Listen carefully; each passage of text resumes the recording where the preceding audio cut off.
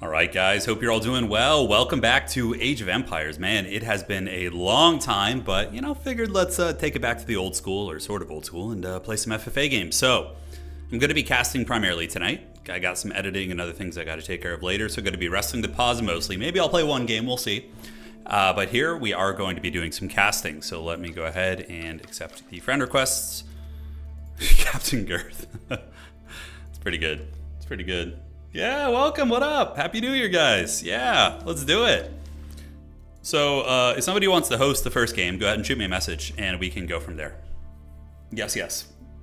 And if nobody wants to host, then I will just play some FFA games, and we will do it the old-fashioned way. What up, Big Sarge? How you doing? Welcome to the stream. Yeah, sorry about the weird schedule. I've been such a night owl lately. Yeah, I've been staying up so freaking late.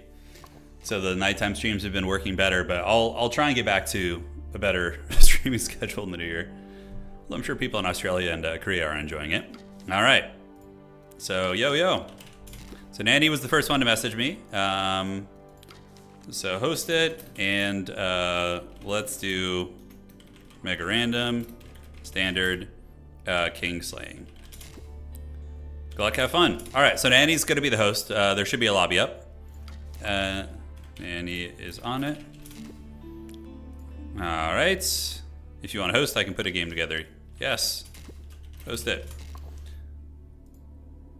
All right. So Nanny already got a lobby, and let me make sure they name it game lobby Turin something. Cheers. Cool. So now we just need to wait for this to fill up, and then they're going to launch the game, and we're going to be getting in there and having some fun. How you guys been doing? Can only usually watch early night to later. Happy for the schedule. Hey, I'm glad to hear it, Lord Barrington. Well, I'm glad it's working out for some folks. Great timing for the USA. Yeah, it is indeed. It is. We're going on a trip in a couple days, so this will be one of the last streams. There'll be one more Total War stream tomorrow, probably. But on the 3rd, we're going up to Washington State to do some traveling, explore some of the woods and the nature. So that's going to be quite a bit of fun. We'll be gone for about a week from the 3rd till the 10th. I believe is what's on the docket. All right. So yeah, game should be up. If you go to multiplayer and go to custom games, you can track it down. There it is right here. So Turin's stream game. So yeah, wow. A lot of the old schools. Nanny, Yori, Davok, Kirk. Wow, this is like memory lane. I recognize every single one of these names here. Every single one of these guys I recognize. 330 in Latvia. Wow, what a Chad. I believe... to talk to my wife. I think she has some Latvian ancestry. I mean, she's from Poland, obviously, but I think she did like some tests that showed she had some ancestry from that part of the world. Or was it Lithuania, Latvia? I can't remember. Yeah, somewhere in that region. All right. So yeah, we'll be jumping in, and as soon as they launch the game, we're going to be casting it, having some fun, seeing all the drama, all the betrayals, all the backstabbing, all the skullduggery that you guys have come to love from this game. What's up, Frost? How you doing, man? Our World of Warcraft warrior in chat. We have a little WoW group going. It's so much fun. It's my wife who's playing a Ret Paladin. I'm playing a Dwarf Hunter. Frost is playing a Night Elf warrior, and my buddy from high school is playing with us. He's playing a priest in our group, and then we have Subutai playing a druid as well. So we got a little 5-man group, which has been super fun. I know. The wolves. I'm a little sad they took them away. That was tough. Oh, you're on the eastern side of the state? Right on, dude. Right on. It's cold up in the Pacific Northwest. Yeah, it's cold where I live too, though. I mean, let's see. What was it last night? Let me give you the degrees last night. Okay, so I think it was... Yeah, it was like 5... What was it? Yeah, it was like 4... I think at its peak, it was like... around 3 to 4 degrees Celsius where I lived last night. So it's pretty damn cold. If you don't have like central heating or like a furnace going or something, it's going to be pretty rough. Yeah. Right on, Raj. Cool to hear, man. We got some folks checking in from Greece as well. Man, late night. My wife and I went to Greece a long time ago. It was great. We had a lot of fun. We went to Crete, the island of Crete, and we saw the where did we go? We went to Spinalonga, which was pretty cool. So that was the former leper colony, which was pretty intense to see that. And we went to the Temple of Gnosis, where the Minotaur myth comes from, which was really cool. And where else did we go? Yeah, we saw some museums with some ancient armor and whatnot, and yeah, it was very epic to be on the Greek islands and be like kind of just sitting on the coast at night, and, like looking out and just like imagining, the history there and everything. It was, yeah, I really enjoyed Greece, and plus I like the food a lot too. I really liked it. One thing that surprised me about Greece was the food. I enjoyed the food a lot, all the gyros and different things like this, but like a lot, even when you would go to like a fancier place, like French fries were very common in a lot of the dishes, even at like fancier restaurants. And we didn't go anywhere like super fancy, but like, yeah, we went some places. It was fun. Hey, what's up, Flowering Night Lord from the UK? Welcome. No, I don't mean the musical. All right, guys, let's load into the game here. We got Davok. I'm pretty sure he's in that lobby, so we can spectate through him. Yeah, I love Greek food. Yeah, it was great. Mediterranean food in general, and Greek food and all that's very, very good. Is this it? This is the lobby? All right, guys, taking it back to the old school.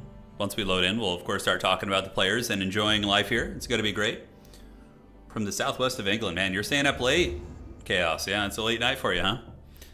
Well, we'll help you get through the wee hours of the morning as we load in and take a look at our mighty champions. Spawning on the north side of the map, it is going to be the OG, Naniori, one of the staples of our community here.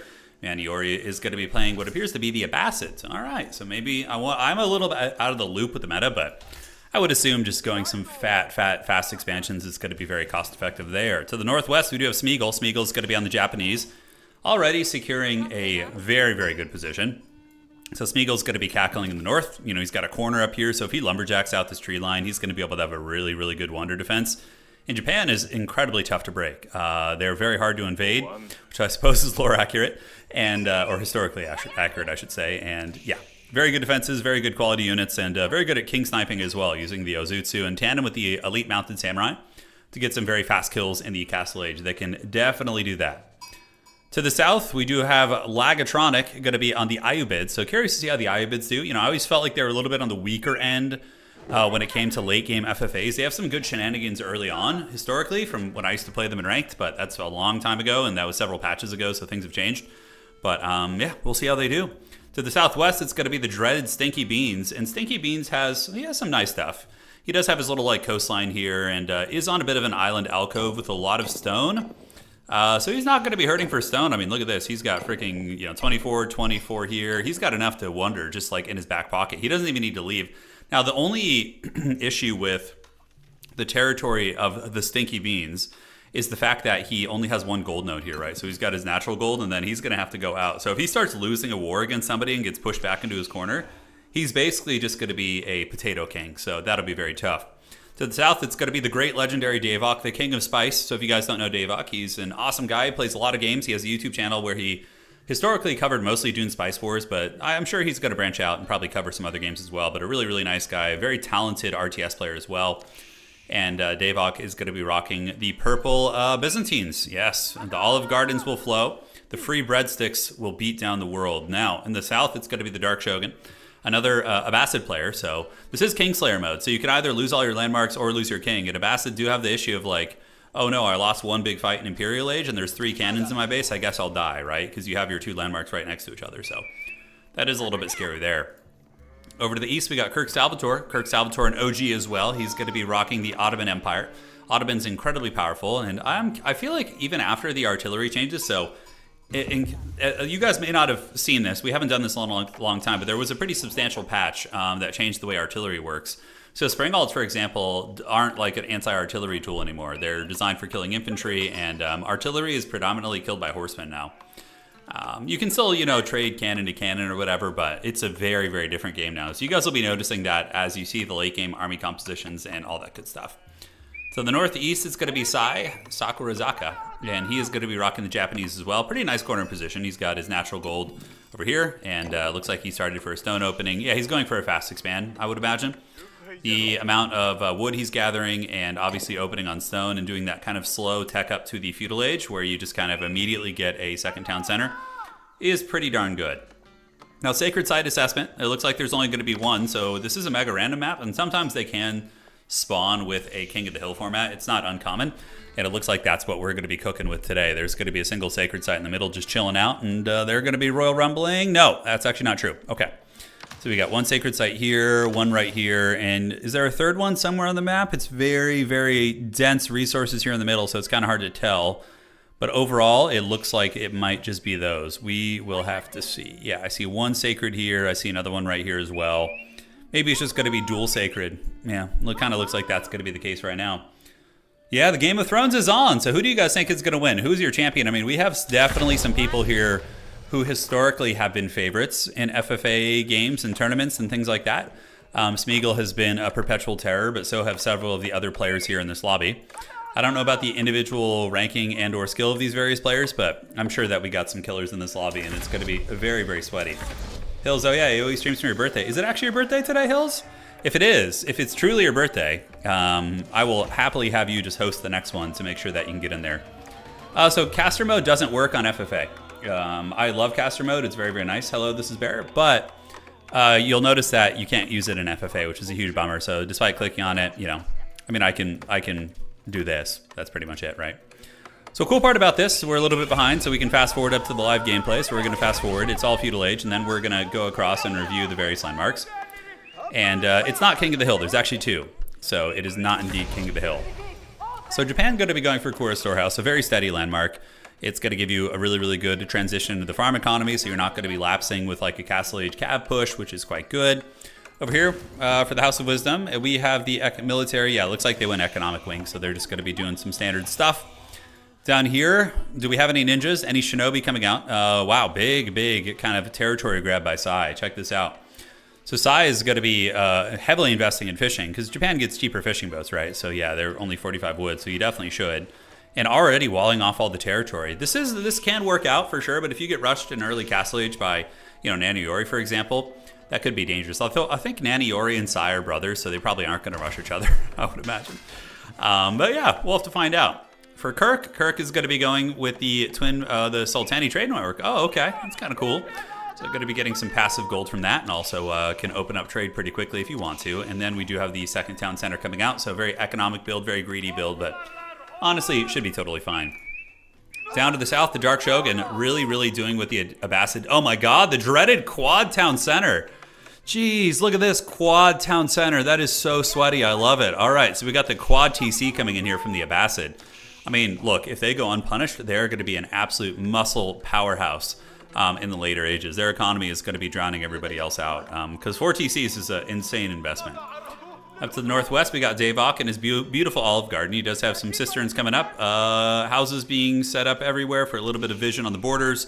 The Grand Winery and a standard dock. So it looks like it's mainly just going to be a more standard play from Davok. I wonder if he's going to be going quick Castle Age and trying to steamroll somebody with like Chatafrax, or maybe just using a bunch of Limitanai to shield wall into the opponent's base and take them down. We'll have to see. Yeah, should be fun. And up to the northwest, Stinky Beans, he has also gone with the economic wing, or he's playing Ayubid, that's right. So yeah, he's got the economic wing. And to be completely honest, I don't quite remember everything that's in that tree. But, oh, that's the one that gives you villagers. Yeah, if you go economic wing, it gives you extra villagers for free. Which looks like is what both players did. So the Ayubids are not power expanding, but rather building Desert Raiders right away. So Lagatronic, is he going to be going for an early kill? I mean, building Desert Raiders like this early, if you do not get a ton of value against one of your neighbors and maybe like kill a king early, this is not going to be worth it. You're going to fall massively behind. And Smeagol is 100% a Conqueror level player. So trying to go up here and attacking Japan with a couple Desert Raiders, you know, when they have their Daimyo Manor, and I mean, you might be able to push them off gold, but Smeagol's vengeance will be swift and ferocious. That is not going to be... Yeah, and look at this. Smeagol's got a huge fishing economy, right? So Lagatronic is going to be in some danger. Smeagol's got a big fishing economy. He even has fishing down in his opponent's fishing line. We only see berry economy here for Lagatronic, and he's going to move up and put pressure on Smeagol for sure, but Smeagol's not going to care too much. I think he's going to be mostly chilling. Should be able to retaliate when he gets Castle Age and chill out. Trying to adult. Hey, thank you, man. I appreciate the donation there. The powerful Australian dollars. Let's go. So, the raiding begins, and the Desert Raiders from Lagatronic have descended onto Smeagol's base, and Smeagol is losing villagers. He has lost a villager. I would imagine he's going to start building some spearmen to chase these guys down, but, I mean, the Desert Raiders can definitely do some work. Or is he just going to go fast castle? We do see the floating gate coming up, so he is going to be teching up to Castle Age as we speak. Looking around the map, what do we got cooking on the south? It looks like the House of Wisdom is still intact. No surprises here. Fishing economy, fishing economy. No real battles other than this. This has been the first kind of border skirmish that we've seen. And is he going to go floating gate? And what is he going to do with this? Maybe just put it in the barracks? And yep, okay. So he's basically just going to steamroll his neighbor to the south with armored samurai. The floating gate, he's going to drop off the Yoroshiru in the barracks, and that is going to give him really, really fast samurai pumping. And then we're going to be seeing green, pay the ultimate troll toll in the south. And the Sultan here, it is going to be all Aziz. Probably not going to have a good time, I would imagine. Kirk Salvatore also reaching the castle age, so that is the yellow Ottomans over on the other side, who are pretty comfortable on multi-TC. And now the Ottomans are going to be setting up archery ranges and military schools, and this is where the Ottoman war machine is going to be coming into full effect. It's going to get crunk. They're going to start pumping out a lot of free military, and I do think for Ottomans though, just getting quick Imperial is probably the strongest still. From there, you're going to get your free bombard cannons pumping out, and your opponents are going to have a pretty bad time when the Mehmed Armory starts just dropping great bombards. It's such just a free amount of resources you're getting from that. Now, Davok, what is he up to? Davok is going to be expanding his sister network. He, of course, is still on 1 TC, though. Where's the castle age from Davok? Because Davok's only on 1 TC. I'm surprised he's not castle yet. There's something a little bit sus going on here. We see, okay, he's fighting. Okay, so Stinky Beans is attacking Davok. That makes sense. I was looking at Davok's base. I was like, you should be castle age by now at the 12-minute mark, but he's in Mortal Wombat, it looks like. So he's got Lima Tanai, he's got Keshik, and they're currently battling it out with some of the raiders of Stinky Beans. So Stinky Beans, trying to claim some territory. He does too have his desert raiders. So the Ayyubid players are being very aggressive, but we'll see if it pays off. I mean, I don't dislike the aggression coming in from Stinky Beans. Simply because he's kind of trapped in the corner, so if he doesn't fight for some ground, he's going to get stuffed back there and just be put in the can. But even still, it's a little bit risky, although it is keeping Davok in that age as well. So Davok is just going to be going Keshik and Lima Tanai and also building another town center, kind of preparing for the long game, which I like. Keshik's going to be chasing here, but with good micro, Stinky Beans is going to be able to win this fight probably. If you just keep scooting and shooting. The Desert Raiders could also just keep running backwards. And from there, they could draw their sabers and just crush the Keshik in melee. They're very, very good against Cav, actually. He's picking off a ton of the Lima Tanai. Very sweaty micro coming in from Stinky Beans. About an even trade after all is said and done, though. So more Desert Raiders coming out, and it looks like up on the top, we have the Samurai coming for the kill on Nani Ori. Interesting. Okay. So Smeagol, he has his Katana Bannerman as well as the Samurai, and they're just going to be pouring into the base of the Abbasid down here. Now, the Abbasid do have a lot of spearmen, and they have some towers as well as the town center shooting, so there's a chance they're going to be able to hold. We do see a trickle-in kind of style coming in. It looks like Smeagol's going to be just kind of sending units in as they come, which he might be able to overwhelm his opponent here. We'll have to see. I mean, if he's able to idle Nani Ori's economy, that's going to be pretty big. Is Nani aging up right now? Nani is aging up. We do have the military wing coming out, which is very good, because when he hits the military wing in Castle Age, he's going to be getting several good units. I think he gets a couple camel riders, which will help him fight off the mounted samurai. So far, yeah, Smeagol's, conquest here has been good. The mounted samurai, though, not being microed, they're going to be left to the dogs, and the spearmen are going to drag them down, but the samurai are pressuring pretty hard. I do think that Smeagol should probably, at this point, consolidate his forces. Although, man, he's diving on the other side as well, and we're starting to see a lot of losses here for Nani Ori. The host could be one of the first ones out of the game here, as the samurai are getting a lot of kills, and Yoroshiru pressure, with a massive fishing economy backing it up. I mean, this is very unfair for Nani Ori. Nani Ori's having to play, fish against no fish, which is incredibly difficult, especially when it's a player of Smeagol's caliber. But that's the dice you sometimes roll in FFA. It is a cruel mistress. So, Veteran Samurai getting into the berry economy now, and we're going to need to see Castle Age from Nani Ori. And when Castle Age does come, spamming out crossies, if you just get 1,000,000 crossbowmen, you're going to be able to fend off the Samurai. But is it too late? The Samurai are getting in. Nani Ori's hemorrhaging workers. His economy's down to 68, whereas if we look at the economy of Smeagol, Smeagol's going to be sitting at 77 economy. So, more villagers are getting karate chopped here, getting cut apart, and the Abbasid. It's a good idea to hold and call for help for sure. At this point, if you're Nani Ori, you should be calling for help from Lagatronic over there, being like, hey, I'm getting attacked. There's an opportunity to backstab one of the best players in the game. Let's take him out. But I don't know what the political situation looks like, but that is for sure what you would want to be doing. In the south, in the meantime, it looks like Davok might be dying. Stinky Beans is a very aggressive conqueror here. He continues pushing out. He's got his veteran Desert Raiders, a very powerful timing spike. Definitely, I can sense some regret, probably in the fact that the longbows weren't developed for these guys. Because the longbows would be able to easily hard counter the veteran Desert Raiders, but Yeah, they're just feasting on the Limatonai. The Limatonai have no tools to deal with them. I mean, they can waddle after them and shield wall, but Davok needs to start consolidating, maybe get a couple towers with the Mangadel placements. That would be very good for fending this off, but for now, it is very rough. So it looks like we're going to have 2 players potentially dying very early. Stinky Beans is going to probably be conquering Davok here in the corner, and up in the north, we're probably going to be seeing the Japanese conquering the Abbasid as we see the samurai just ripping through the infantry and ripping through the battle lines. I mean, they're everywhere. They're all over the place, right? We got the samurai all up in this town center, butchering the workers, and green is, okay, green is actually going in. This could actually save Naniori.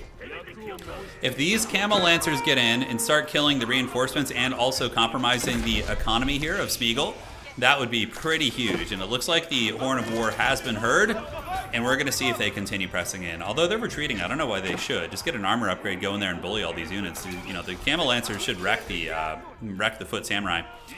And is that going to be enough? It looks like the Samurai are still tearing it up here, unfortunately, for Naniori. Naniori's down to 58 workers, so he's still losing so many workers. And I don't think we have any String Alden placements developed or anything like that. We see more towers coming up, more Desperation Towers over here as well. Samurai are just torching random buildings all over the place, and there is some proxies being set up. So siege workshops in tandem with forges to steal that stone. Certainly not going to be bad. Meanwhile, the base, the camel riders of Lagatronic are causing quite a bit of havoc, so they are harrying and riding in and getting a fair amount of kills here and there. So we do see Smeagol retreating after he takes some villager casualties. But a samurai, and he's going to want to make some Yadi Yashigaru, some spearmen to try and fend these off, because samurai are not going to be very effective against them. They could honestly turn and fight and crush the samurai pretty effectively in combat. The samurai fending off the spearmen, not seeing too many crossbows coming out. We are seeing basic archers being built, which probably means Naniori just doesn't have gold, and I think that's very much the case, right? We see 75 gold here, because crossbows are a hard counter against samurai. I mean, samurai are more resilient against crossbows than other men-at-arms with their deflectability, but yeah, overall here, it's going to be tough. Now in the south, has Davok stabilized? Oh my god, a Dong Tower is coming in, ladies and gentlemen. That is a giant erect Dong, and that is rolling into the base of Davok. The phallic tower is going to be moving in and starting to knock down the cisterns. Davok is mounting a pretty good resistance, though. He's getting his crossbows out. But the Tower of the Sultan's going to be pretty brutal, right? It has an arrow attack, which actually is really good against killing crossbows. And there's going to be a keep here, which means the Ayyubids are going to start developing siege, probably outside the base, and just really just tear this apart. And I don't think that... I mean, the economy of Davok is online still. We see a siege workshop coming out. We see cataphracts also being developed. Those will be pretty useful in the fight. I mean, weak against the camels and spears, but good against some of the other targets here. And it looks like they're going after the Tower of the Sultan now. But yeah, it looks like overall the battle in the south side is going to be more or less decided. I think we're going to be seeing a victory coming in here for Stinky Beans, as Stinky Beans does secure his border with the giant wood parapet there. And the samurai were able to fend off the harass. So it looks like up top, Smeagol was able to fend off green. He continues to get his wall set up, so realizing that he's being raided and harried, he needs to deal with this and wall those bad boys off. The Dark Shogun has reached the Imperial Age, so where's the Dark Shogun on the map? He's in the bottom. Oh, man. The war machine, Mordor in the south, is growing in power. Oh, wow. Look at that farm economy. Jesus, he's going to be crushing everybody economically. Yeah, 6,000 and 4,000. I mean, Dark Shogun is an evil wizard right now, guys. And he's fully walled off. Like, everything is looking so good for him. Now, remember, the only downside of playing, like, uber defensive like that is that you will not get king kills, and that means you're not going to be getting the population increases. So if somebody's more aggressive, like Smeagol, for example, he's going to have a bigger army than you if you've just been sitting in your base for a large portion of the game. So you need to watch out for that. That can get you. That can get you indeed. Hey, Happy New Year's to you, Dharamaka. Thank you for joining. All right. So up in the top, we do see the veteran samurai ripping and tearing, and that probably is going to be the end. We do see Saladin in here, and he's gonna pay the troll toll. Those veteran samurai are gonna just cut that down. He's making a run for it. Oh, he's got wheels, dude. And the samurai immediately see him, and he's going to be jumping into the other tower. Although arguably, yeah, I mean, that buys him a minute, I guess. But Smeagol appears to have fended off the raiding coming in from Lagatronic. And now Saladin is going to be done for. Well played to Nanny. You know, Nanny had so many disadvantages there. Nanny had no water. It looks like my game crashed for some reason. That's weird. Okay, well, I should be able to rejoin. Hopefully it didn't crash for everybody. Weird. Sometimes when the host dies, strange things can happen. Okay, so let me fire this up and hope that the lobby didn't crash for everybody else, but that was a one that we can just fast forward back to. You have missed this mass, so don't worry. We're going to be back every now and then, and when they do an update, we'll be back in greater numbers. All right, so loading back, and we should be able to just fast forward back to that exact moment, and then we're going to be fine. I know. As long as the players didn't crash, we're golden. That's all that matters. Okay, so let me find them. Smeagol's still in game. Davok is in game. Why can I not spectate that? Okay, I see them in game. Are they there? Hopefully the spectate will come up once my menu loads. Huh, weird. The king ran into the tower to smash the server, I know. There we go. All right. Cool. So we'll just fast forward back. It's going to take like a couple minutes. We'll be back in no time. All right. The king ran into the tower. He tried. He had wheels, dude. The Saladin had been doing some cardio, dude. He outran all those samurai, but it wasn't enough cardio, you know? That was always kind of a funny element of that movie, Zombieland. Remember how they're talking about how one of the most important things about like surviving a zombie apocalypse is like cardio, which is probably very true, right? Although it depends on the zombies, you know, it depends on the zombies. All right, so we're just gonna sit like on this town center until we catch up because we know this is where the game goes. Hopefully it doesn't crash when that happens again. That would be very strange, but if I go, Theoden does, yes. All right, so just catching up right now. No need to do commentary or anything. We're just gonna hang out. Yeah, it depends on the zombie, right? Because you have the what's it called? You have the 28 days later zombies, which are like sprinters, right? That shit would suck, right? Like anybody who's not fit is just gonna die in that apocalypse. Whereas if you have like the Walking Dead or you know, or the classic Romero zombies who are just kind of like shambling, definitely more survivable than the 28 days later turbo zombies. Yeah, because if you're not fit, if you're not like don't have decent sprinting capabilities, like the ones in 28 days later are gonna get you. You know, you're not gonna get away from those. All right, so we're fast forwarding. We're almost there. People are reaching feudal age, and we'll get back to the point that where we were at. World War Z zombies, Horde of the Sprinters. I know, that was so Haggard. I felt like the World War Z movie, even though like it wasn't the best movie, I still enjoyed moments of it. But yeah, like the whole zombie thing, like when they're at the walls of Israel, was just so Haggard. Yeah. That was very Haggard. All right, so yep, the raiding here. Here's the Desert Raiders in the beginning that we had, and what do we got over here? Yeah, barracks coming up, same old. Oh yeah, 28 days later can finally be streamed. Can be streamed? Yeah, it's the sprinters or shamblers dichotomy. Yeah. It's scary stuff. No, I love zombies. Zombie as a genre is one of, like, I love zombie survival stuff. Like the early seasons of Walking Dead. I mean, I finished it. I've seen all the seasons, but there was something really magical about the early Walking Dead stuff, you know?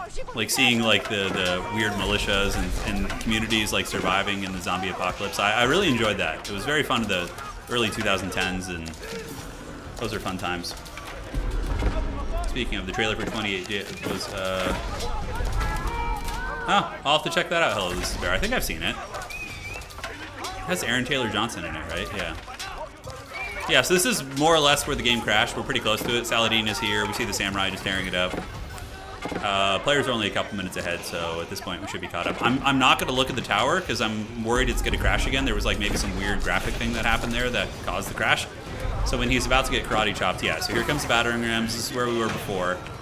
And, yep, so Saladin makes a run for it. He sees in the tower, so now I'm going to zoom away and really, really just hope it doesn't crash. I don't know if this has been a new thing. Nope. Okay, I think we're good. So, ladies and gentlemen, we are back in action. All right. So, Smeagol has successfully gotten his first kill. Welcome back. We're now back in business from where we originally crashed. And the first death has happened. So Naniori, and basically what I was saying before Naniori had died was that Naniori had a massive disadvantage. Smeagol had a huge fishing economy, so that was able to just blow them out of the water, basically. Just, you know, regardless of how well Nani played, I mean, it would have been holdable for sure. You know, the very, very clean, high-level defense, but you would have been at a massive disadvantage. It would have been very, very hard. So down at the south side, we do, of course, have the... What is this going on? Okay. We do have the Byzantines. And the Byzantines are still under siege by the Ayyubids on the west. So Stinky Beans and Davok are having a duel of fates. Battering rams being set up, and of course, much like their Abbasid cousins, they do have the ability to set up the siege equipment, so they can set up the mangonels, or the manjaniques as they're called, for the Ayyubids, and they can do some nasty, nasty siege pressure. All right, down to the south, blue looking pretty evil. I mean, blue's looking really, holy shit. Oh my god, this is gonna be Gotham's Reckoning. Blue is just playing SimCity here. If you guys look at the scores on the east side of the map, or I guess the right side of the screen, you can see Dark Shogun is sitting at 6.2. I mean, Kirk Salvatore is pretty close in terms of score. I mean, this is going to be a powder keg waiting to explode. We have the siege war machine of the Ottoman Empire. They got their Janissaries as well as the Mangonels ready to go, and it looks like more Great Bombards coming out. Great Bombards are a pretty nasty unit. And now Smeagol's coming for that booty. You know, he wanted revenge for what happened earlier, and Smeagol has arrived. His samurai and his Yadi Ashigaru are going to be descending upon the Ayyubids in the south, and the Ayyubids will pay the price. Now, this is a very good tactic, right? He's got his main army fighting, and while you do this, you want to be raiding with, like, Cav and sending them into military lines. And what is this? What the hell is this? Do you guys see this? Is this some forbidden Bronzodia tactic? He's got his Sultan out here. And it looks like Smeagol's looking for him. So Smeagol must have used his tab to find him. And yeah, Al-Aziz is just chilling right here. I do not know what's going on. And then Smeagol signals a full retreat. Is there something going on in his base that I'm not aware of? Some weird shit right here, guys. Oh my god, is he gonna find it? Oh my god, Smeagol's just gonna get it. Oh no. Al-Aziz is done for. He is done for. Yep, all right. Well, GG, well played to you. Smeagol is 100% going to be the big tyrant now. You can see all the warriors bow to the might of the Smeagol. And the Shogun in the north. Shogun going to be getting the Tanegashima Gunsmith. Very, very nasty stuff. That is going to give him tons of stopping power. And the Dark Shogun better get his oh man, I feel so bad for Davok. Davok is like truly role-playing the Byzantine Empire right now, right? Just like scrapping and barely surviving, and then he's just going to get sandwiched by like another major powerhouse from the east here. Most likely. Although, never mind. Okay, Dark Shogun and Kirk Salvatore are about to have a duel, which is basically going to be deciding who is the king in the south, right? The winner of this duel is going to be the king in the south, right? Because they're both major powerhouses. They've been left to their own devices. They've been able to macro freely with no raids. And here comes the fighting. So now we're going to be seeing elite camel riders coming out. But man, dealing with the Ottomans and a choke point is going to be really nasty. If the Ottoman Empire is able to keep their Janissaries next to the Great Bombards, I mean, this army is going to be absolute trash against them. These are elite camel riders, which against Janissaries are just basically shit. They're going to get mowed down. Like, you can see the trench guns already starting to do a fat amount of damage, and this army is going to melt pretty quickly, I do think. Smeagol, though, can just chill at this point. Smeagol already has 300 value supply up in the north. So what Smeagol wants to do at this point is basically just set up trade or get some sort of a sustained economy going, or just mine out the entire center of the map and just cackle, right? Because 300 is pretty good. That's going to last you more or less till the end of the game. You don't really need to get too aggressive after that, in my opinion. All right, so we do see the elite camel riders getting crumped. Dark Shogun needs to change their army composition. They need to get a lot more, range units. Yeah, and we see hand cannoneers coming in now, but I don't know. It's going to be kind of hard to form a critical mass. I mean, if the Ottomans really, really just keep this going and keep winning these small skirmishes, you're going to see a lot of trouble here. When you see the Cav diving onto the Great Bombards, and they will, of course, do very good damage when they get there, but the Ottomans with good micro should be able to protect these, although they do lose one to the camels that were able to dive here, and we see mass amounts of keeps going up. But if history has shown anything, it's that the Ottomans and their bombards are pretty capable of dealing with walls and keeps and things like that. So the Great Bombards do continue to close the distance, and the trench guns stand at the ready to defend the artillery. So they're going to be putting that hurt down. Now, Smeagol is doing exactly what we talked about. He's basically just going to be, taking all the resources off the middle of the map. He could even delete his military for now if he wants to and just like go full eco. Wouldn't necessarily be a bad idea, but we'll see what he decides to do. He could just go and kill another player and get even stronger. Somehow, Palpatine Davok has returned. His empire is in shambles, but it seems he's been able to hold off Stinky Beans. So Davok must know he's not in a position to win this game. He's just fighting for dignity right now. He's just trying to hang in there because, man, he is so far behind. Having to just fight against, like, constant aggression. And his opponent's in the same boat, though. Like, it's a war of attrition. Neither of these guys are going to come out in a great position at this point. Sometimes, when you get into a conflict in this game, you have to realize it's not both of you need to realize, hey, there's bigger fish to fry. Let's chill out and try and compete in this game. Yeah, the fights at the gates and breaches are very cool, Ethan. I agree with you, man. I agree. So the Sipahi and the Janissaries pull back for now, and that, I feel, is a mistake. That's going to be giving the Dark Shogun plenty of time to be a Dark Shogun and gather a massive amount of military might. I felt like the artillery advantage of Kirk Salvatore was pretty big. What he should have done in that situation is built walls along the periphery and just push up, like do a wall push. Ottomans are so good at that because it makes it so you can't flank their cannons. You have to go right through their Janissaries and their gun line, which is incredibly powerful for sure. All right, so looking to the north, we do also have Sai. Sai has been very quiet this game, mainly just hanging out, maybe thinking about fighting Smeagol, but Smeagol would win probably because Smeagol has the population advantage. If you look at Sai is sitting at 200 supply, and Smeagol's going to be sitting at, you know, can go over 200, right, if they want to. So that's going to be very foul. Also, you know, a wonder opportunity wouldn't be bad. It looks like that's the plan here, right? We have double town center here for Smeagol. He's going to be purging this tree line and looking to build a wonder in the back corner. I think that's what the game plan is going to be. He does also have the Tanegashima Gunsmith back here, and it's a good defensible landmark in the back corner. No naval conflict between these two gentlemen. Nothing going on there. And we have the Seagate Castle here for the Imperial Landmark of Kirk Salvatore. And now it looks like the Ottomans are going to be coming out, and here they go. So round 2 fight, and as long as you just defend those great bombards, I mean, this should be a fight that you win, right? So here they come. The trench guns are mowing down those guys, and the great bombards are going to start just thumping in. And I mean, dude, fighting late game Ottoman armies is such a miserable affair. Like, they have so many advantages. Their armies are so freaking good. The bombards, the janissaries, they have like good quality cav. They have some of the best handgunners in the game. They have just the best artillery in the game. Very, very foul. But obviously, if you blunder and move them up like this into the keeps, like, you know, that's an opportunity for your opponent to, you know, scrap their way back. But this is very much going to be a resource bleed. I think Dark Shogun has a pretty big bank, although Dark Shogun does not have much gold, to be honest. I mean, there's a big node over here being worked, so it's going to keep the gold economy flowing for now. But you'll notice Dark Shogun is spending gold as they get it. Not really able to bank any, and that means that the Ottomans should win this fight. I mean, if these are two equally skilled players in this situation, I think that Kirk would win this, simply because he's just outvaluing the army trading. And the equal skill will come to fruition if we see how well he reinforces. Is he macroing well? Is he sending reinforcements in to reinforce the army that's advancing? Is he microing his units effectively? Right, these are always things to consider. So it looks like Sai is going to be going to the ruins of his neighbor's base and taking the gold there, which isn't a bad idea. And over here, Stinky Beans really wants his kill on Davok, but Davok didn't hear no bell. The true Byzantine role-playing here, which you gotta love, always fun.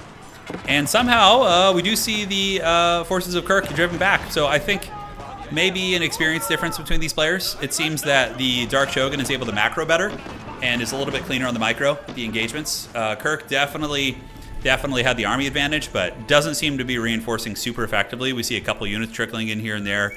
Although we have to see the pool. Okay, I mean, the economy of Kirk, if we look at the food, it's 3.2, so 3.2, 7.9, and 8, whereas Shogun has an insane amount of food and just a far superior economy, right? 15,000, 1.7, and the gold per minute is going to be way better. 2,300 against that of Kirk, which is going to be 1,200. So this could be a situation where the Ottomans are going to lose this fight simply because of the macro of Dark Shogun in tandem with Dark Shogun's vastly superior economy. We'll have to see. Could go any direction. So on the other side, we do have the forces of the Byzantines. Davok is still trying to defend his lands against the raiding of Stinky Beans. Truly a duel of fates. These guys really just having a nasty fight here. Just non-stop. Nobody really winning. Big army gathering here, though. We do see a lot of Manjaniques and the battering rams getting ready. And is the ruler in here? Oh, shit. Ruler is very vulnerable right now. Like, the Byzantine army's over here to the east. I mean, if if they move in right now, there's an opportunity, if Davok's not paying super close attention, that, who is it, Alexios? Okay, yeah, Alexios could pay the troll toll for sure. Hey, Apai, thank you for becoming a channel member. Greatly appreciate it, dude. Thank you. All right, so yeah, see, this is what I'm talking about. The Byzantine army was not in position, and this could be the end for them. When the battering rams get there, the Manjaniques are doing the lesser damage profile, and he's going to make a run for it right now. And is he going to get it? Okay, Alexios is making a run for it. The Desert Raiders are on him. Oh, arrows. Oh my god, and he's down, and there goes the Byzantine Empire. Historically accurate, Byzantine's falling, and there they go. All right, so let's take a look around and head on over to the east. So now Stinky Beans, worked very hard for that. Davok also was an absolute chad on the defense, but it's a tricky one when you're caught in a war of attrition like that and you're on the losing side. You're gonna have a rough time. And the fighting continues here. Now talk about a hellish war of attrition, right? This is not going to be fun.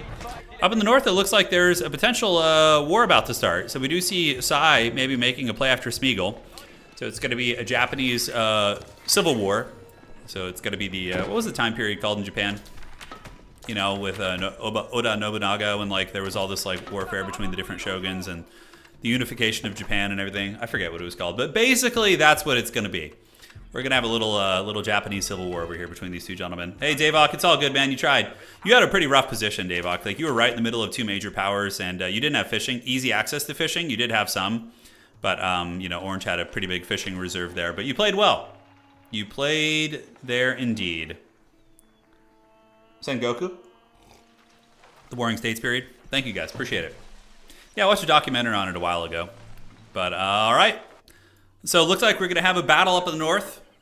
It's going to be Sai and Smeagol preparing to match their katanas together.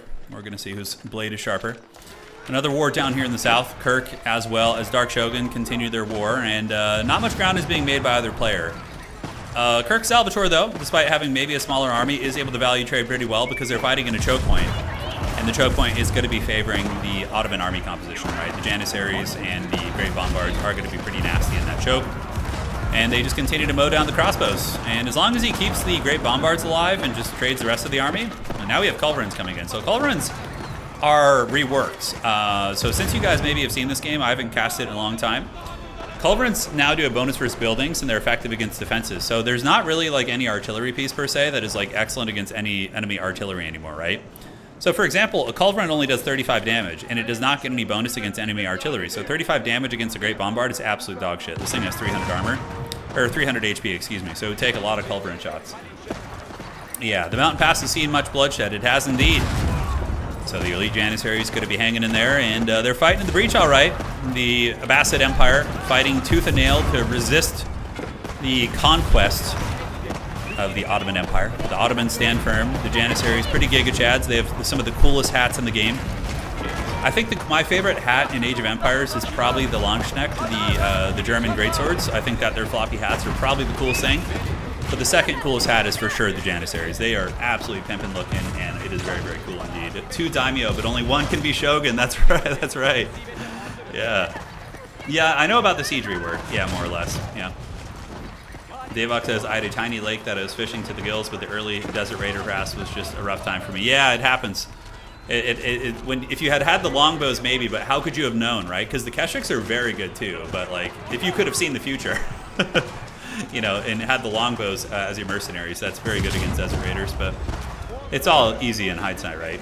Once more into the Camel Breach, so we're going to be seeing some of the Great Bombards go down here as Kirk Salvatore is forced back once again. Smeagol in a mortal combat here, so the katanas have clashed.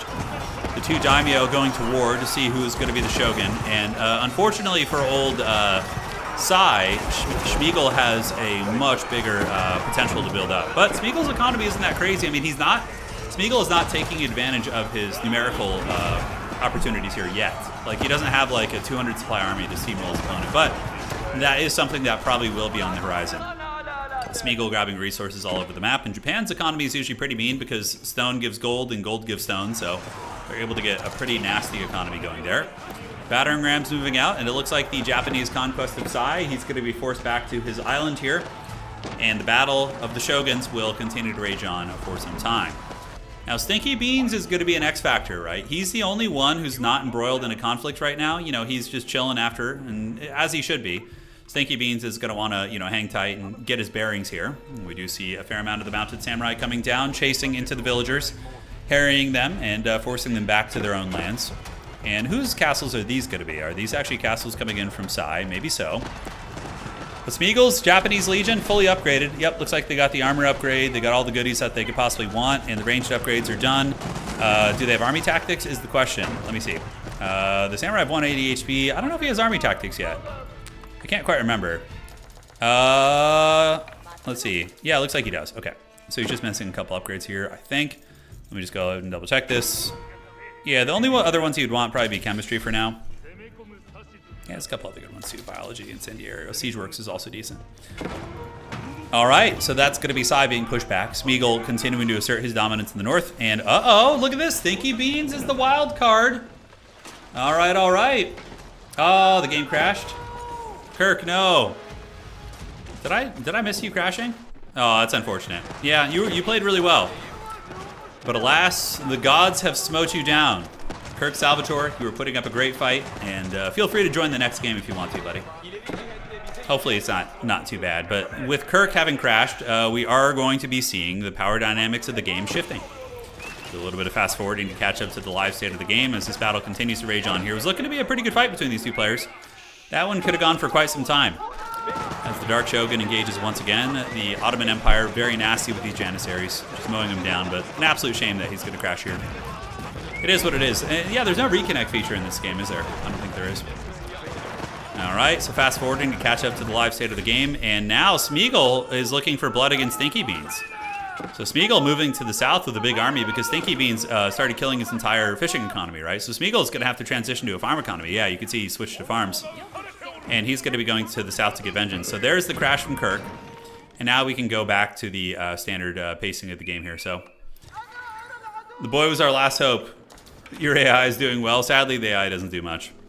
So now there are 4 rulers in 4 corners of the map. The middle powers, predictably so, have suffered. Granted, you know, there's a couple of them that could have done all right based on the circumstances. But Smeagol looks like he's going to be conquesting in the south, setting up his forward operations of siege workshops. So that is going to be obviously meaning that he means business. And yeah, I mean, I think that Smeagol's army is quite a bit better than that of Stinky Beans. The fact that he has all these Rebalquins mixed in his army is going to be disgusting. Fighting in the choke point here. Rebalquin's going to do some work, but man, look at the Desert Raiders. Holy shit, artillery is that much of a glass cannon now, huh? How do they take so much damage? Wow, those archers just karate chopped that freaking thing. Okay, never mind, I take that back. Now the main Janiques are going to get some nice AoE damage here, but the Japanese are stalwart. They continue fighting through the fire and flames of this breach right here. And the main Janiques, though, getting some really, really cost-effective AoE damage. The Japanese army certainly could use some healing. But they are able to breach through, and I would imagine that Smeagol's going to make a rush for the artillery. The main Janiques are going to get dove by the Japanese horsemen and the hand cannoneers. So the hand cannoneer Ashigaru able to get some big work, and Stinky Bean's army does fold up. So that is going to be the Ayyubids retreating. And I can't say I'm surprised. The Ayyubids do not have as good of a late-game army as Japan. Japan has always had a brutal late-game army. Imperial Japan is brutal. They get very, very strong and do quite a bit of work. So Rebalquins in particular have always... Yeah, but they weren't that squishy, though, yeah. So even archers can shoot down cannons and barbards now. All right, I don't hate that change, honestly. Artillery balls are kind of annoying, so any nerfs to them I'm happy to see. So for Blue, he needs to go and get the kill. Looks like Blue did. So now Blue is going to be feasting. The Dark Shogun is going to... does he have the supply cap increase? The ruler's back here. All right, so there's actually a free ruler sitting back here. We have Bayezid II. So anybody can grab that. That would be a huge win to find. The Japanese are setting up their forward supply line. Smeagol is a longtime veteran of sweaty FFAs.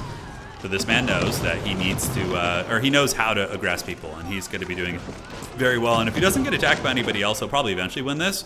Let's take a look at the economic situation between these two players. Although, honestly, Stinky Beans is macroing very well. He's like keeping constant armies coming out and is holding his own, so shout out to our boy Stinky Beans. So Smeagol's economy is not as good as you would think, and that's largely due to the fact that Smeagol lost his entire fishing economy just now, and it looks like he's rebuilding a little bit and did switch to the farm economy, but that did set him back pretty hard. And Stinky Beans may have an economic advantage. Not really. Their economies are pretty much comparable. And the Ayyubids are pushing them back. All right, look at that. So the big March of the Camels. They have Ghulams in there, which are a very good men-at-arms unit. High HP in tandem with the double strike is quite good. And yeah, Japan going to be forced back. I think that Smeagol probably needs to kind of get a bigger army. I mean, he's got 170 economy right now, but the army here of Stinky Beans is no joke either. The main Janiques are really, really tearing apart these Japanese infantry. No fights up north. Nobody has discovered this ruler here, so we do still have Bayezid. And Blue probably should go up there and explore. See if they can find that. I'm surprised Blue hasn't moved up there that way. And the battle continues. Now, who's going to be the X factor, right? Who's going to be the deciding factor in this war? You know, advancing into anybody's home turf is going to be hard. A lot of resources still to be had in the middle. I'm surprised we haven't seen more people just purging the middle of resources and gathering all that stone. Wonders are on the table, absolutely. I don't think anybody's in the ballpark to wonder, though. Although, Sai, okay, hold up. Sai sitting on 13. Is that for real? Sai is just a bandit. Okay, Sai might be able to cackle Wonder Victory in the corner. Because Sai, guys, is sitting on 11,000 stone right now. That is pretty bonkers. Yeah, so I mean, Sai could feasibly win by just dropping down a Wonder in the corner and just hanging out. You know, once one more player dies, like if either Smeagol or Stinky Beans lose this war, I mean, that's a good position too, right? You have like a choke point down here where your opponent would have to come from. It's pretty predictable. You could entrench that pretty well. Yeah, man, I don't know. Smeagol and old Stinky Beans, they're going to have to see how this unfurls here. Oh, he's going for a ruler snipe.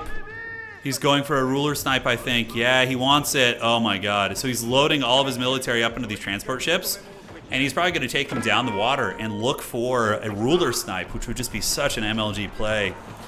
Yeah, Smeagol's cunning, dude. I mean, Gollum in Lord of the Rings is also very cunning, right? Yeah, and he snipes the siege out. That's very, very good play. You know, sacrificing a couple horsemen to knock out siege is always worth it.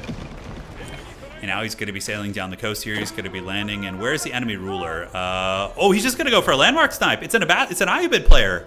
He doesn't even need to kill the ruler. He can just kill these two landmarks here. Or he comes back here, and you know, the ruler's in the back corner, isolated and kind of unprotected. So, oh man, okay, this is very, very cheeky. This is very, very cheeky indeed. So moving on down, we do have the transport ships heading on over. They're going to be dropping it like it's hot here. And man, this is a sneaky play from Smeagol, dude. He's trying to put his strangling fingers around the neck of Samwise Gamgee here. We're going to see if it pays off. Okay, he's dropping troopers into the base. Where's he going to go? He's going back here. Okay. And the response, the Ayubids have just noticed, I think. I think they just noticed it, and the Japanese have arrived. Oh man, that's got to be a sense of panic. That's got to be panic, ladies and gentlemen. He has nothing nearby. And the Japanese are in his lands, and immediately the walls are going to be coming up. We have the elite Onimusha. The Onimusha are going to start mowing down these villagers, but the cannons are going to bombard down these walls, no problem. So how good is the Japanese micro going to be? They need to get to that king-like stat, because they are going to be returning defenders soon. You know, they're on their way back. The walls need to be breached, so they're going to start shooting the walls, and we do see... Yep, shooting the walls, or is it the keep they're shooting? It's hard to tell. Okay, this cannon is not being microed very well. Looks like Smeagol blundered it a little bit. Going to be going after the keep here. The defenders are on their way, but he needs to degroup them from the frickin' Manjaniques. That's why they're walking so slow. Those guys could have been like right here by now. All right. So are the walls going to go down? The bombards are shooting into the walls, but he needs to get it down. It looks like the defenders have arrived. They probably aren't going to get it. That's a really good attempt, though. Really good attempt, because now they would have to take down the keep as well, and with the defenders here, it's not going to be easy. So that does go down, and Smeagol's going to be trying. Looks like he's going to be rushing it with the samurai, but the samurai are going to be cut to pieces probably. Oh, desperation walls coming in. I do like that. Very cheeky. Oh, but the stone outcropping here is preventing that, and it looks like the samurai are going to get on top of the keep here. The bombard cannons do pay the troll toll. Samurai are torching down the keep here. Does not look like there's going to be too many ways to escape here. Oh, there's Ozutsu here too. I didn't notice that. Okay, there are some Ozutsu, so that is going to give some stopping power here on the keep. Oh boy, they're shooting away. The samurai are going to be trying to defend here. They're trying to cut up the defenders. Are they going to turn on to the keep? It doesn't look like it. It looks like they're just trying to win the fight. Does Smeagol have more reinforcements coming? He doesn't, unfortunately for him. The Smeagol is going to lose this fight. Arguably, though, he should have focused down the keep. He might have been able to get the kill there, actually. But he opts to go this route instead. Is Smeagol being attacked in the north? It looks like he is. So Smeagol, a very valiant attempt, but at the end of the day, it's not going to work out probably. The defenders do get back, and that was a very, very close, dodgy assassination attempt there for Stinky Beans. But he managed to hold, despite his blunder of moving his army back very slowly. That's also a situation where you should delete these units and then just produce reinforcements out of your barracks. He would have been able to respond exponentially quicker. So small mistakes there, but at the end of the day, it didn't matter. He was able to stabilize. So now we have a Japanese army in the north. I think Smeagol will hold this fine. He's already been able to muster the local Yari Ashigaru and the peasants to defend, and he does have the Ozutsu Legion. The Ozutsu snipe is very real here. I mean, he can definitely come down here at multiple times in the game and kill him with Ozutsu. What is Blue doing? Blue is just being a resource hog, it looks like, and Sai is going to be going after Smeagol, which is the smart play because Smeagol, you know, is pretty damn strong. He's got a 300. He's got 2 ruler kills under his belt, man. He's going to be real powerful here. We're going to see this army get folded up. So Sai's army, even though very valiant, he's probably going to lose this. The home field advantage lies to Smeagol. He has the bigger population, and it's going to show here. As the Rebalquins get harried and hunted down, one of them is going to be killed almost instantly. Right now, Sai is doing a good play of trying to force the fight into a choke point. So it's much like in World of Warcraft, you run around a pillar to draw the aggro of creeps around a pillar to like AoE tank them. He did the same thing with the Rebalquins. He pulled them around the corner, and he was able to get those guys like lined up like bowling pins. And he does get a lot more damage than he otherwise would have. So very good play by Sai, but his army is just going to be outnumbered and outmuscled here, and that's going to be the end of that army. Now, the question is, what is Stinky Beans going to do? What kind of revenge are we going to see from the Stinky Beans? Is he just going to be passive and chill out and kind of let the die fall where it falls somewhere else? Or is he going to move up and, 2v1 Smeagol, try and take down one of the superpowers? The question is, how good is the communication here in this lobby, right? We do not know what's going on, and there could be all sorts of schemes and alliances and other shenanigans that we're not aware of. Yes. So by the way, it's been a while since we've hung out with the Age of Empires community. How you guys all doing? How's life treating you guys? What's new in the realm? It is a new year, and hopefully it'll be a good one. We'll have to see. Will this be the year the dreaded aliens come to Earth? Yeah, looks like a little bit of warship action over here on the far side. The Atakabune of Smeagol are shooting at the coastline here of Stinky Beans. And Stinky Beans is not going to let this happen again. He's got to be aware that there are some serious shenanigans that could happen back here. But yeah, the fighting continues in the north. This is an awkward situation, right? You got 4 people. Everybody's being very apprehensive. This could be a long game. This could be a 2-hour game. I've been binging your old AOE4 streams. Oh, I'm sorry. I've been doing you dirty, man. We'll get back to it. I mean, I love Age of Empires 4. It's a great game. Yeah, it's a great game. Are we just spectating FFAs? Yeah, I'm casting. I might play in one as well, Edward. I'm not sure. I think I might play in the next one just because I have the itch. Daniel's doing good. Got 2 kids now, and let's see, a 3-year-old and a 9-month-old. Congratulations, buddy. Right on. Warhammer guy with no Warhammer tonight. Yeah, well, we got Warhammer tomorrow night. Tomorrow night we're going to do another Pick 6 tournament, but we're going to be banning the overpowered factions, so we'll be banning Ogre Kingdoms and Slanesh for that one. So that should be fun. Don't worry, Apostate. I will be back tomorrow. And you were asking about the Pick 6 format. I came up with that, yeah. So I was scheming some formats that I think would be good for the Swiss, and that's what we did. Yeah, AOE4 is great fun. The politics, the drama, the backstabbing, like there's so many fun elements of it, right? Nice flank there with the horseman. And yeah, Smeagol's just so difficult to deal with. I've fought Smeagol many times, and at this point, yeah, I would have very little chance against Smeagol. I'm so out of practice. Historically, you know, I would always say Smeagol's a little bit better than me, but I could hang with him. But now, yeah, now it would be brutal. So good raiding though from Sai. Sai is up to no good here.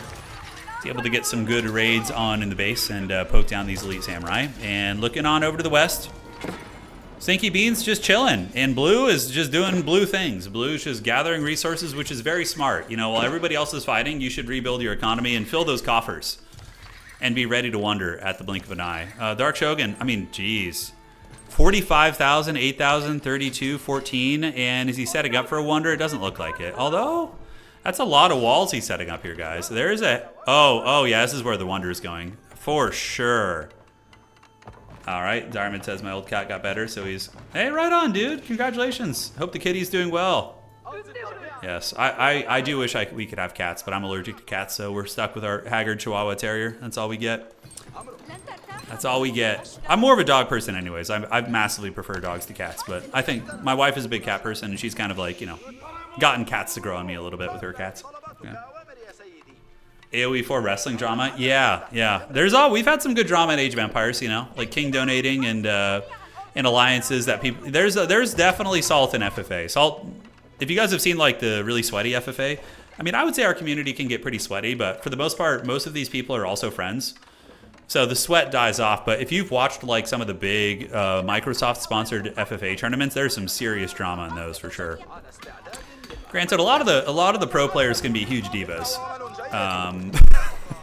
I've noticed. I mean, there's some that aren't at all and that are amazing, but then there's some pro players who can be massive divas, just complaining about everything and just, you know, yeah, it happens. Yeah, no, the Kings are here. So we still have obviously 4 players left in this game.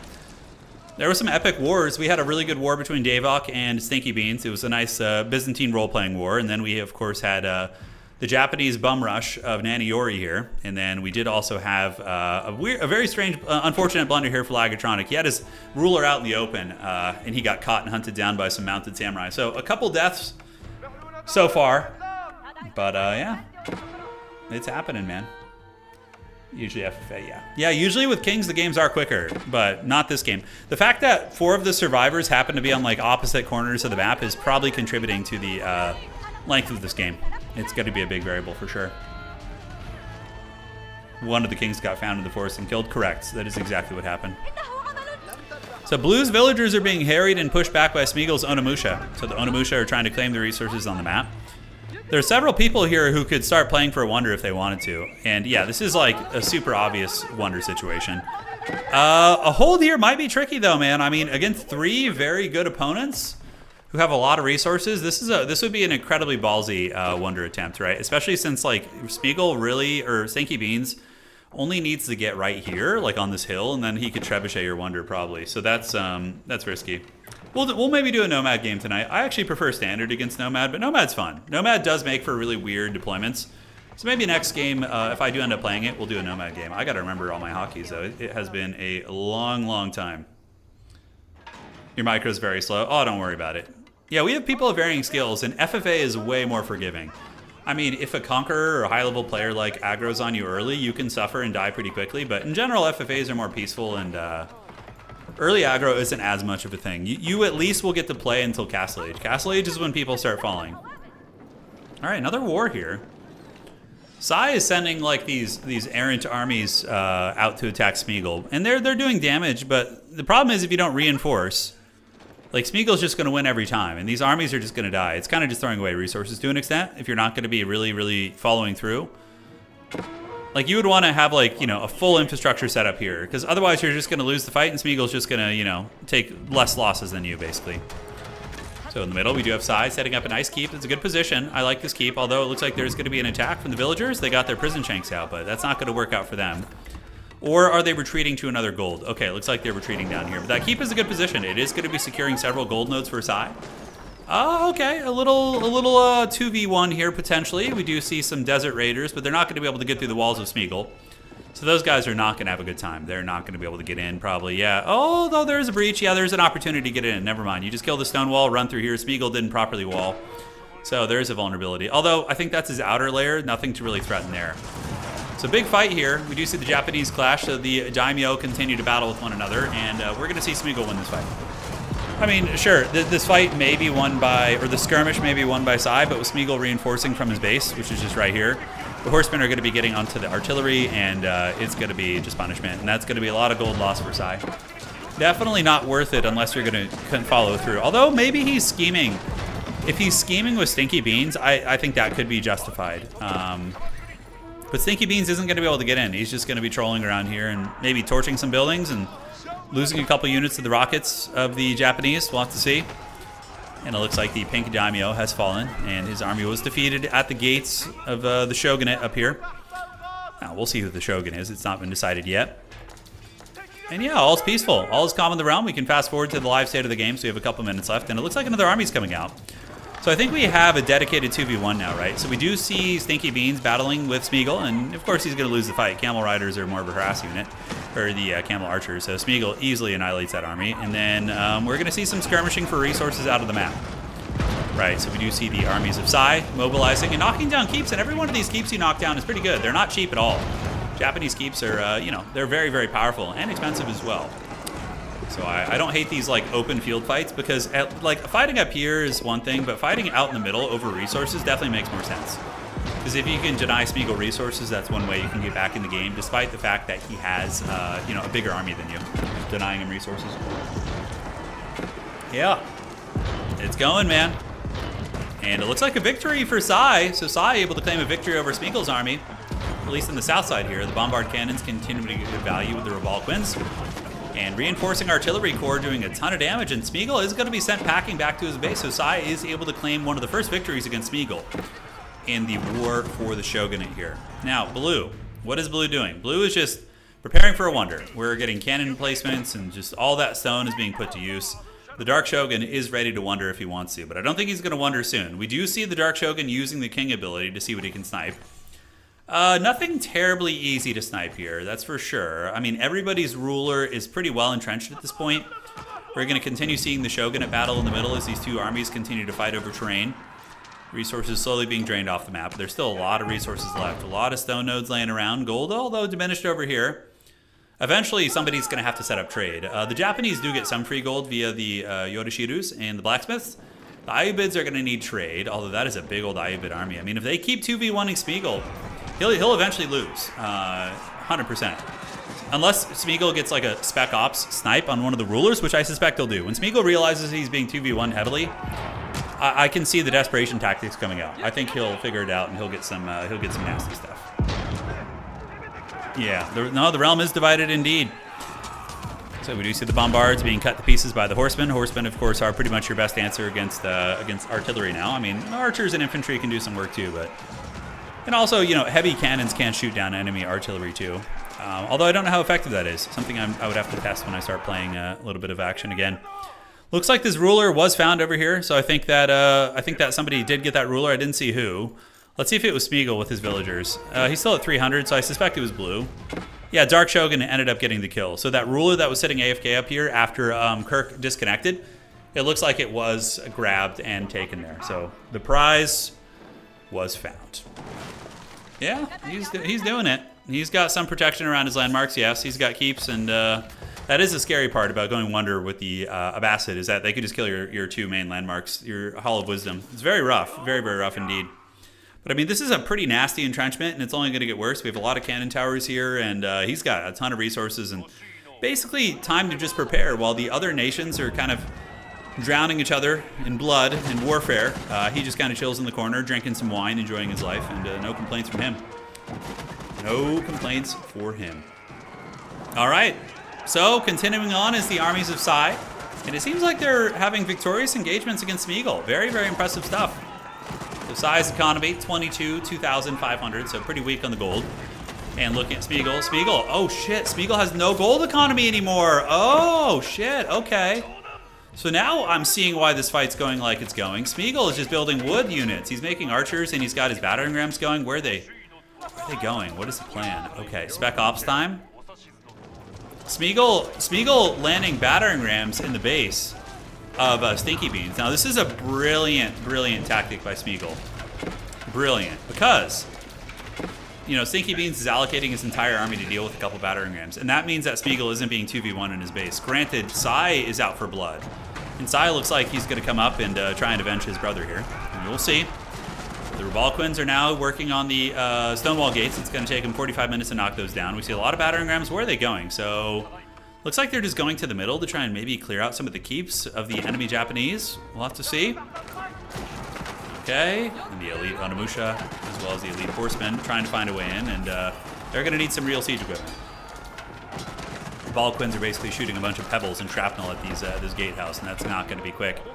Smeagol has used the Tanegashima Gunsmith, which is his landmark in the back, to produce a bunch of Revolquins, so that's how he's able to afford that. And we do see some traders coming in. So Smeagol trying to get north to south trade because his economy is basically just dead in the water. There's no gold for him anymore.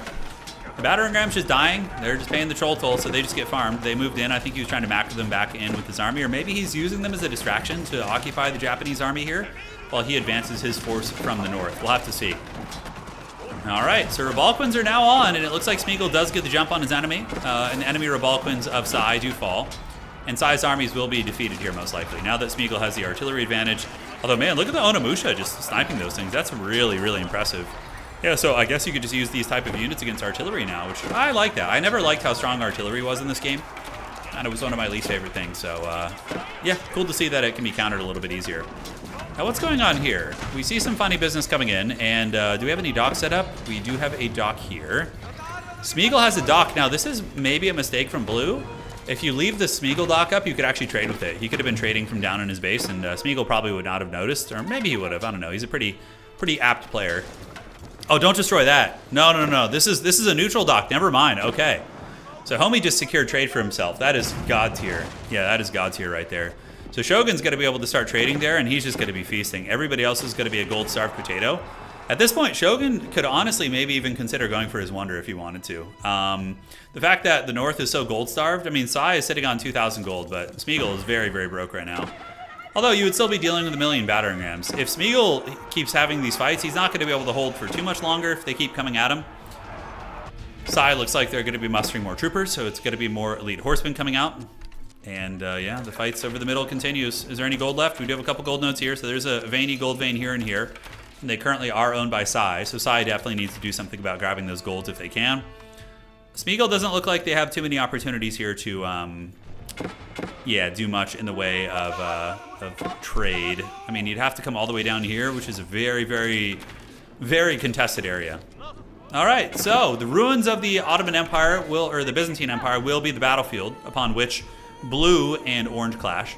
That is a shitload of Manjaniques, 14 of them as a matter of fact, and they will knock down walls at an okay rate, depending on which profile you're on. They can, of course, switch to the kinetic weapons, or they can use the incendiaries. You would want to switch, I mean, at this point, it doesn't really matter. You have enough of them that you can just blast these walls down like that. Don't really need to min-max that too much. Yeah, Springalds are now useless, yeah. Yes. So moving in is the Orange Army.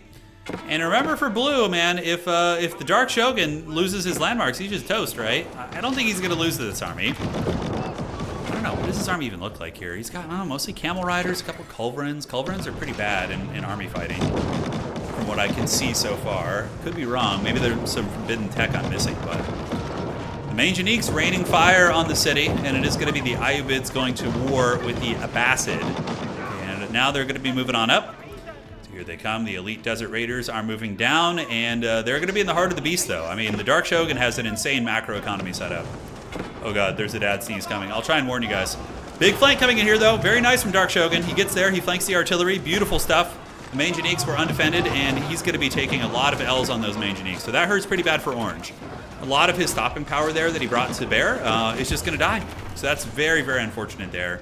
And Dark Shogun's going to win. He just has such good macro in his base, and he clearly knows what he's doing with his macro.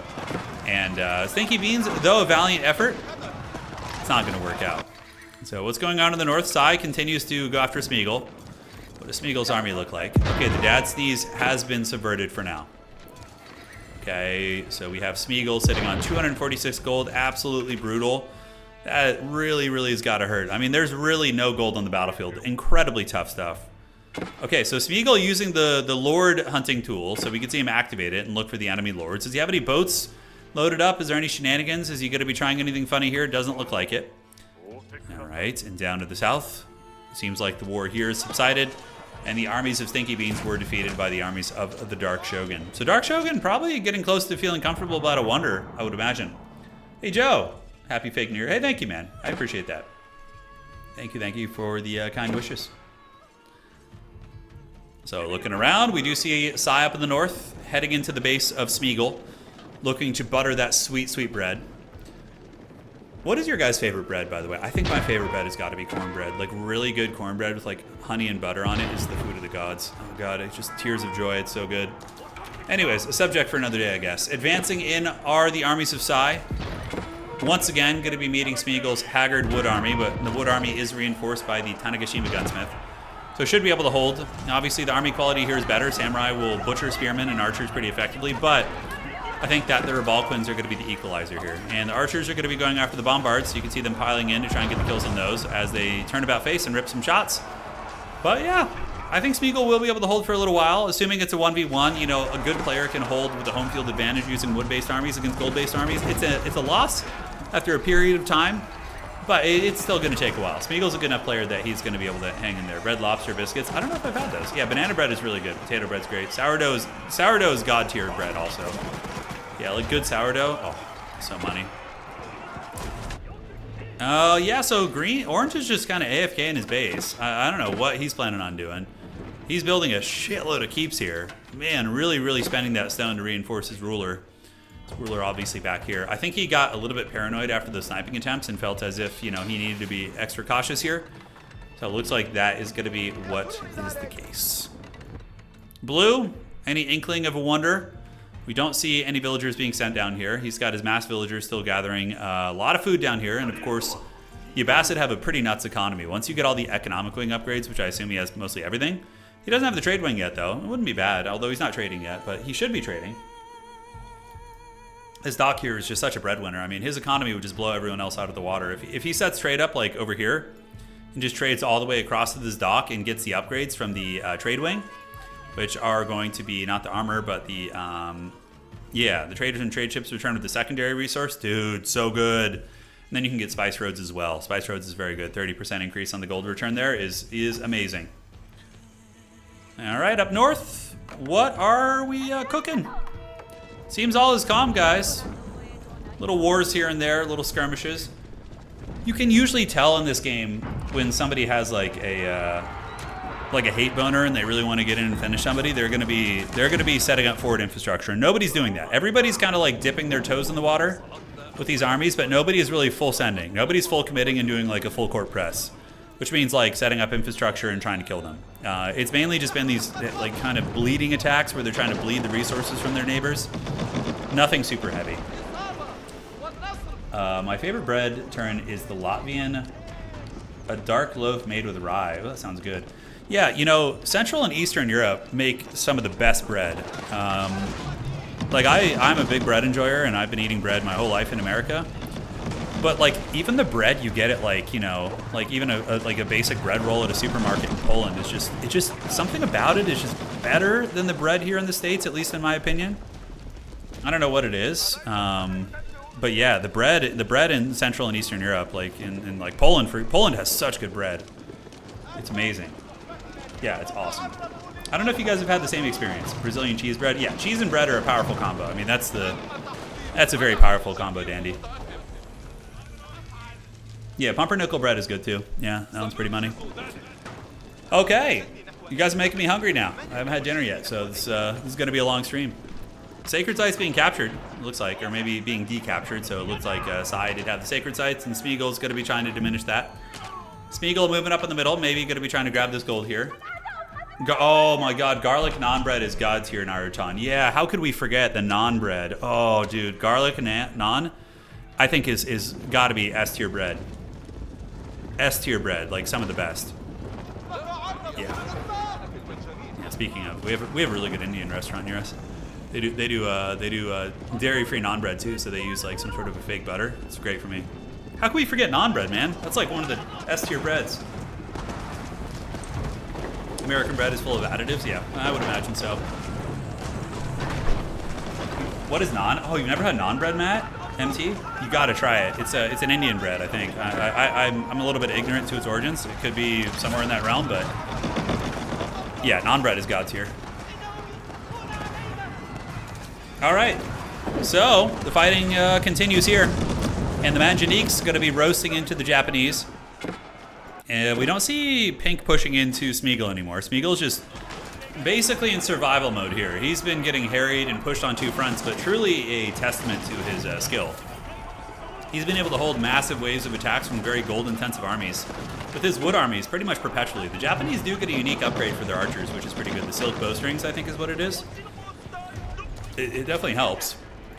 And their spearmen also have an upgrade that gives them extra range. So, like, as far as, like, wood units go, Japan does have pretty good wood-based units. You know, they're going to be better quality than spearmen for many other factions, but nice little flank here. Smeagol's going to be coming around the back, trying to jump on top of the main Janiques, which are able to get some big melting damage. But Smeagol has very good micro, using his archers to focus down the main Janiques before they're able to really return the favor, and that's going to be stinky beans in his army. Oh, the Dark Shogun's pulling the trigger, baby. Let's freaking go. Yeah. It's go time, man. Let's get it. We do see the Prayer Hall of Uqba coming up. It's going to be sweet. And the defense is now on. Blue is going to be harried and attacked on many angles. And that's a really, really fortuitous timing, right? Because they just had a big fat battle here, and both these players lost a ton of units. In the meantime, Pink is going to be mobilizing to the south. We do see the Ozutsu coming out, so the Ozutsu will be very, very nasty. But they got a lot to push through, man. This base is... Oh my god, oh my god. Dark Shogun is truly living up to his name. Look how many keeps he's building. Dear god, he's entrenched. How many workers do we have here? Only 34 workers, not as many as you would think, so it will cost him a little bit of time there. All right, all right. Yeah, a bread, I should do a bread tier list video. That'd be fun. I'll just sit there with my shirt off and my pot belly out and just like eat bread and give it a ranking. Yeah, blue is looking pretty tyrannical now. I mean, the level of entrenchment is very good. The weakest angle is going to be like right here. Like here through these walls is very weak. There's nothing there. But coming from the north is going to be rough. As a matter of fact, blue, the Dark Shogun, should probably set up some entrenchment in this area. This area is extremely vulnerable, but I don't know if anybody's going to discover it. So now blue's going to be riding out to intercept the enemy armies. Now, whenever you build a wonder, this is a brilliant idea. Get a bunch of horsemen and go start patrolling the oncoming armies. If you can find their artillery isolated and undefended, you can buy yourself minutes and minutes for the siege, because then they won't have ways to get through your walls. You know? So attacking in are the camel riders, and they're going to start butchering the artillery very effectively. And this is exactly what I'm talking about here, because now Pink is going to take an extra several minutes. Although Japan actually is the exception to that rule, because they have Ozutsu. Ozutsu can just attack the ground next to the wall and destroy them very quickly, but still very cost effective, right? Killing quite a few of those units. So yeah, the prayer hall is up, and taking a look at the wonder tracker, we do have the wonder coming up with 13 minutes and 47 seconds. Smeagol's moving down with his wood-based army, but he's not going to be able to get in super easily. I don't think he even has any Ozutsu in this army, and he does not have the gold to really produce a whole lot. So it's going to be a hard hold. It's not going to be easy. I mean, getting attacked by 3 players, a 3-player wonder hold is no joke. But if the opponents are very lazy with their siege, like, you should be pulling villagers at this point if you're playing orange. And you should come down here and be building, 10 siege workshops right here. And just starting to get the battering rams coming out and all that goodness. The Dark Shogun does have access to extra supply. There is 50 army supply there, so that is going to be a variable. And we do see the elite camel archers moving up to snipe the artillery. Very, very good play here. Just pick off those artillery units where you can. Granted, you do have to defeat the Ozutsu at some point or other. They will be a problem as well, and the Ozutsu are ripping some pretty cost-effective shots here. Honestly, these camels could probably draw their sabers. It'd be more cost-effective, just break through the horsemen. And now they're going after the Revolquins, but again, Ozutsu will not have any problems breaking through. On this side, we do see the army of Desert Raiders being pushed back by Camel Riders. Camel Riders are a much stronger unit in melee, but of course can be kited like this. So we do see that happening there. Spiegel's armies have somewhat arrived. They're lurking in the middle, but with no forward infrastructure being built. Silk Bowstrings is a unique tech that was added to the game. Got it, old Ben. Thank you. I didn't know that. Appreciate the knowledge dump, brother. Thank you, thank you. Yeah, Dark Shogun has not been trading, but he had a lot of gold saved from earlier. He had a good economy. He's got currently 9,000 gold, which isn't a lot for a siege defense, but you know, he could eventually delete all his workers and go full military. When he gets close, this is too early for that, but although arguably 50,000 food is enough, so maybe at this point it would be worth it to actually downscale and downscale your workers, maybe just keep a couple online and for repairing your wonder, and then just go full military. Oh, it's tough. 12 minutes to the Wonder Victory. That's going to be a long 12 minutes, ladies and gentlemen. Although we don't see any siege equipment coming out. We see like one Manjanique. Manjaniques are not excellent at taking down walls, but they're not awful either. Somewhere in the middle. If you use the kinetic shots, they can do a little bit more damage. But this is a big defense by blue. Folding up Sai's army is massive, right? Because Sai invested in a lot of Ozutsu for that army, and nobody's building forward infrastructure yet, which is a big Bronzodium mistake. There should already be villagers setting up a full military operation right here. Otherwise, this is going to happen. You're just going to lose, and you're not going to be able to reinforce and keep the pressure on. And then this allows this player to ping pong. It's kind of like, imagine you and your buddies are, you know, in a fight, right? Or like you and your buddies are, you know, in a 3v1 fight versus someone, and you just take honorable duels. You're like, all right, you're going to go first, and then after you fight, right? It's kind of like the trickle in. Whereas if all three of you are constantly pumping pressure, it's going to be a better situation in any sort of a combat game or whatever, right? On the south side, the Manjaniques are now tearing through the walls, though. This is going to be a vulnerability. Do we have any defenders over here? We do see blue moving defenders over. So Sai is going to be regrouping an army. The horsemen looking for opportunities to get in. Spiegel's army is going to pay the troll toll a little bit. A lot of crossbows here. Crossbows are all right, of course. Not an insane late game unit. But the Culverins, it's a strange choice to see Culverins here, right? Yeah, what are they good against? So the Culverins only do... Okay, they do a bonus for infantry and elephants. Okay, so they do some damage against infantry. Got it. Again, maybe knocking down samurai, things like that. Okay, perfect. This is what I like to see, Sai. Sai is starting to set up siege workshops, but that's certainly 4 or 5 minutes too late. We'll see if it matters in the end. Over on the west side, we do see Orange. Does Orange have any setup infrastructure? Nope, just kind of... Oh, okay, yeah, this is good enough. This is what I'm talking about. Very well played here to Stinky Beans. Setting up the siege infrastructure, because yeah, that's pretty close to the enemy base. Manjaniques are going to be cooking here too. They're going to start roasting that army. You can see the crossbowmen, of course, using the field hospitals here from the keep, but he needs to get these crossbowmen up on the walls for the damage reduction and use them to start sniping those. But obviously, you know, Blue's doing an excellent job battling on several fronts. Not going to be easy at all. This is going to be a very, very tough hold. Smeagol setting up forward infrastructure, so Smeagol knows how to live. This is some good stuff as well. Yeah, his wood army is on the way. 9 minutes left on the Wonder Hold. That is going to be a super long 9 minutes as the Orange army is already in position and looking very, very threatening. A lot of villagers back here, and the rest of the villagers are on food.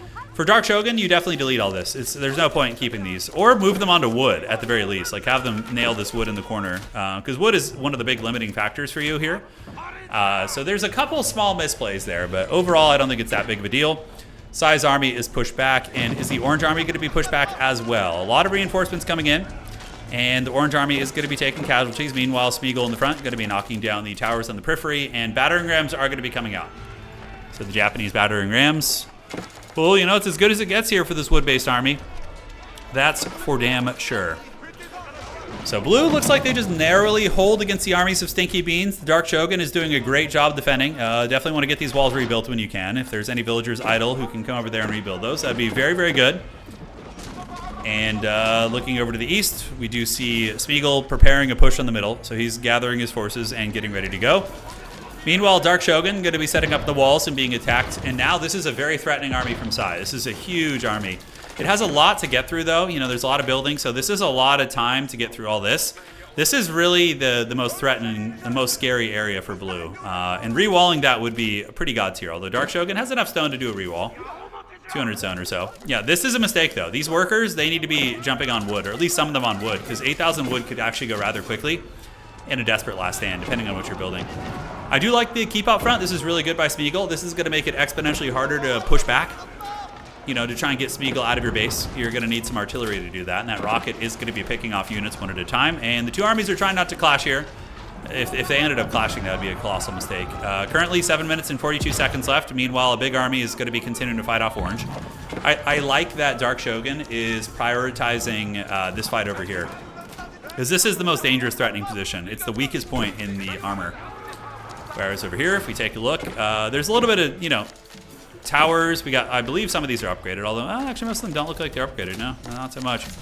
And the keeps are over here, but the keeps are going to be ignored probably. And you just go down here. So the keep positioning a little bit off. You know, the keeps could have been in this area, but understandably, there wasn't a lot of space to build there. All right, have we had villagers being? Yep, that's what I'm talking about. Dark Shogun going pedal to the metal here, deleting the villagers and going for broke, which I really like that play. Maybe too early for it. I'm not sure. I could be wrong. You know, I think 50,000 is enough for a hold, but he just produced a hell of a lot of units, and I think that's why he took a big hit to his food there. He still has 34 villagers, too. I mean, arguably just getting those 34 on the food here, you know, because they could get to the Wonder pretty quickly if they need to, would be the smarter play, but this is very cost-effective. See the crossbowmen up on the walls? They're able to get so much damage in, and the Japanese army is just eating so much firepower. Those crossies and the archers just doing so much work against Smeagol. But Smeagol's going to get battering rams in soon. Sai has also gotten in, but the massive, massive army here of the Dark Shogun is able to fight back. And this is where wood's going to be a problem. This is what I was talking about. You need to get some wood, man, because he's not going to be able to hold. He's going to die. I mean, 1,300 wood is not going to be enough to produce much. I mean, Dark Shogun, I think, is selling food. Where is he even getting his gold from? I have no idea. So looking here, 6 minutes left on the Wonder Hold, and it looks like the armies here have been folded up once again. Yeah, and oh, his king still is in the town center here. That's very dodgy, actually. Yeah, he might want to get his ruler back. I don't even know where. Maybe in like one of these outposts back here or something. Just kind of the last part of your base would probably be where you want to defend. Yeah, he needs to get on wood. He's currently building walls here, and it looks like he's going to be getting back on the farms, but he really needs to get on wood, man. He's only got 500 wood. Like, building archers and spearmen at this point is uber important, although these camel riders, what do they even cost? They cost 45 wood. Yeah, he's not going to be able to produce them for much longer. And we have a lot of rams coming in from Smeagol. The Jew hostening is going to be beginning. 5 minutes left here as we get the valiant defense here. Dark Shogun is doing very well on the defensive. Very, very well. Yeah, blue does have a wonder back here for anybody just joining. These workers here are on the farms, but they need to, please, for the love of the gods, just go up here. Go to that lumber camp. The food is not going to be as big of an issue here as wood, because he's just not going to be able to produce anything. Okay, I think he bought wood. He's buying wood. So he's using what little gold he has to buy wood, which, hey, you know, it is what it is. Whatever works. Do you have any trade going around the side of the map? I don't think so. So he pushes Sai's army back pretty far. Smeagol's army also defeated, and Orange's army is kind of the last bastion of pressure over here on the west. 4 minutes and 47 seconds, guys. It's looking pretty good. It's looking pretty good for the old Abbasid, which is very cool to see them doing well. You know, they've always been a cool faction that have had a big downside in FFA, but an extremely powerful economy and pretty cost-effective military as well. So the elite crossbow army trading well. The Rams are trying their best, but it looks like the Rams, what kind of ranged armor do they have? So is it 95%? Okay, 95% against range. Got it. Okay, so they kind of reworked how that works. Down to the south, a lot of horsemen, a lot of Onimusha, big bombard army coming in. That's the kind of army you need. Some serious stopping power. Really good play here by Dark Shogun. Beautiful. He's able to wall off there. And now the Shogun realizes, and he moves a couple villagers over to the wood line. So very well played to Shogun. Finally catching onto it. Look, but it's so easy to criticize when you're in the heat of the moment like this. But this man is microing like on 3 different fronts right now and still doing an excellent, excellent top-tier job. Very impressed with him. But it looks like he's in good shape, honestly. 3 minutes, 52 seconds. Okay, he's getting there, man. He's getting there, ladies and gentlemen. Whereas over on the east side, the Camel Legions are going to be returning, and the defense continues as from the east side, going to be knocking down the gatehouse once again, but this is a very entrenched position here for Dark Shogun. Dark Shogun has 5-6 keeps in the immediate vicinity, which is going to do massive DPS against his army. Smeagol in the middle, you know, Smeagol is very destitute. Pretty much since the mid-game, Smeagol has had like no money. He didn't establish any good trade and kind of got pinned into some hard wars and wasn't really able to capitalize on his numerical advantage that he had over his opponents.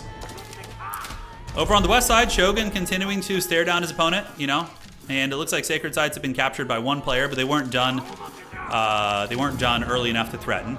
And Smeagol establishes trade during all of this. So this is a very veteran play, right? Like, while the attention is off you, establish trade so that if you guys are able to kill blue, then Smeagol could potentially win a war against one of these guys with his gold. So the fight continues to rage on. Looks like blue is going to be claiming victory once again against the armies of Sai in the middle. Smeagol's moving in and gets a little bit of pressure in there, but I mean, there's a massive amount of camels waiting for him. And over to the west, it looks like Orange is gathering for one last rush. But what does he really have? I mean, just Manganiques. Battering rams would certainly be very welcome here. But yeah, I think blue's going to win this. I don't think they're going to be able to get through. I think the Dark Shogun is going to have a very, very successful hold here, which is great. The next FFA is going to be hosted by Hills. It's his birthday today, so I don't know if he's telling the truth. Hopefully he is. But it's his birthday, so if it is, he'll host the game. He will host it.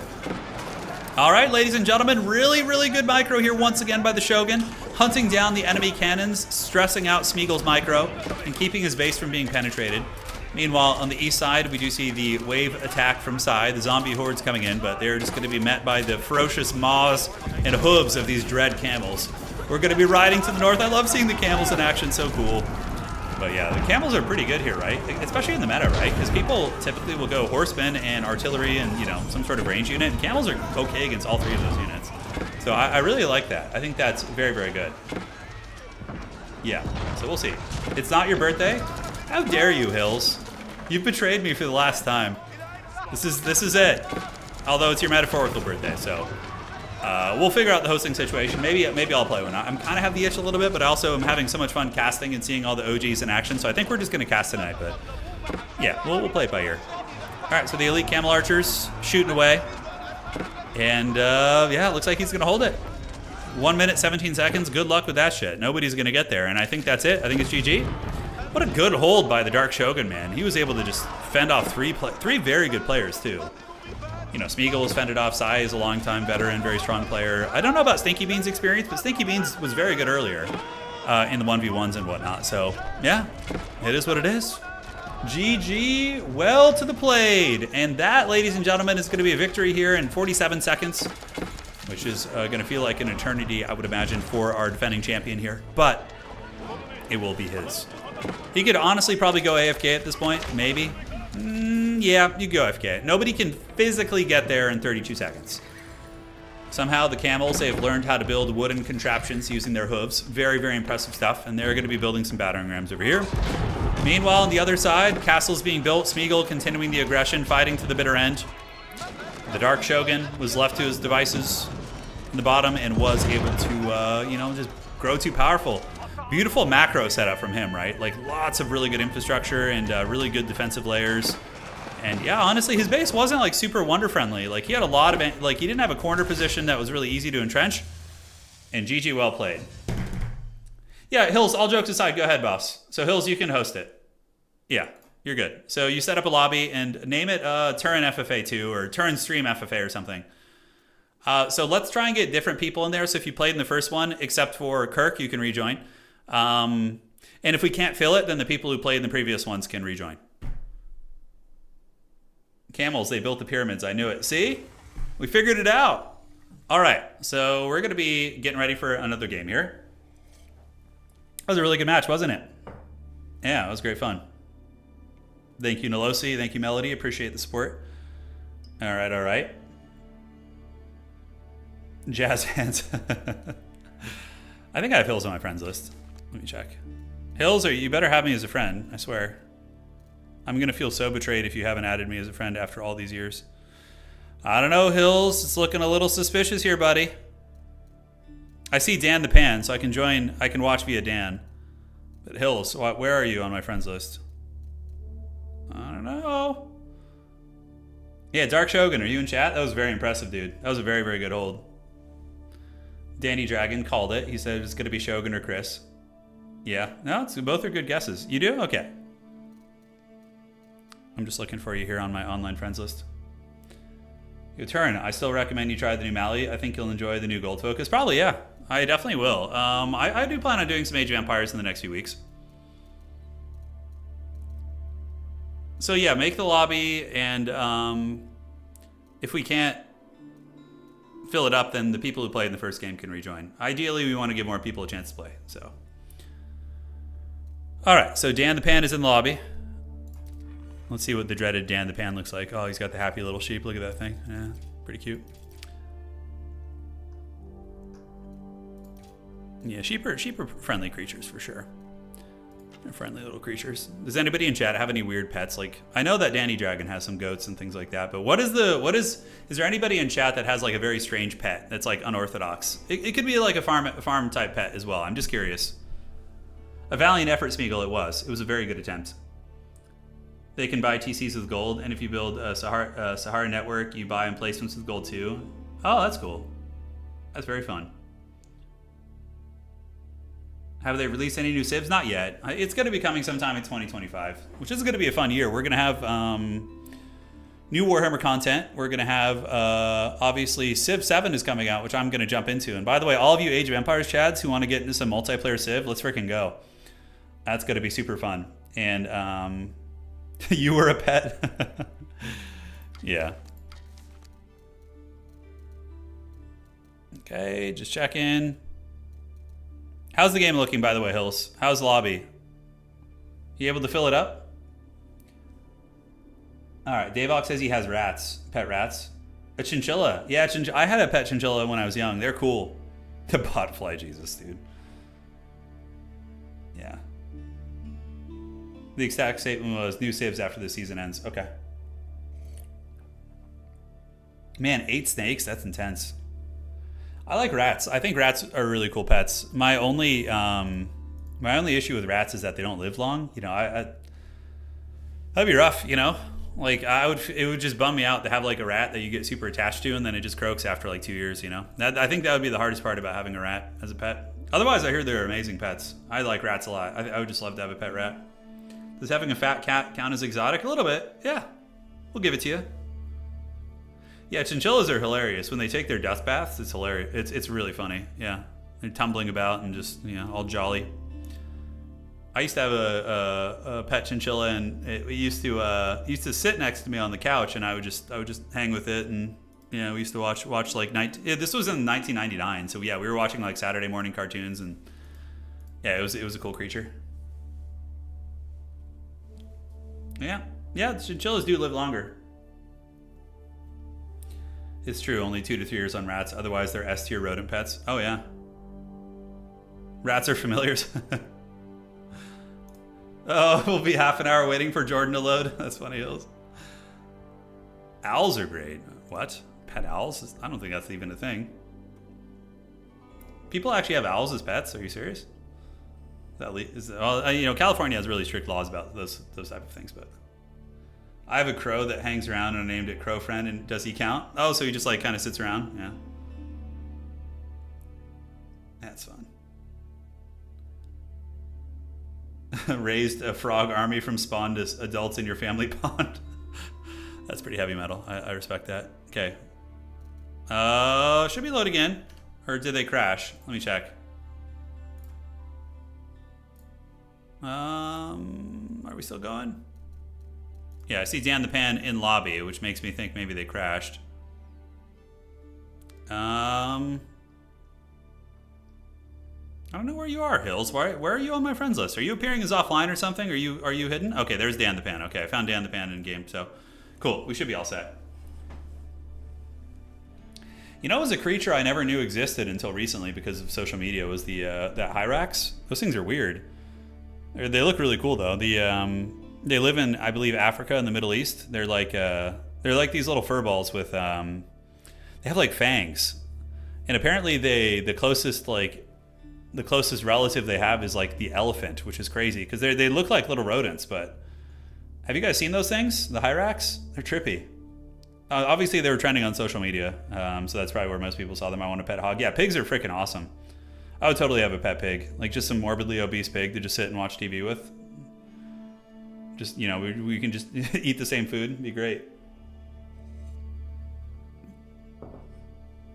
Yep, still loading. I think somebody has a long load time, so we'll get in here in a minute. We will get in.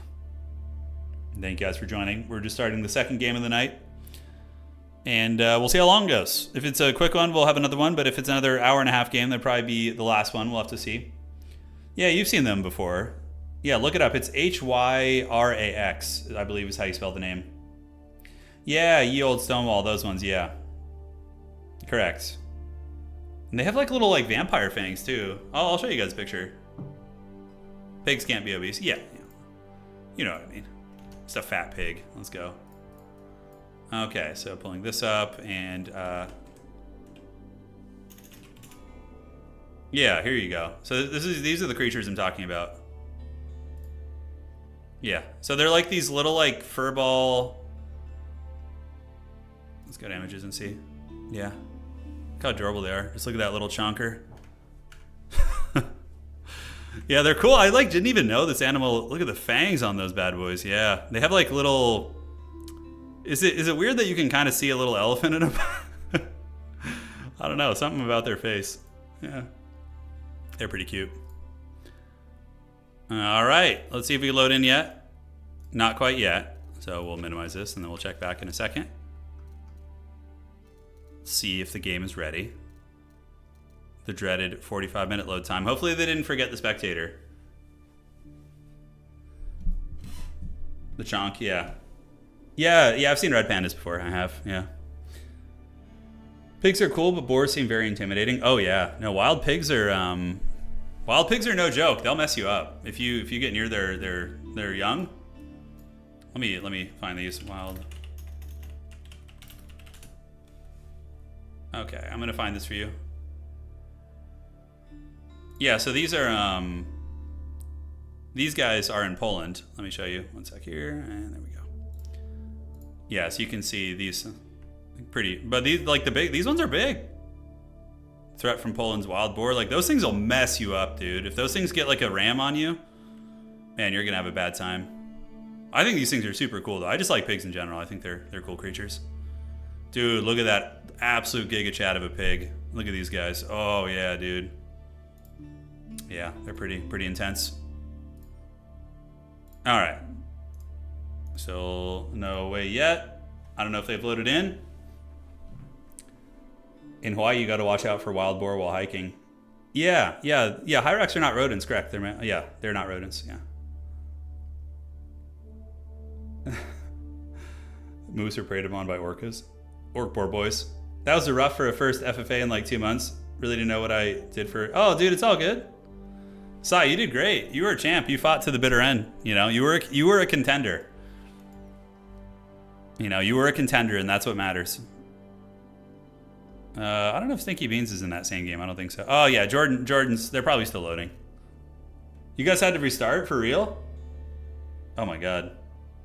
Yeah, I mean, if you guys, in Game of Thrones, Robert Baratheon gets taken down by a boar, but it's also, you know, it's not just the boar. If I remember correctly, I haven't read Game of Thrones, the first book, since 2011, but he's like poisoned or drunk or something. Like, he gets like, somebody messes with him on the boar hunt, and then he catches some tusks. Yeah, something like that. Had to restart. Sounds good, no worries. We're not in any rush. We're just hanging out, shooting the shit. Talking about random things. Yeah, so they're back in the lobby. Cool. Yeah, the bean kept you alive, yeah.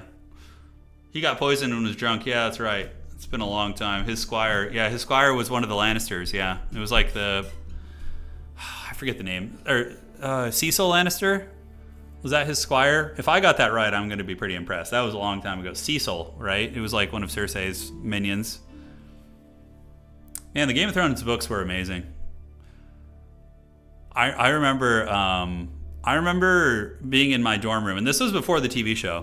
When I was reading, I just was like punishing the Game of Thrones books. Just like I would just come home from class and just read them all night. And The end of book 1, man, with Eddard Stark, I was like, holy shit. I remember just like actually having a sad feeling in my stomach. I was like, oh no, really?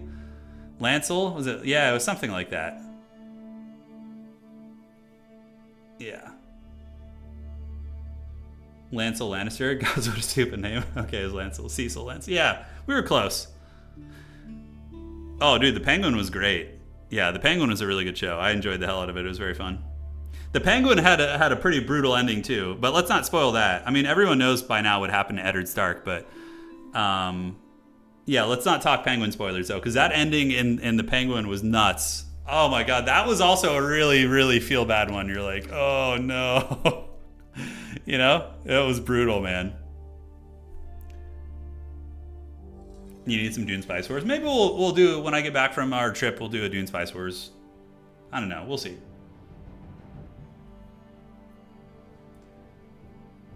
I was shocked when I was finishing book 1. I couldn't believe all those characters. Yeah, I know. Well, not only do you have Eddard Stark, but then like a couple books later, you have the Red Wedding. You're like, oh my god. You know, it's Game of Thrones, I mean, was not messing around. Yeah. Yeah, Rob got done really dirty. He got done really, really dirty. Yeah. Can't believe Game of Thrones ended after 5 seasons. Yeah, might as well have. Dude, season 8 was so freaking bad. Oh god, it was an atrocity. All right, so we've gotten into the game. It should be a fun one. I wonder what map they picked. They could have done mega random, but I don't really care what map they do. Anything is good. Oh, it's all good. We're loading in now, so we can see all the players. Some of the usual suspects. Oh, we got the dreaded Vape King 85 in here.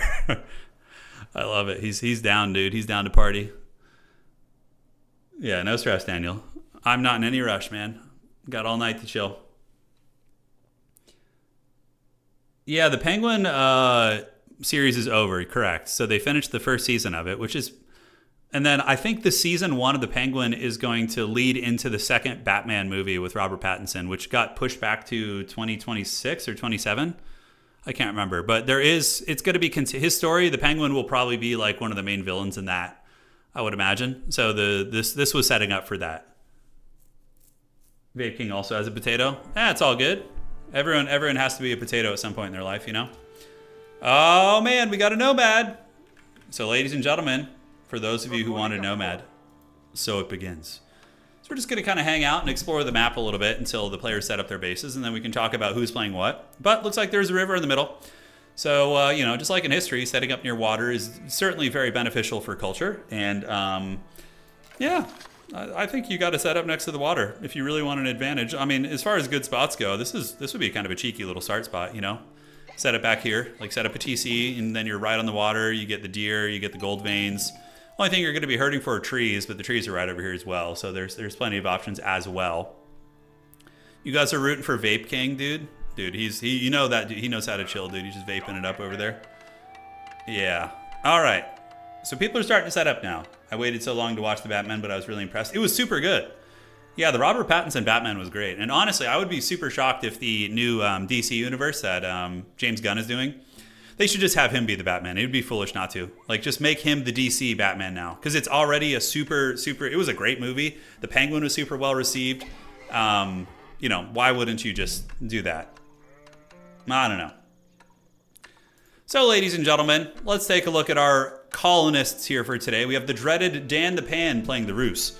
And the Roos bounty system has been reworked, so we can take a look at that real quick and show you guys if it lets me. So, gathering food from animals as the Roos earns bounty of gold. Reaching a certain threshold of a total bounty provides economic bonuses. So now, you don't get it for killing the animals, so it's not like the Roos, remember in the early game, you used to have to ride around with scouts and basically just go hunt down the wild game to get your bounty.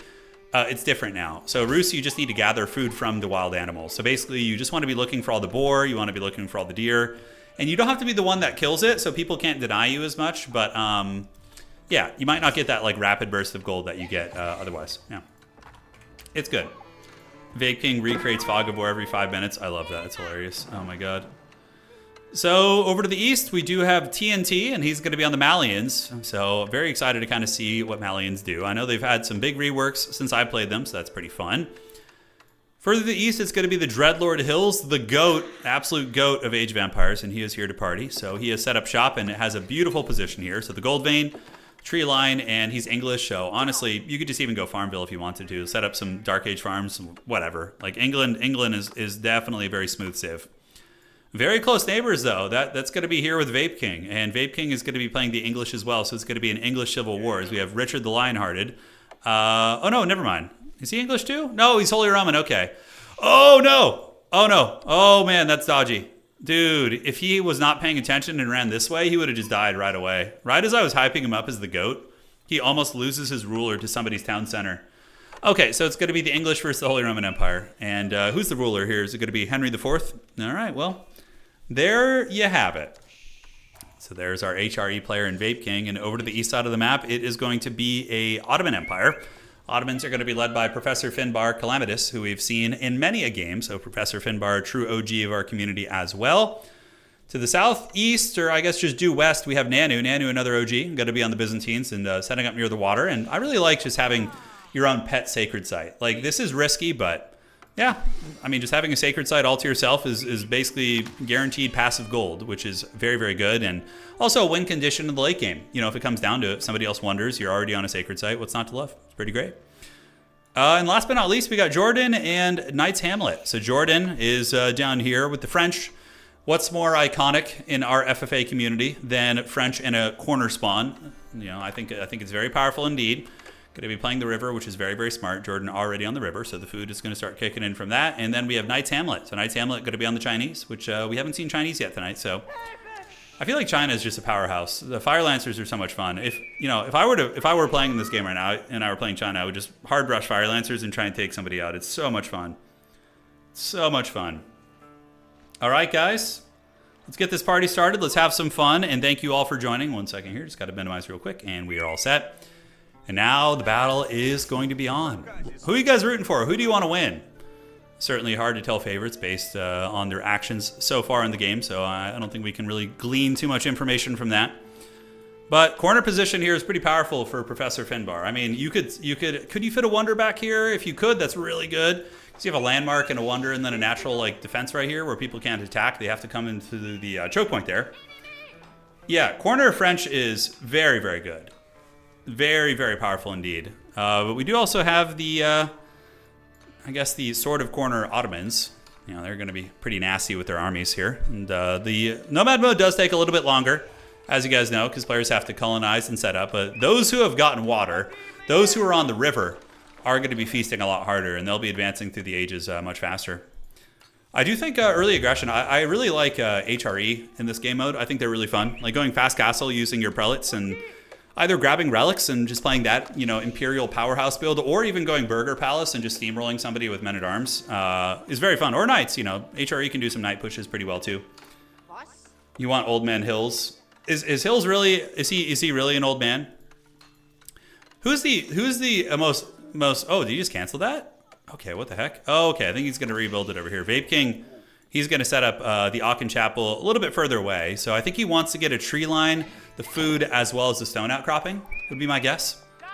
Although, building it next to the stone outcropping isn't a bad idea either, since the Aachen Chapel does serve as a drop-off point now. It has for a long time, but yes. Are you Professor? No, I'm not. It is not I. Yeah, who is the oldest in the Age of Empires community? Who's the elder, crustiest player that we have in our community here? So I'm 36.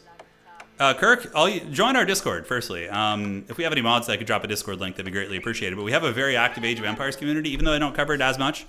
We have people who are playing almost every day, so you can get the games. Yeah. Yeah, Nanu's position is tough. I agree. I think that the Byzantines, once again, have ended up in a very precarious position. But on that same coin, if the Byzantines can steamroll Jordan in the south and just come down here and get a quick kill on Jordan, that's a huge win, because then you just build your Imperial landmark in the corner and you're basically in a very, very good position suddenly, I'm not the crustiest. I'm the crustiest, but not the oldest. Let's see. Am I really the oldest? Shit, no way. I think Gunhound's older than me. I think Gunhound is in the ballpark. I don't know if he's on right now, but Gunhound, are you here? Aren't you a little older than me? Desperate to hear someone that's, yeah, no, I'm too weak. No, we definitely have some players older than Turin in the age group, yeah. Or are we just all millennials? Yeah, I mean, RTS is a millennial genre, so it for sure is. I've just been reliving all the millennial milestones, playing World of Warcraft with my wife. It's been fun, though. Classic WoW's been great. All right, guys. So back to business. Looks like players are starting to reach feudal age. We have the Kremlin. So the Gremlin is over here. And yeah, it's not bad. You can levy the militia in desperate times to defend. Up here, it's going to be the Mansa Quarry. So Mansa Quarry gives you 75 gold per minute. And it can also be switched to stone. So very powerful. You know, if you put it on stone early on, it will give you enough stone to build a wonder at some point. It might take some time, but you will get there one of those years. Over to the east, we do have hills, going with the Council Hall. It's the landmark. I think the English King is a little bit haggard, to be honest. And Council Hall is... The King has some applications in 1v1, but, I mean, I still just think Council Hall is superior. Like, being able to just pump out longbows and get those techs is so incredibly nice. Over to the east, it is going to be Vape King. And what landmark? We see, of course, the Aachen Chapel, and he's getting some really good food from it. Looks like maybe considering a fast castle age, I think that'd be very, very strong. And landmarks here, it's going to be the Sultani Trade Network. I like that the trade network is being in the absolute corner here. So the Sultani Trade Network is going to be able to immediately start trading here. Potentially, right? That's really good. This is like, boom, that's fat trade. So if I were Professor Finbar, I would 100% start trading there. Just like get those guys and start pumping out trade. Just feast like the heathen kings of old. So Nanu is going to be going with the Imperial Hippodrome, which is a big sign of alpha striking. So when people go Imperial Hippodrome, it typically means they're going to go castle. And they're going to use the Triumph, and they're going to try and run you over with cataphracts. Just get 15 cataphracts, go to somebody's town center, just trample their villagers, and kill their ruler. So I suspect that that's going to be the case. To the south, we have the School of Cavalry for the French. Very meta, very strong. You know, who doesn't love it? I mean, the trade one is all right, but yeah, being able to get the Royal Knights and, feast early with them is nice. Although, oh, whoa, double stable here from Jordan? Is Jordan looking for blood? Because double stable is a very strange in an FFA this early on. Typically, you would see people go fast castle or multi-TC, right, to get ahead. Unless you really have warning signs that somebody's going to be trying to get crunk on you, that's a very, very risky play. How's Nanu's economy looking? Nanu getting close to being able to go castle age. Villagers, of course, are on the work right there. We got 2 French knights coming out with a 3rd French knight out of the gate, so maybe Nanu's going to be under pressure here. We'll have to see. We will have to see. Over to the west, we do have Knights Hamlet going with the Imperial Academy. So the officials just going to be taxing the poor people and making them suffer. So yeah, they're going to be certainly trolling there. And up to the northwest, we do have Dan the Pan. So Dan the Pan is here, and it looks like he's gone double TC. So a little bit more meta, right? Yeah. And he also found a wild boar here. So it looks like Pumbaa is going to be having a bad time. Pumbaa is going to be ate for lunch here by the Roos. And there's going to be, I would imagine, a food gathering point here next to the berry bushes and next to the boar. Yep, so Pumbaa is going to pay the troll toll, and there he goes. So nobody really getting super close to castle age. I mean, Nanu actually, yeah, getting there. 3 French knights raiding into this base would be pretty disastrous. And are we going to be seeing the castle age landmark coming out? A ton of villagers being moved around. I'm not sure what he's doing with it. Where is he going with this? Is he going to go build his... Oh, he's being scouted, though. The French are eyeing him, and here comes the cistern of the first hill. So this is extremely telling. This is extremely telling because the cistern of the first hill synergizes with the cataphracts very well because they're going to be able to heal and just become like medieval tanks, basically. The French knights are coming around to punish this, which is a very good call. You're going to want to shut that shit down super quick. You can use the Acatroy defenses, which would give the villagers a little bit more staying power, but these French knights are going to be very scary. And immediately, Nanu is going to be running for the hills, trying to get some repairs going. It's not worth sacrificing villagers for this. You would want to pull back and maybe build some barracks, yeah, and start pumping out some Lima Tenai or something. But this is a very unexpected early pressure. People don't usually do this. We do have some horsemen coming out, so the Byzantines are going to be gathering horsemen. But this is actually, ends up being a decent play by Jordan. Because, he was about to be punished by castle timing. The Acatroy defenses are activated, and the villagers do have their spears, but the French knights are pretty giga chad. They're going to be able to fight you off. And they're just going to camp that now. So canceling that and rebuilding it closer to your town center is going to be the best bet. Just set it up like right here, or even switch landmarks. I'll have to see. That's a lot of punishment. We now have Lima Tenai coming out, but they're still Dark Age. They haven't been hardened yet. That's what she said. So yeah, got to watch out. And certainly very, very good harass there by Jordan out of the gates. Yeah, he's getting real crunk in here. Up in the north, we do have the monastery coming out and the Burger Palace. Gotta love it. I think of all the civs, HRE is my favorite to play. I love Holy Roman Empire. Partially just because I love the Empire and Warhammer and they're based on the Holy Roman Empire, but yeah, I just think they look so cool. The aesthetic and the relics and the soundtrack is awesome. The launch neck to look cool. I don't know how good they are. I'm probably mangling how you say that. So he's trying to build it on the other side. Oh, and he's got his own Royal Knights. Oh, he's buying Royal Knights from the trade post as mercenaries. I love that. That's actually really clever. And if you can get a couple Lehman's and I over there, that would be very good. But the French are looking for it. Yeah, he's having to cancel it and rebuild. I'm telling you, you just got to build it close to your town center. It's all that's going to happen here. Jordan is full on aggression. He's doubling up, so you're going to need to make a decisive play here soon. All right, so the French. These are the French traders. They've betrayed their knightly order to fight with the enemies here.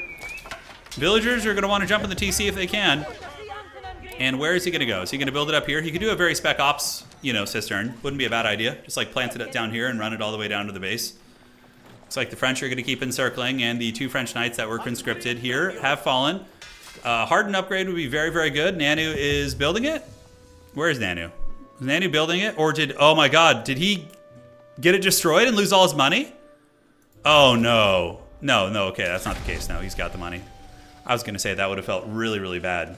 Hey, get some rest, Raj. Yeah, get some rest, man. Okay, so on the west side, all is calm. Rus aren't really doing anything. They're just kind of macroing up, which makes sense. A lot of infantry here for TNT. I'm surprised to see all the hardened Donso. He maybe scouted the stable and got a little bit nervous. But even still, that is a hell of a lot of Donso. But he is getting his cattle ranches and is progressing to the castle age effectively. So well played there. Yeah, I think at this point, you just give up on the cistern idea and try and build the landmark, any landmark in your base. And just defend it with spears. The French knights are not going to want to dive your base under your TC with a bunch of spears. That's for damn sure. Right, especially if they're hardened spears, which it looks like they are being upgraded. They're not. Oh, don't build it over there. Oh, the French are all over you, dude. You got to build it in your base, like tight. Or down here is good. Yeah, build the cistern over here. And just run it here, and the spears can defend. The TC is going to be close by. Oh, man, he's getting his villagers butchered. Jordan is all over him, dude. Jordan is basically playing this like a 1v1. And it's working well, very, very well. So the Byzantines going to continue the trend of suffering tonight, even though Byzantines are actually one of the strongest civs in the game, I've heard they're very, very good. Although I don't know about FFA. Over here, Byzantines going to be setting up the tower. Now, see, this is the right idea, the Golden Horn Tower. Just do what you can. And look, the Akatroy defenses are activated, but the French knights are coming over in great numbers. And they're going to try circling about. The spearmen need to be rallied over here. And are they hardened? They are. Okay, so the spearmen are not going to be potatoes. The French could dive this. But Nanu is massively, massively behind. Massively behind. Up in the north, we do see the English. They're going to be setting up the White Tower, so people now reaching Castle Age, right? So that's pretty big. Nanu was rushing Castle Age, which was a good idea, and maybe Nanu's going to be able to recover. There is a chance, because Nanu has fishing, so there is some alternative food going down, and that's going to be the Golden Horn Tower, which is going to start producing some good units. So immediately, pumping out Royal Knights is very, very helpful, and you need to get these spears upgraded to Castle Age ASAP for Nanu. Jordan, on the other hand, needs to be building archers and, double archery range, and needs to be battering ramming and coming in for the kill. Because if you let this Castle Age fester for too long, there's a chance the Byzantines are going to be able to just tech victory you, basically. Just beat you down in tech. What makes Biz good is pretty universal. They can always outpace your unit production while you... Yeah, that makes sense. So, do we have a player eliminated somewhere? What the hell is happening over here? Oh my god, wait, he's got all of his workers. Did he disconnect? What? I looked on the minimap and I saw like 3 units. Did he? That must have been a DC. Because he's got all of his workers. Okay, he has 2 Nesta Bees. I don't see how he was defeated. Must have been a disconnect, I would imagine. Or did his town center get killed or something and I missed it? Well, anyways, yeah. I guess that is 1 player down. I think it's a disconnect. Remake? No, we're not remaking at this point. The internet is part of it, You gotta have that strong internet to win these games. Up in the north, we do have some skirmishes, so it looks like the Vape King is going to be 420 blazing it here on his opponent. So he's got the Men-at-Arms rush coming out of the Burger Palace, and the Holy Roman Infantry are going to be torching the riverfront. So we are going to be seeing the fishing boats go down and a lot of economy tanking there. In the meantime, the English are chasing down the mangonels, so using their Haggard spearmen and longbows, they are able to get the job done. And now diving into the town center here, a huge mistake. You're just going to lose all these spearmen. And losing this army under the Holy Roman town center is really, really not a good idea, because they're just going to come back and they're going to clobber time you with the maces. And you would need these longbows to defend your base. Although the White Tower is a very, very good defensive tool. Hill's going hard in the paint here, though, versus Vape King. But Vape King is going to be able to drive him back. Vape King does not have any relics yet, so he's just kind of, you know, looking to defeat blue as they have a border skirmish. And yeah, you want to run back to that white tower if you can. So we do have stability here, and the Golden Horn Tower is going to be producing units. And is Jordan going to be going hard in the paint here? Does he have siege engineering? He does not. So no siege engineering yet, but gathering up an army somewhere, I would imagine. Yeah, he's still got all of his knights. It looks like Jordan might be giving up on the aggression, and rather is just going to be looking to age up. Yeah, he's got a lot of food, and there's the age up. Okay, yeah, so he was already aging up somewhere. I just didn't see where. Yep, okay, so it's going to be Guildhall in the corner. All right, all right. So did anybody get the ruler? I would imagine maybe Orange did, Dan the Pan. We'll find out in due time. He was nearby. He had some units there, so I suspect he went in and just kind of popped that ruler in the face. But yeah, the die is cast. We're going to have our conflicts. We have the Rus facing off against the Malians here. We have the English and the Holy Romans in the north. We also have the Byzantine Empire versus the French. And then over to the east, we just have somebody playing SimCity. It's just going to be Professor Finbar just AFKing in the corner and probably getting a massive advantage over the other players. So we're going to see how that works out, you know. But the downside of this, right, of being on your own is that if people politic, they can be like, oh, well, he's not fighting anybody, and let's go get him. He's grown strong, you know. That's probably the only downside, really, to being left into such a situation. All right, all right. So over to the west, we see a relic being stolen. The Rus are cackling pretty hard, able to steal a couple relics from the Malians. And those warrior monks, they are powerful indeed. 190 HP, pretty swift, even with relics. And are going to be moving back to the base to give the Rus some sustainable economy. Looking here, we have a siege warfare, so this is very, very fun stuff. Literally, their bases are within trebuchet range, and the Holy Roman Men-at-Arms come in. The Spec Ops unit, one of the Chads does go down. Hans has fallen, and Rudolph is also going down here. But they got the job done. They took one for the team, and the White Tower is now going to be getting besieged by the counterweight trebuchet. And ladies and gentlemen, the fight will continue raging on. We're going to see who wins this. We do have what appears to be horseman upgrades. Not a bad idea. Considering the English army is pretty much all ranged, the horsemen will be incredibly good to mix into that army when you go for the final push. Down here, the Malians do pick off. Ooh, the Malians stop 2 relics from being brought home. That's big. That's a big shutdown on the Rus. The Rus have how many relics so far? 2 so far with a 3rd here. I wouldn't be surprised to see the Rus come up here and fight for these relics. I mean, that is just a ton of money in the late game, so going for those, I think, is very, very good. So the Byzantines have stabilized a little bit. Nanu's score is still pretty low compared to Jordan's, but not by much, actually, only by 500, so it's within the ballpark. I mean, Jordan also sacrificed economy by, you know, doing such early aggression like that, right? And over to the west, we have, of course, the river, and the Guildhall is going to be generating stone. So classic French, just, you know, sit there, let it fester for like 2 hours, and then build a wonder in the late game and just, you know, win the game. It's good indeed. Trebuchets are going at each other, though. Both of these guys are factions that have a shit ton of durability, right? The Holy Romans have the emergency repairs, and the English just have, like, you know, a keep as a landmark. So they've got some good durability indeed. I don't know what he's doing with this trebuchet shooting the palisade gate, though. You think he'd be going after one of the towers here, but yeah, this is going to be a powder keg. This will eventually pop off, and they're going to be in total war here. It will happen in due time. Just needed to switch into like 50 horsemen, and then you could probably win that fight, I would imagine. So Dan the Pan, he is going to be moving his ruler out, and it looks like he scouted. Okay, Dan the Pan is looking for a kill. He just scouted the rulers. The treason has been used. As far as the armies go, this is a shitload of spearmen. Now, with like, I would say Diamond or Conqueror level micro, the Rus army probably wins this by just archer kiting the spears and then using the knights to run them down. But depending on their skill level, I mean, the Malian army could still win. They do have the throwing javelins and a lot of spear units, so the cav need to be microed very, very carefully. All right, so the English are aggressing now, and we do see the Holy Romans kind of chilling out. What upgrades? They do have the riveted armor, so they do have the ranged armor, which is good. Up in the north here, or the east of the map, we do see Professor Finbar not doing a whole lot, just hanging out, building military schools, and aging up comfortably. And he's Imperial, man. Professor Finbar is going to be an absolute Terminator. If he's got the skills to muster his armies, Finbar is going to be scary as hell. Like, the fact that he's just, nobody's pressing him and he's just chilling, that is nasty indeed. All right, over here to the west, we do have the Rus reaching the Imperial Age. And now we're going to be seeing Streltsy being pumped out with Knights. It's a very, very good combo. Rus heavy cav are insanely good. And then if you mix in Streltsy and or even just like Imperial Archers, this Malian army is going to get folded up like a piece of paper. I mean, they have a keep. The Malians, are they in the vicinity of reaching Imperial Age? They must be building it somewhere? No, man, these Malians are in trouble, guys. They're in trouble. Sitting on 50 frickin' food right now. If the Rus come for blood, it's over. The Rus are going to have elite knights, and man, let's see the upgrades that the Rus are getting right now. Yeah, so we have the elite archers and, yeah, obviously economic upgrades, but elite archers and elite knights, this army's going to just get melted. It's going to be a joke. But we'll see.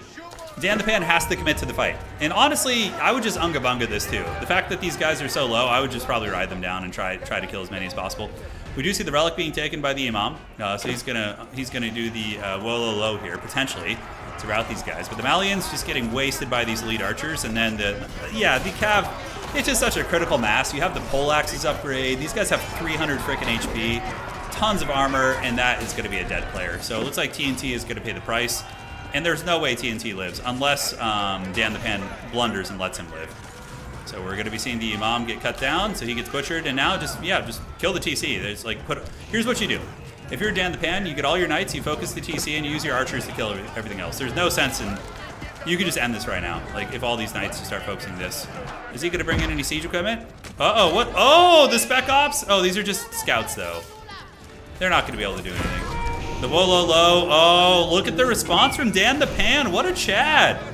And he's going to convert some of those guys? He does. So the veteran Sofa get converted. And yeah, and the militia, the Kremlin militia, arise at the TC, and they protect the Tsar. All right, Yaroslav was able to hold, and that is going to be the end, most likely, of the Malians. That was a cool gambit, though. I see you, TNT. That was cool, man. I liked your play, like sneaking around, going for the counterpunch in the late game. I thought that was very fun. Aside from this, we do have Mortal Kombat down here, so the Byzantines and the French are duking it out. This is going to be the end here. We are going to be seeing the final moments here of the Malian ruler, Mansa. He was a Chad in life, but this is the end for you, buddy. As the Rus are going to be claiming blood here, and that is all she wrote. So population increase there is going to be going to Dan the Pan. Well played to Dan the Pan. Now up in the north, the Civil War, not even a Civil War, but the neighbor war. This is the 100-Year War. It's still going, and nobody's really making progress. The English have trebucheted down what appears to be some walls and maybe a tower, but overall, Vape King is he's just chilling, dude. He's sitting in his vape-made fog of war. Whereas on the south side, this blood feud continues. The Byzantines they seem to have stabilized from their suffering earlier. You know, they seem to have stabilized. On the south side, of course, it is going to be Jordan. Jordan, you know, he had his moment in the sun where he could have aggressed and maybe gotten a kill, but he didn't follow through. So now he has to kind of deal with a more equal playing field where him and his opponent are both similar in tech. And I mean, he did do good damage though, so it kind of kept the tech advantage from being a big issue. That is for sure. So counterweight trebuchets. Why are they not shooting here? Hills, you get those old man hands, and you get the trebuchets shooting on the town center and this outpost. There should be constant nonstop pressure. You have a white tower with trebuchets under it. I mean, this HRE player should be actually losing this fight probably, although his army is very small too. He doesn't have a whole lot. Does not have a whole lot. All right, so the fight continues, and the Cherosiphones are here. So the Byzantines are cooking, quite literally. And the Cataphracts and the Royal Knights going to be engaging, and Jordan's army is not looking too hot. I mean, the Limitanai composition is going to be very good, mixed with the Royal Knights. The mercenaries, the French traders, really buffering it out. And the Cherosiphons are coming in. We're going to be seeing villagers hemorrhaging, villagers running for cover here. The Limitanai probably need to find their way over here, I don't know, and get on top of these veteran Royal Knights and start tearing them to pieces. Yep, you can see them taking big casualties here. French Knights, you know, spears are powerful. That's why there's a reason why spears are one of the most effective weapons in the history of warfare, because you can teach pretty much anybody to point them the right direction and thrust. So the spear is going to be hunting down the Knights, and these archers are going to start taking casualties as well, especially with the Mangonel here. But overall, a hold from Jordan, but not without you know, a sacrifice from his Knight Corps. And Jordan's economy is rough. He's only got, I mean, he did just get on this gold. Yeah, but Jordan's going to be hemorrhaging workers. Yeah, this is probably GG for Jordan. I think that Nanu's going to get him, because right here you can see villagers have been put in the tower here by Professor Finbar, and it's just methodically killing the workers here of Jordan. He's taking massive casualties, so that's very tough. Cherosiphons have gotten into the cookie jar, and we do see the Trebuchet, not Trebuchet, but the Mangonel doing some okay damage. Definitely time to activate Shield Wall if you haven't already to mitigate some of the archer damage. Archers will probably be able to stop this though. The you know, the Limitanai are still weak against archers. They're still spearmen. We do have some Arbalists in the mix as well, but the French have lost most of their good units, and we do see the Horse Archer Mercenaries raiding. That's so cool about Byzantines, like all the mercs they get. It's very, very fun. Yeah, and now Hills is doing it. All right, so Hills is finally shooting into the town center here. This is exactly what he should have been doing for the past couple minutes, but hey, better late than never, brother. Well played. And he's shooting into the town center and getting it down. The counterpunch from the Holy Roman Empires and the dreaded Vape King will come soon. I would imagine he's going to have to counterstrike, otherwise he's just going to get wrecked here by the trebuchets and keep losing infrastructure, and that's not going to be fun for him. And the Byzantines, hopefully they keep the pressure up for their sake. You know, if you let Jordan breathe, you know, there's a chance he can maybe get something out of his guild hall. Yeah, you see he collected his stone because he's desperate and has switched it onto gold because he's basically just broke. Like, if you just mass like Archer and, you know, whatever and Cav here, you probably just win. We'll see if he makes the tech switch, though. Nanu could certainly do it. Over to the west, what do we got? We have a huge Rus army, and the Rus basically have this whole side of the map to feast on. Vape King has lost a landmark, but the retribution of Sauron is going to be swift as he moves in with his Launchneck and Men-at-Arms with the big maces. English do have a choke point fight, though, and they have a lot of crossies here, and the crossbows are doing brutal damage. And if the White Tower can endure, and the English are able to fend off the Holy Romans here, there could be a big problem. Oh my god, the ruler's out! Henry IV is in the open. Oh man, if only Hills had some cav at the ready to go in there and strike him down, or even just use the trebuchets to boink him on the head. You could probably kill him with trebs if you had vision. Alright, so the Holy Romans looks like they have broken through the English defenses, and is this going to be the end for Hills? The English had some play here. I mean, the fact that Henry IV is just AFK over here is pretty massive, but the Holy Romans have an absolute steamroller. Oh my god, are the Rus are coming in? Alright, guys. Hills is going to be made into a sandwich here. He is going to be an Oreo. As the Rus are here to butter that bread. Oh, do the Rus know about Henry IV over here? Oh, I think he does. I think he used his treason and he sees Henry IV is in the open. Oh my god, that'd be such a freaking play if he goes there and gets the pick. Yeah, Henry IV is AFK here. Dan the Pan and an absolute dreadlord here. Oh my god, and he was not paying attention. Vape King has been vaping a little bit too hard there, and he goes down. Oh, and Hills has been rescued. But I think the English are going to be next. I think the Rus Cavalry Corps is going to come in and just butcher him. Not in this very moment. They're going to need to go home first and regroup, but yeah, dude, what an MLG snipe here. That was so good. That was so good and tasty. I loved every moment of that. All right, so the Elite Knights are coming back in. And now Vape King has fallen, but he's lost, but he's not forgotten. You know, we will always remember Vape King 85. Yeah, absolute slaughter for Hills. The Rus are Imperial with huge upgrades. Hills has been locked in a war, so he hasn't been able to really tech effectively. His entire economy is butchered. He didn't even try and run his economy. He's just like, just end me, bro. Just put me in the can. And yeah, the Rus are going to be obliging. So yeah, suddenly a new power rises in the west. The Sauron of this game is 100% going to be Dan the Pan. In the meantime, Mortal Kombat continues here between the Byzantines, who have their mercenaries from all across the realm, as they do glorious battle with the French armies, but it seems the French, with their Arbalists, as well as their Men-at-Arms and Knights, are able to hold the line a little bit longer. Although, I don't know, that armor is really, really problematic. The French have, like, no gold. Jordan is just destitute, and he's losing houses, too.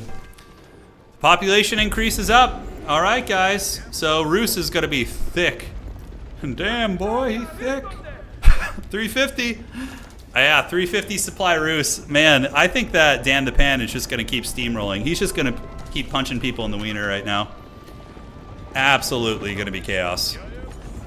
All right. But, you know, there still is a major power over in the east, although he doesn't have a population increase. We do have Professor Finbar, who has been doing God knows what. What is he even doing? Is he just gathering resources? Yeah. I guess he's just building walls and enjoying peace. But the Rus will come for you, and there will be no peace. Yeah, Rus are looking really scary. I mean, they're probably going to win unless the entire lobby unifies against them now. Oh, the Ottomans came to try and get a kill. They were coming for the scraps. Okay, that's where their army is. Yeah, they're gonna be in trouble. Dan the Pan is looking to be a menace. He's definitely seems to be the strongest player in this game. Just from like his macro and decision making and everything, I think he seems very good. So Dan the Pan is out for blood. Is he going to get every king? It's totally possible. I mean, this blood feud needs to be put aside. I mean, Jordan, the only way they could really deal with Dan the Pan is if Jordan is allowed to expand across his river, grab some gold, and starts backstabbing here while the other players also attack him. If they unify too late, then Dan is just going to win. Although his economy isn't insane or anything, and the Ottomans are still scary. Even with a smaller army, they can trade pretty cost effectively with their bombards and trench guns. Like the Rus love their heavy cav, right? And the Ottomans are a hard counter against heavy cav, essentially with the trench guns and the Janissaries and all that goodness. All right. So I think we're going to be seeing the end here for our for Nanu. Look at the score difference, Jesus. Oh my God, 16,000 against 3.8. That is so freaking savage. And this is just like a bunch of feudal age archers down here. Oh my God, the steamroll is coming. The Streltsy, as well as the elite knights. Yeah, the Rus do they have 4 king kills? Oh Jesus, dude, they got 4. Yeah, this is going to be Gotham's reckoning right now. They're on their way. Hey, Hills, GG, dude. It was fun watching you, man. Nanu's got this? No freaking way, dude. Look at this. I know you're being sarcastic, but yeah, this is brutal. Oh my God, the Byzantines. This would be like if aliens showed up on Earth with like sci-fi weaponry, and this is the difference in tech and power in these armies. You know. The Rus are just going to move in and just start hunting. I mean, where is the ruler even? Is he running? Oh, he's making a run for it. We got a runner, Basil II. All right, Basil makes it through the gatehouse, but I don't think you're going to make it much further. The Rus are just fully erect here. That is a lot of just big, thick Slavs here coming for blood. And a valiant defense by the Byzantines. Is he going to get away? Oh, is he going to make it to the keep? No, he didn't even make it. He got run down. Oh, dude. Oh man, Professor Finbar, this is the price you pay for being timid in the corner. Now the true threat has arrived. Rule from exile in France, yeah, the classic. Yeah. All right, guys. So the elite knights are here, and why are you running? Why are you running? You need to hunt these guys, man. Run them down. Yeah, this is a pretty limp resistance. Not that it's Jordan's fault. Jordan basically did a feudal all-in and it didn't work, and you know, that's a risky one. So now Jordan is going to get it pretty bad here from the Rus. Where's Jordan's ruler? I believe it's sitting in a keep somewhere. Let's go check. Is it down here? Oh, is it in a boat? Oh my God. Philip IV is in exile. He's going to have to rule from another country, I guess. Oh, dude, look at him crossing the river. I love that from Jordan. That's hilarious. All right, so he's going to be dropping off here, and yeah, this should have happened a little earlier. You know, the army marching. I mean, if they can get a lucky snipe on Dan the Pan's ruler, Dan the Pan probably has his ruler in a safe spot. Although he's still just here. No, the ruler is sitting in the Spasskaya Tower. Yeah. All right. So absolute demolition of the French base. So it's not going to matter. Philip is going to go live in exile. But where did he go even? Yeah, oh, look at the Streltsy hunting him down to the river. Oh, that's so funny. Oh, he's in exile. Is he going to make it? Oh, and the king sinks. Oh, and it gives the population and cap increase to orange. Dude, Dan the Pan, an absolute terror right now. He is causing so much havoc and so much mischief. It is a reckoning. All right, so what's going to happen here? The final showdown between the West and the East. The East, of course, I think the only chance that you have as Professor Finbar is to build a wonder. That's the only chance. And he doesn't seem to have the stone for it, so it's probably just GG. I mean, the Rus army is so menacing. And look at the Dan is at 450 now. He's going to be at 450 population. And the Ottomans are like, oh, hey, guys, I'm here, too. And now they're just going to get just cut to pieces. I mean, they'll trade well in this fight with their trench guns, but the Rus army is just going to be a Zerg. Yeah, the red tide is going to be coming. Yep. Accept your fate with grace, says Dandy Dragon. Yeah, it's not going to be pretty. I mean, even if you have the counter check, that Rus army is is actually 500 supply. Although they only have 233 in military, but yeah, this is it. This is a fat army. This is actually one of the biggest ones I've seen. I mean, I've seen people steamrolling lobbies before, but this is next level punishment. The orange army is here, and the Ottomans are going to be on the defense. They've got to just build a wonder. That would be their only chance, is to like Helm's Deep with a wonder. He's building walls. I don't know what he's hoping to get done with that, but yeah, I mean, just the steamroller will continue moving until morale improves. It's like that scene in Austin Powers when the guy is like laying there and he can't get away from the steamroller because he just won't move. And it's like it's going to run him over, but it's moving really slowly. That's basically what's going to happen here. Windsor's here. All right. So Dan, cleaning up shop. We do get the Elite Sipahi and the Janissaries doing their thing, trying to force these guys back. We're going to do one more FFA after this. I'll host it, and it's going to be a Thunderdome. We're going to do a really small map. What's the smallest, most not grindy, but the smallest, most Thunderdome map you can do? With, like, the least space possible and, like, just Haggard pit fight. I don't know if it's changed, but let me know that, and we'll do it. Yeah, he might turtle, but, I mean, he's literally destroying, like, keeps just with gunfire. We got so many Streltsy. Oh my god. Streltsy are very, very good units. Alright. Yeah, maybe trying a snipe on the king, but Dan's king is really well defended. He's in this Baskaya, and the Rus would see it coming a mile away. They have vision all over the place, right? There's nowhere to really sneak in on that king. Mountain clearing. Isn't mountain clearing the one... so Glade, mountain clearing, Black Forest. Now, Black Forest is just suffering. Black Forest is like a 4-hour-long, like, Doom game. If we're going to do Black Forest, it's going to be the first one we play on stream. Yeah. Alright, so Dan's going to pull back, and the charge is going to happen here. Does not look like it. Battering ram's going to hit the gatehouse, and the Ottomans are going to make a valiant defense, but... Yeah, this is why in the modern FFA you can't be too defensive. If you sit back for too long, people just get too powerful. You know, even if he can match him on other fronts, like macro and skill and whatever, not gonna matter. He's just too thick. The only thing would be like a wild attempt here. Blade and mountain clearing take the throne for smallest map. Haywire starts TCs together, but is runner up because you can run to the corners. Got it. Haywire or... Haywire sounds fun. Yeah, Haywire sounds fun. Alright, this is basically over. I mean, I don't know. There's not too much commentary to give you guys here. This is just going to be... It's just a methodical demolition, and it's just going to... It's only a matter of time before the Rus steamroller arrives. And, like, they've just got more coming. Look at this. Just, like... It's like... oh, what's that movie? Dude, The 13th Warrior is an awesome movie, by the way. That movie was so much fun. I remember watching that as a kid and thinking, I was like, how intense it was when the tribe comes down from the mountain and you see the line of fire coming with their torches and they like approach the village and then the Vikings are there like defending it. Dude, super heavy metal. That movie is so freaking good. Yeah. And then you get the Viking chieftain, the Viking warlord guy fighting the abomination in the cave. Yeah. It was fun. Alright, so moving on over are the Elite Knights. They're just going to go straight for it. I don't see any reason not to. Ottomans have a bit of a defense here with the Great Bombards. But that is probably gonna be it. I gotta remember the hotkeys for this game, man. Is it Control A is select all, right? Oh man, and select idle villagers. I think I still have that hotkey. I'll check after this. Yeah. But he's trying to repair it. Just desperation mode. Rus are just cleaving through the houses. This is mostly a formality at this point. Kingdom of Heaven is fun. Yeah, I enjoyed that movie. It has its flaws, but it's a fun movie.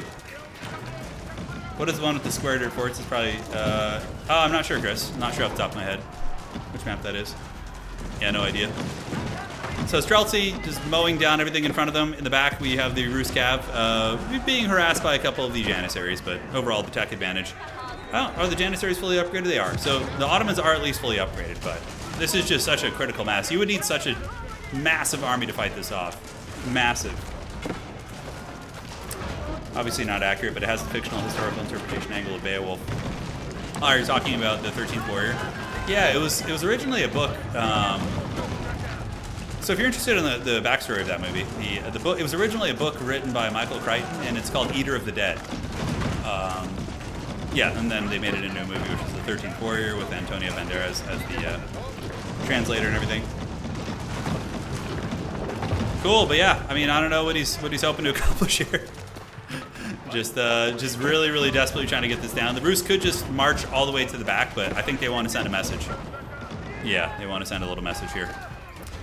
I can just imagine the Osman the First sitting like in the parapets here, up in the ruins, like shooting a bow, just like an absolute Chad, trying to survive. But it's not going to work.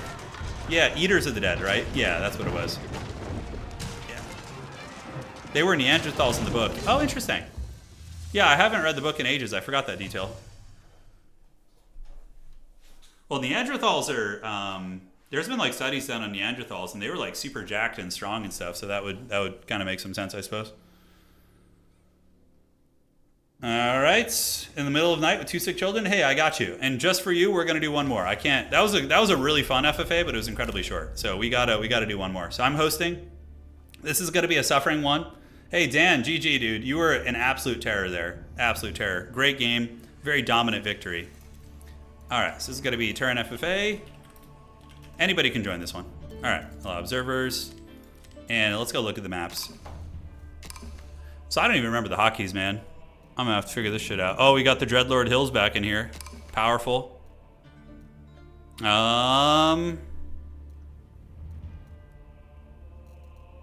do we want to play? I like barely remember how to play this game. Not even lying. Oh, this is gonna be rough. I'm gonna get wrecked so bad. Haywire.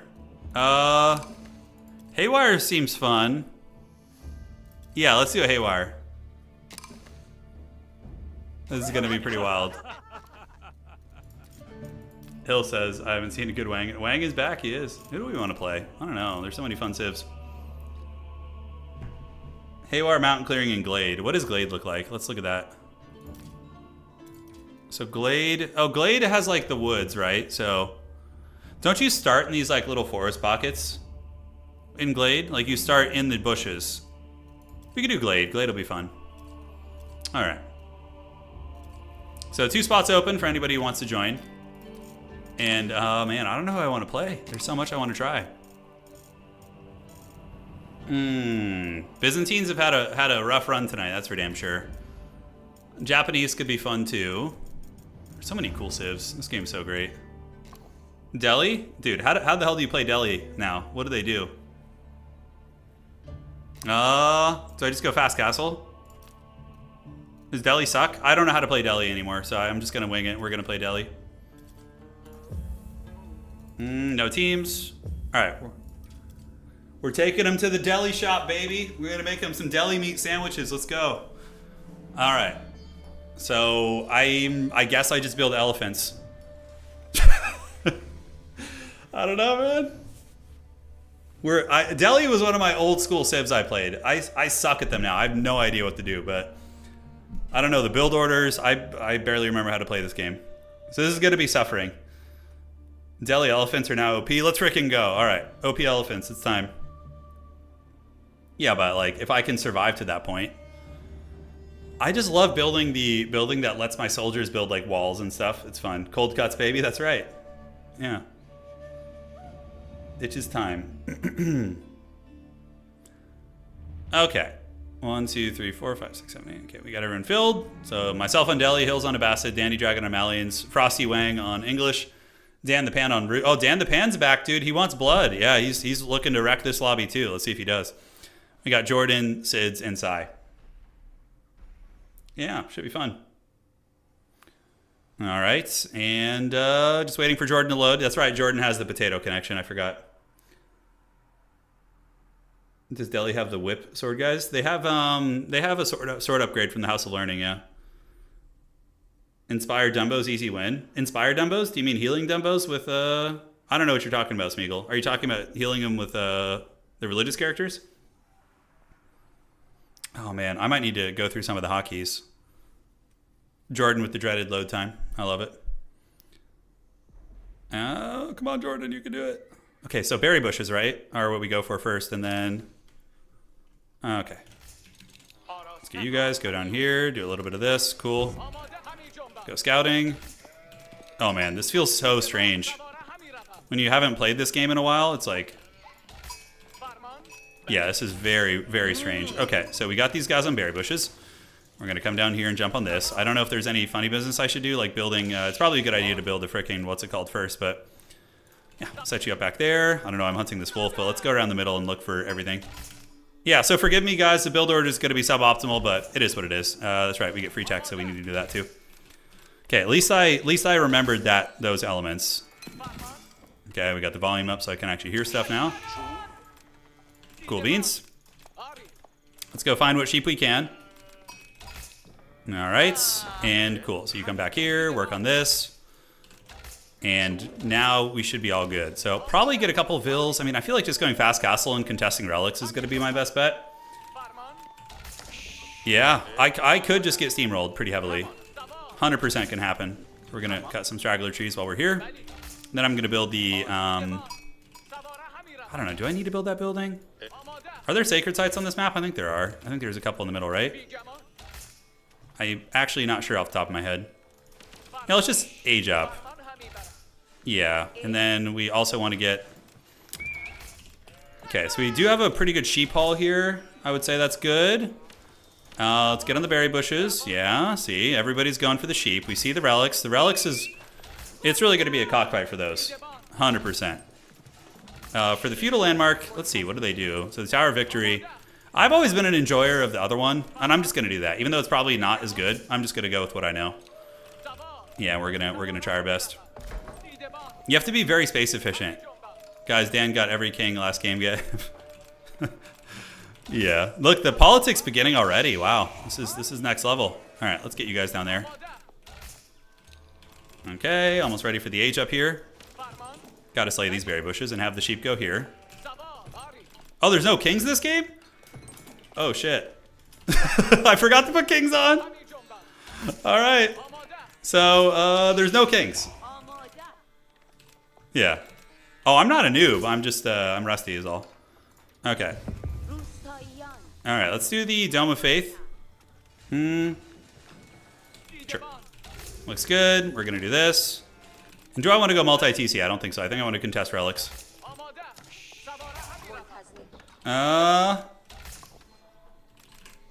Turin wants traditional FFA, clearly. Yeah, no, absolutely. Okay, let's turn in here. Do a little bit of this. Okay, because we need to get the blacksmiths going and everything. I do. So let's go all the way around here. Yeah, see what we got. Okay, so the gold is still going. I'm gonna get some on lumber so I can build my my religious buildings and start getting the free techs. Yeah, so there's no king, which it's gonna be a fun change of pace, right? We've had the king games. So let's see how this varies. Relics are kind of far away from me, unfortunately. Like, I don't have any like super good relics. We need to explore everywhere. I see a couple that are within. If I can get at least like 2, I'm gonna be happy. Because although, what other civs are relic hungry here? Not too many. The Rus are. The Rus will probably go hard on the relics, 100%. All right, let's get the free tech here. Get the mining tech coming once we age up. And almost enough to build the religious building. Okay. More relics up top.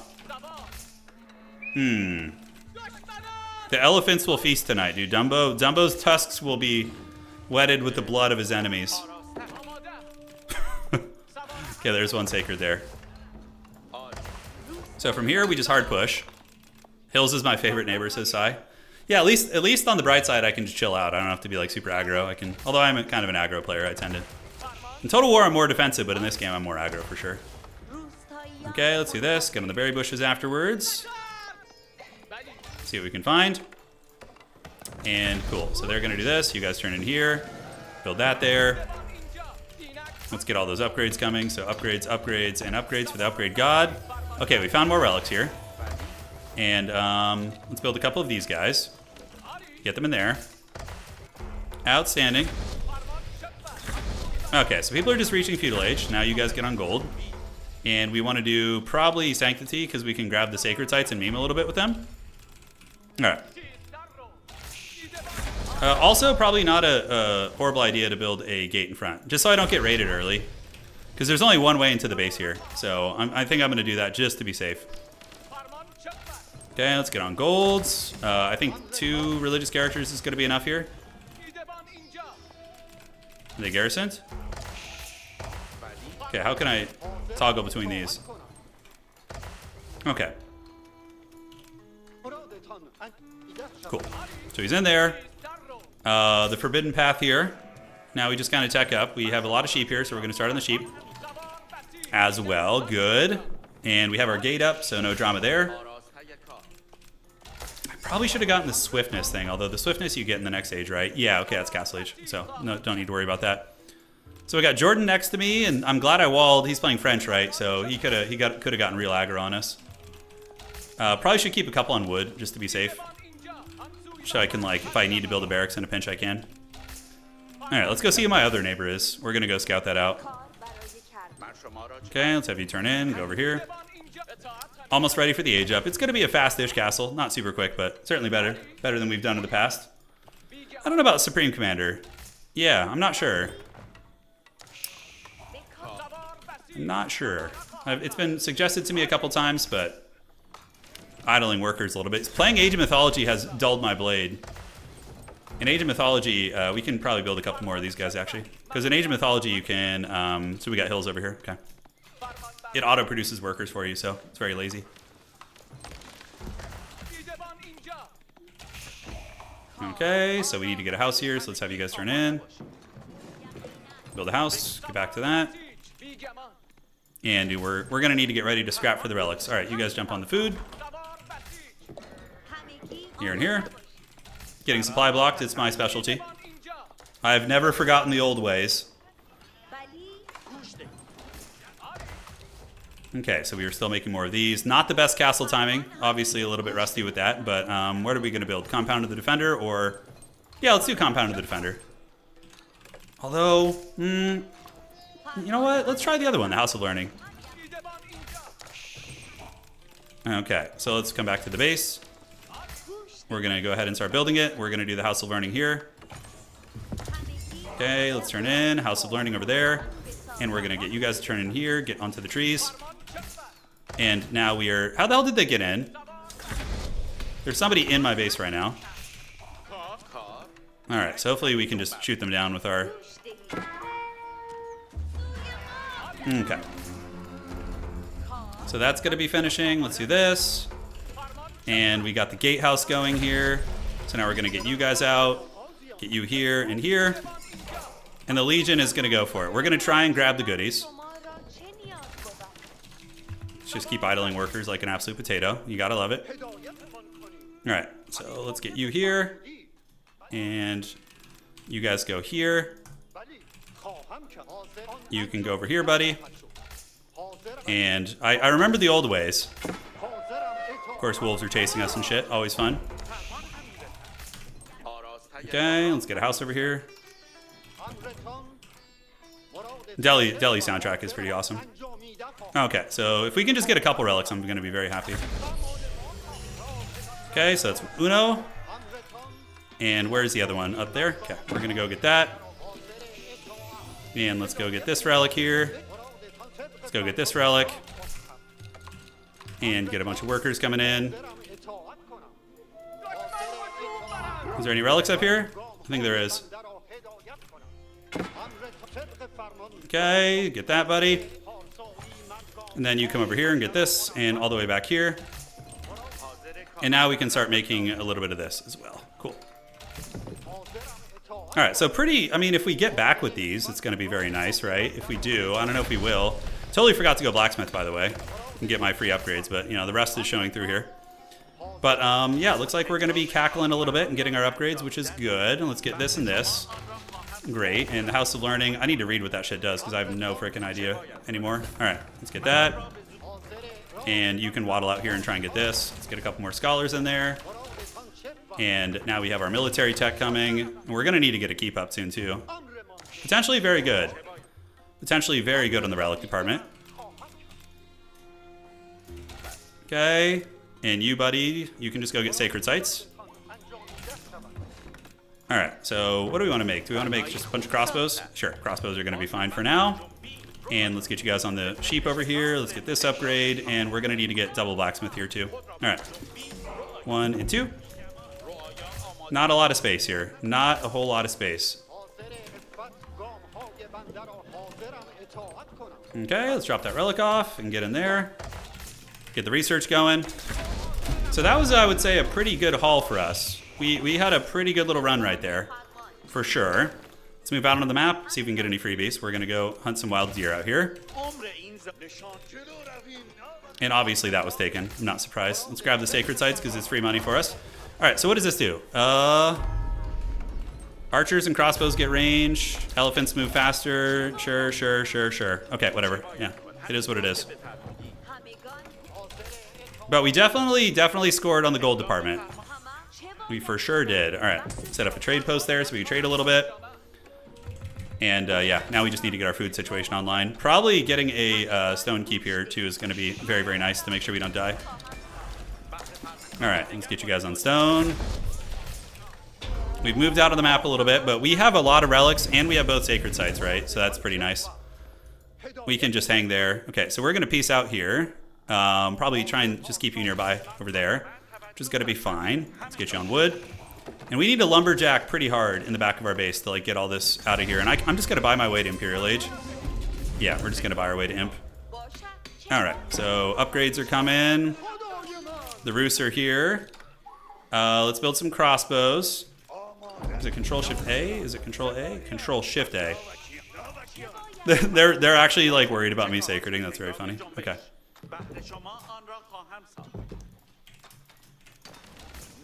Okay.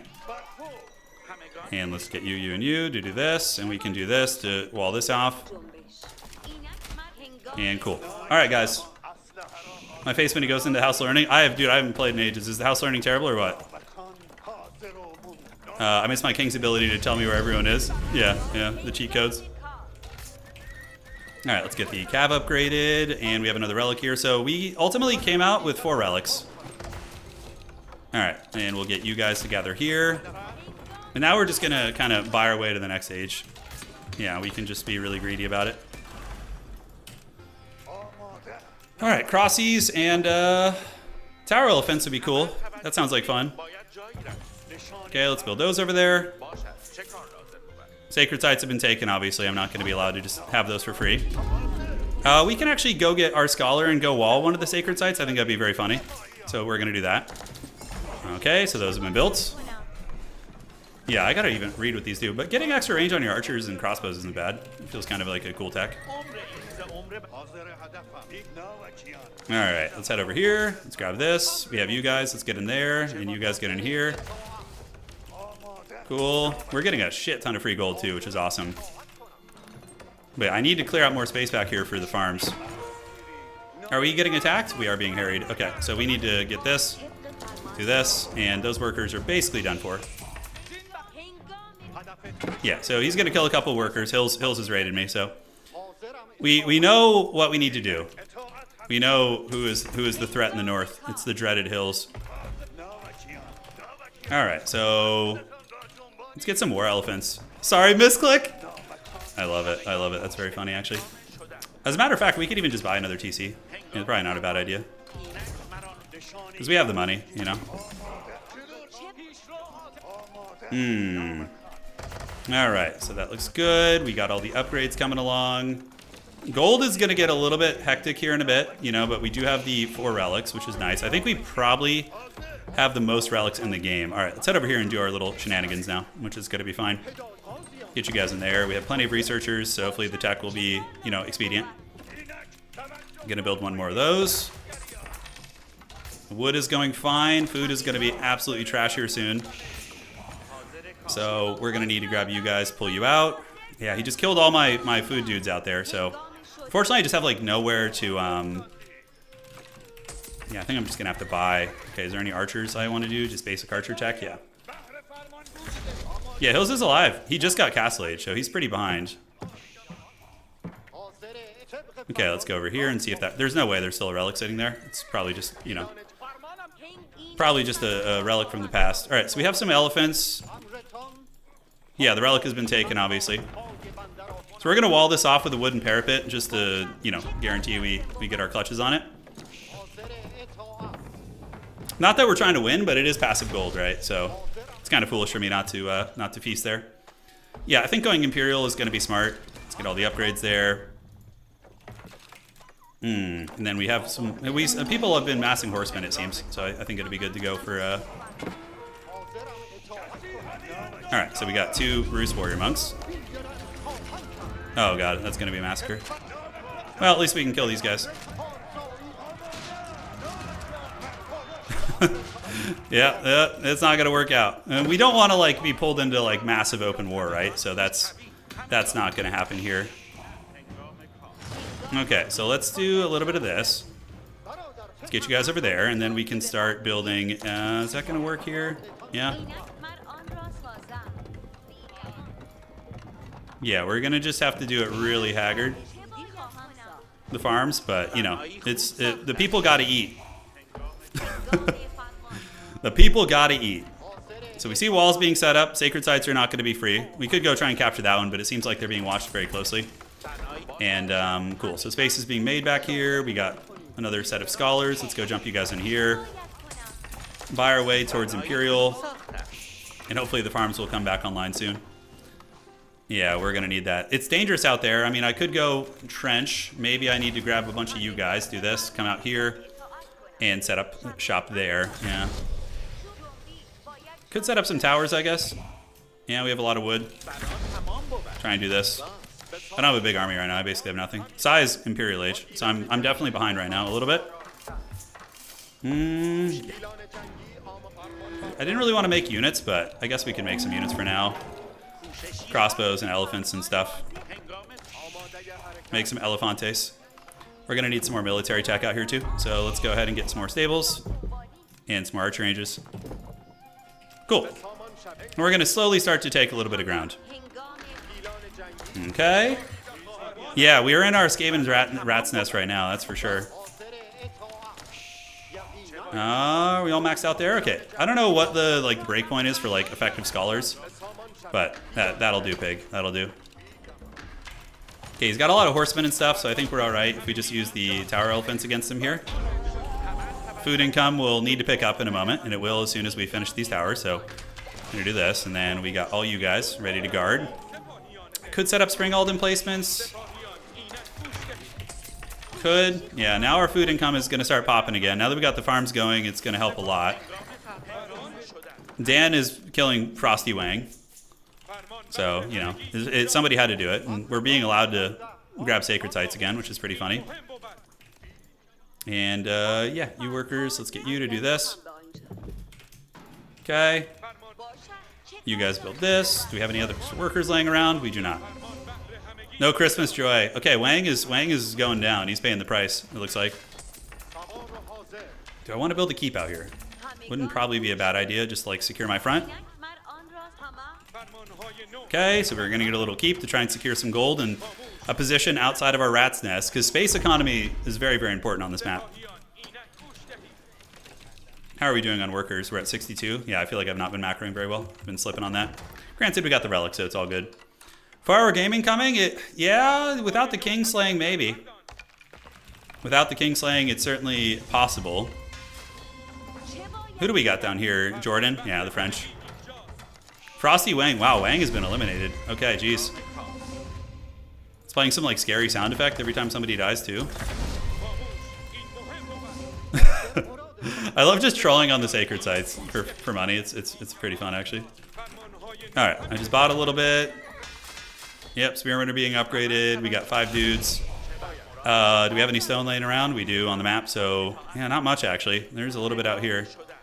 Let's see if we can get the stone and get some upgrades. All right, and then we're gonna need houses here. You can just slap some houses down because we don't have space. So this, you just got to kind of build wherever you can. Let's get the village fortress going. That's right, we could have been utilizing the village fortresses as well. The rust is showing through.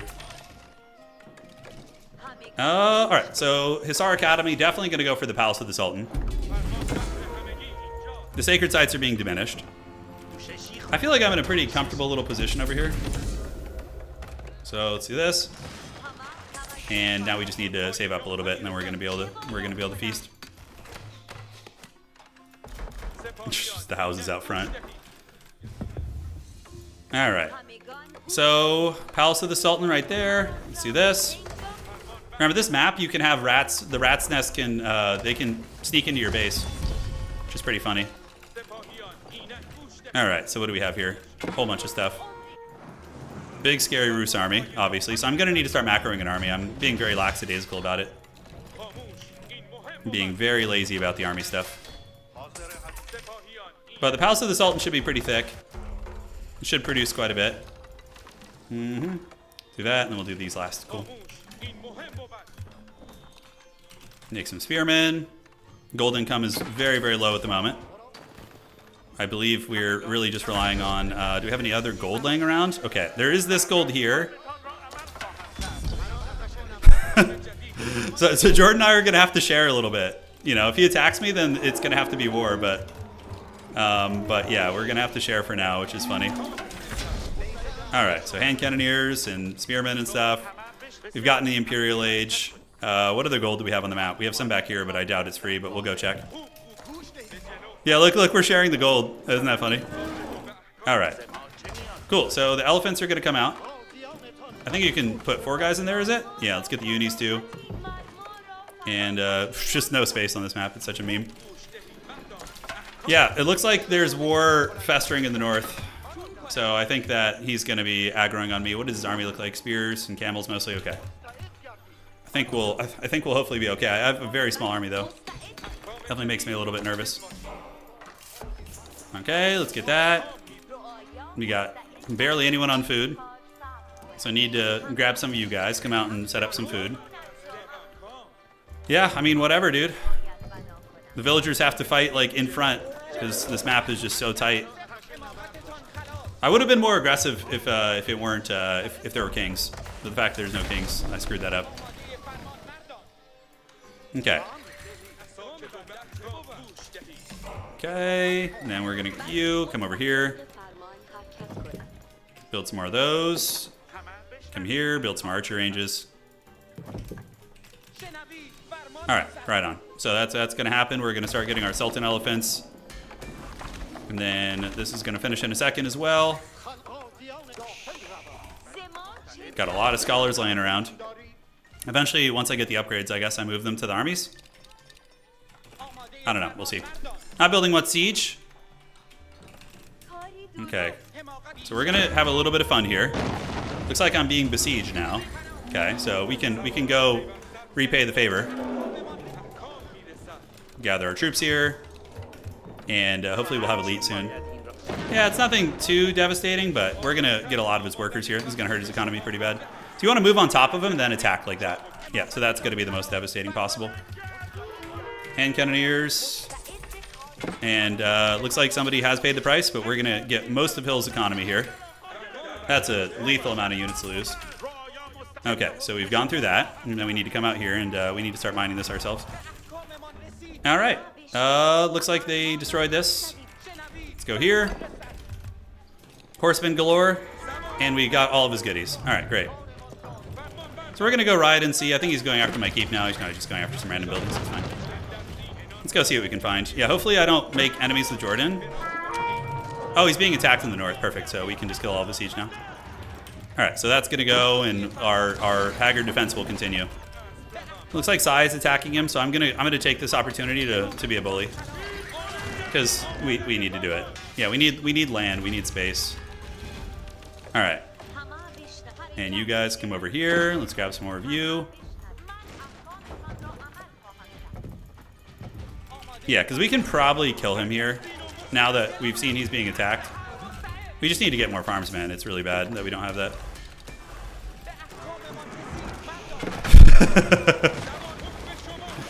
All right, let's fight here.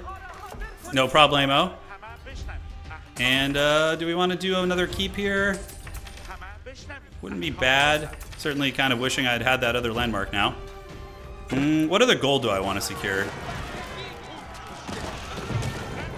He says I'm getting Turin. That's funny. To be fair, you started it. You know, that was definitely on him. All right. Okay, let's pull you guys back. Pull back. Definitely want to make the gun and crossbow elephants if I can. These things rule.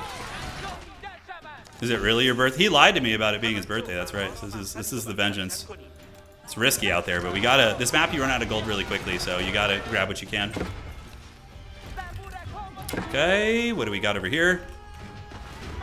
And let's set up a little wall here, and we can make like a farming enclosure over there. Go, my elephants, feast! Feast! All right, the betrayal. Yeah, the plot thickens for sure. Okay, let's get on this. And I think there's like mostly open space back here. Yeah, this obviously is Hill's main base is back here. Okay, so we know where he is. So we need to just kill him now. And also keep an eye open for trade posts and stuff. You know, it's going to be pretty big. So what do I need production-wise? We need some more barracks. I don't have much in the way of barracks, and let's get that siege work going. Cool. Oh, it's another Delhi player. Oh, it's Byzantines, never mind. I didn't want to fight this fight. We will if we have to, but... Spears, and... Oh.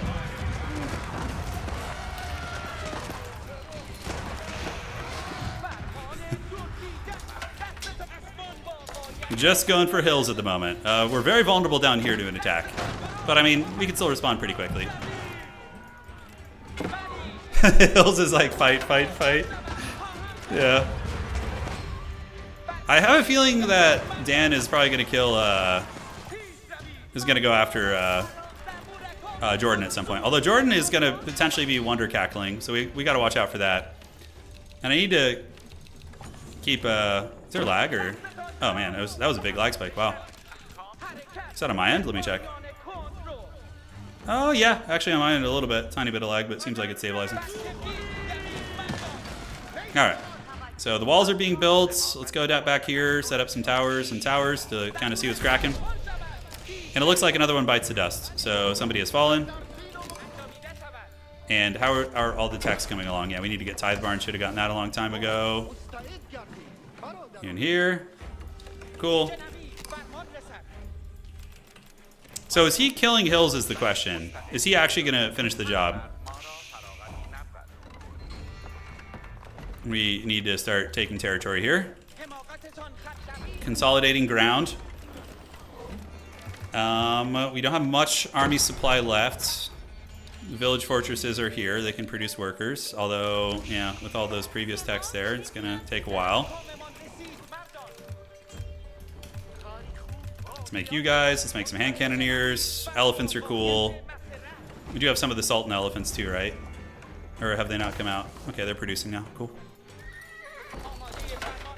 Yeah, lumberjacking into the back of our base is also a thing. I need to make sure Hills is actually dead before I attack somebody else, though. I can't let him live. He's too powerful to be left alive. Alright, yeah, our food economy still blows. What else is new? Let's go over here.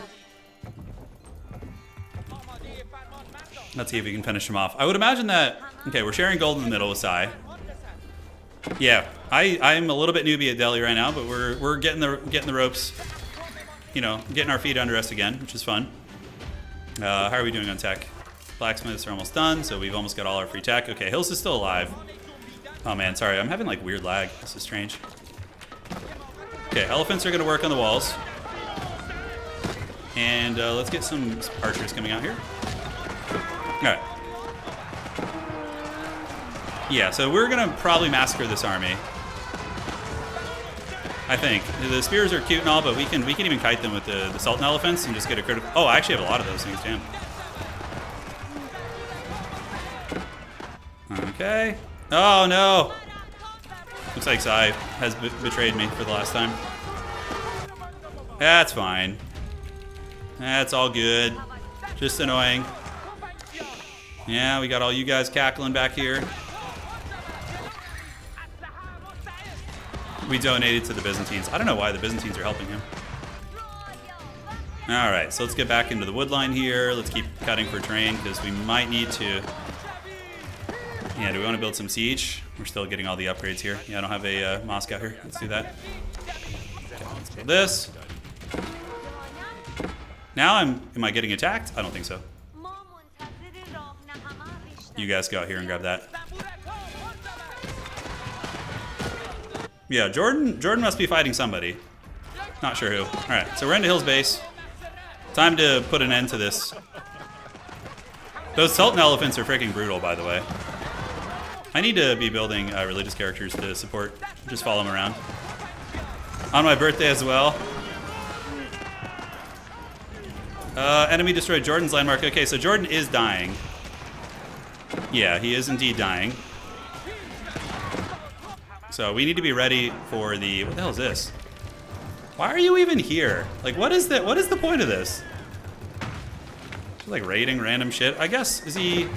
He gets a bounty for killing units, right? Okay, so we need to kill the House of Wisdom.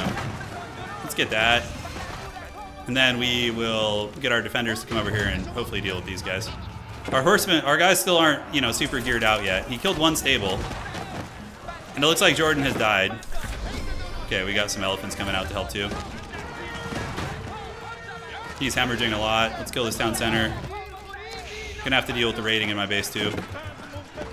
Alright, so we got this. Almost got him. Refusing to throw the ring into the fire? Yeah. Who knows? Okay, so we got spears coming out. Spears galore. You guys work on that. The elephants are pretty chad, so we'll pull them back. And we're just going to need to get some healers with our army. That's the only thing I'm not really doing well. I mean, there's a lot of things I'm not doing well, but that's a big culprit. Gotta remove the threats, you know? Dandy Dragon wants to know where I am. In the bushes. I am in the trees. Okay. We're almost there on upgrades. Yeah, is Dan a tyrant? It's harder to become a tyrant though here. It looks like Dandy and Dan are having a fight. They're having a falling out of some sort.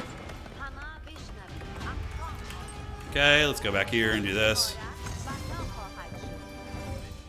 And do that, and then we can throw down a keep back here to protect in case we get raided. And now you guys get this. And the rest of you guys just finish off these workers. So yeah, we have a one dead player. We need to scout to see if he's got a marketplace. Alright, let's come over here. They should have the healing and everything. Almost everything is fully upgraded, I think. Yeah, except the siege stuff. And maybe Hills has a trade post for us too. It's very, very possible. Set up a gatehouse here and come check. Let's use the Delhi Sprinter abilities, which is awesome. Yeah, this is the last one of the night's Uranium. We'll have another one when I get back from vacation though. Alright, so the elephants are getting healed. Any markets? Probably's gotta have one somewhere. Alright. Now we just scout. Let's pull our army back so we don't get backstabbed. And see what we got. GG Hills, well played, man. You just wiped my workers too many times. I couldn't have it. Cheers. Okay. So I don't think he has a market. Now, oh god, the Rus War Machine is here. Alright, time to see if we can fight. It's gonna be tough. Let's grab you guys, get a bunch of these, get a bunch of these going. Pretty fortuitous timing though. It could have been while I was busy elsewhere, but at least it's happening. Yeah, at least it's happening now. Alright, so let's get you guys out. Let's get our scholars together and prepare to fight. It's a pretty good army. A lot of battering rams and stuff. I do have a good army of my own too though, so maybe it'll be alright. Alright, so the scholars are on the way. I'm just going to gather my forces before we fight, and then we're going to march out, do a little bit of this, do that, and cool. So let's march, get the horsemen ready, and see if we can fight them. No idea how this is going to go, but we're going to go down here and then loop around the side. See if we can get these goodies. Yeah, he's consolidating his position. And, yeah, he's watching the horsemen here. That's fine. Alright, you can see he's keeping an eye on things. Yeah, if I can just keep his knights busy, that's fine. Right, see how his knights are all watching these units here? You just keep running back. Oh, these are actually, my guys do have the anti... I forgot my freaking houses were all out front. Yeah, that's not good. I'm having serious lag, by the way, so sorry about this. Okay. Yeah, it's a decent fight, but not as good as I would like. Oh my god, I'm lagging so bad. What the hell is this shit? Are you guys... Is the stream lagging? Let me know. Alright. Horsemen, Spearmen and Company. Let's buy a little bit. Mainly has artillery left. We lose a keep. Hopefully it's not lagging for you guys. I don't mind if it's just me, but if it's you guys, that feels bad. Alright, let's get you guys onto the artillery here. Start targeting those guys down. And are we going to get any? I don't know. Let's find out.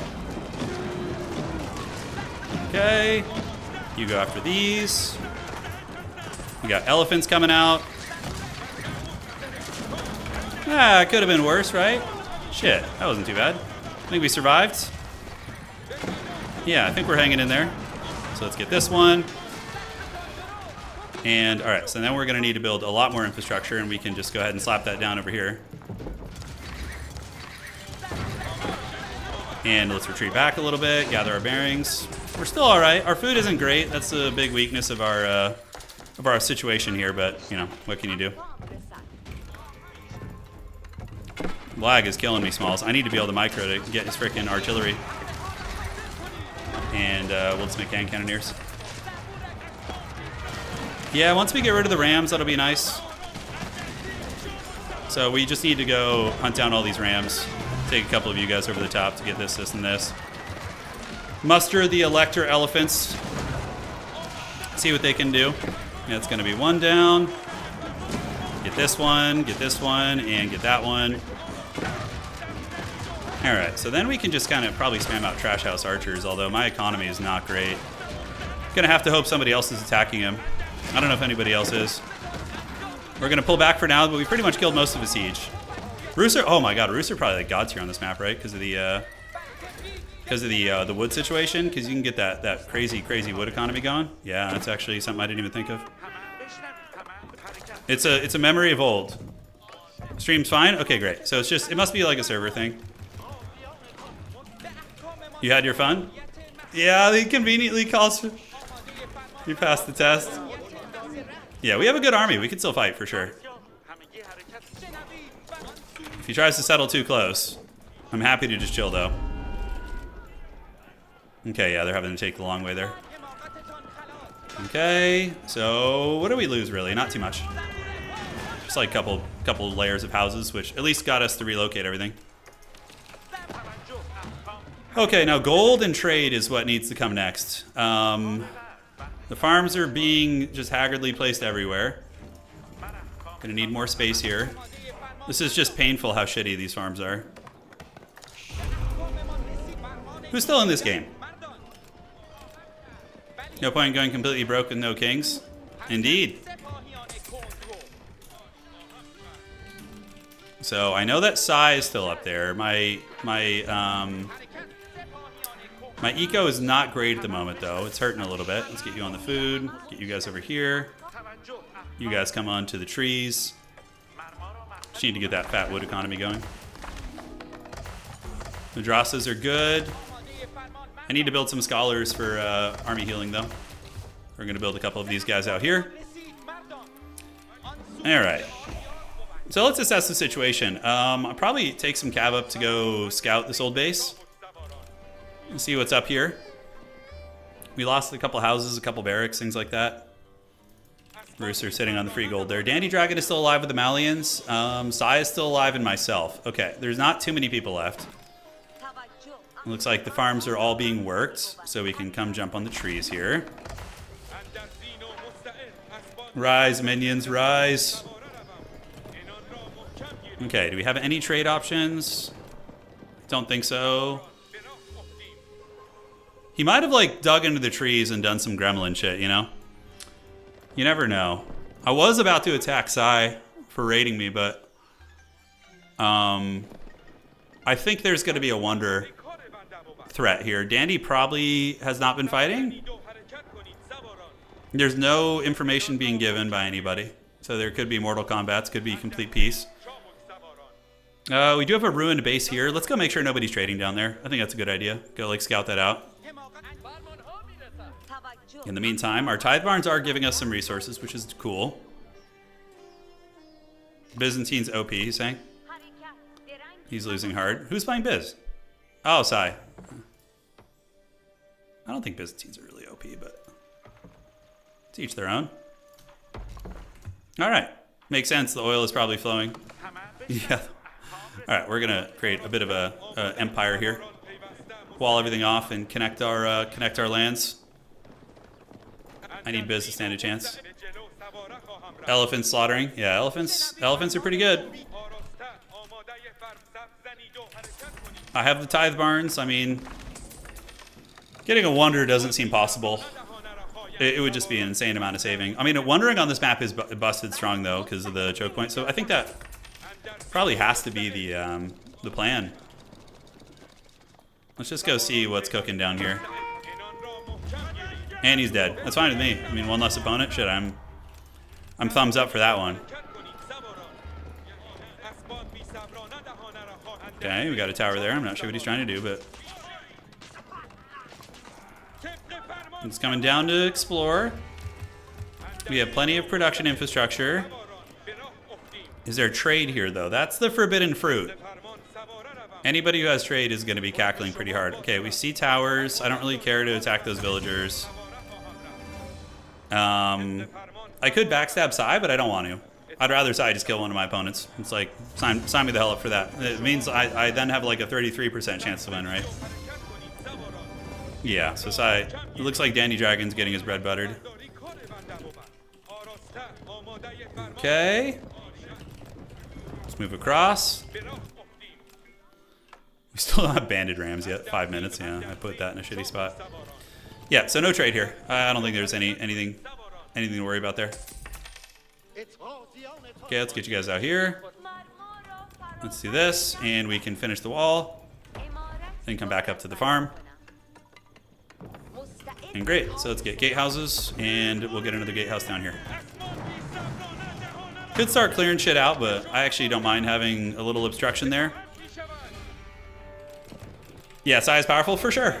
But like, there's no king in this. I forgot to put king mode on, so we're playing like old school FFA right now. So there's no pressure for me. I can just... Although I would have gotten a king kill. I would have gotten maybe 2. Right? Who did I fight earlier? Nah, maybe 1. I probably would have 1 by now. Just 1. Alright, so we have our religious characters and everything.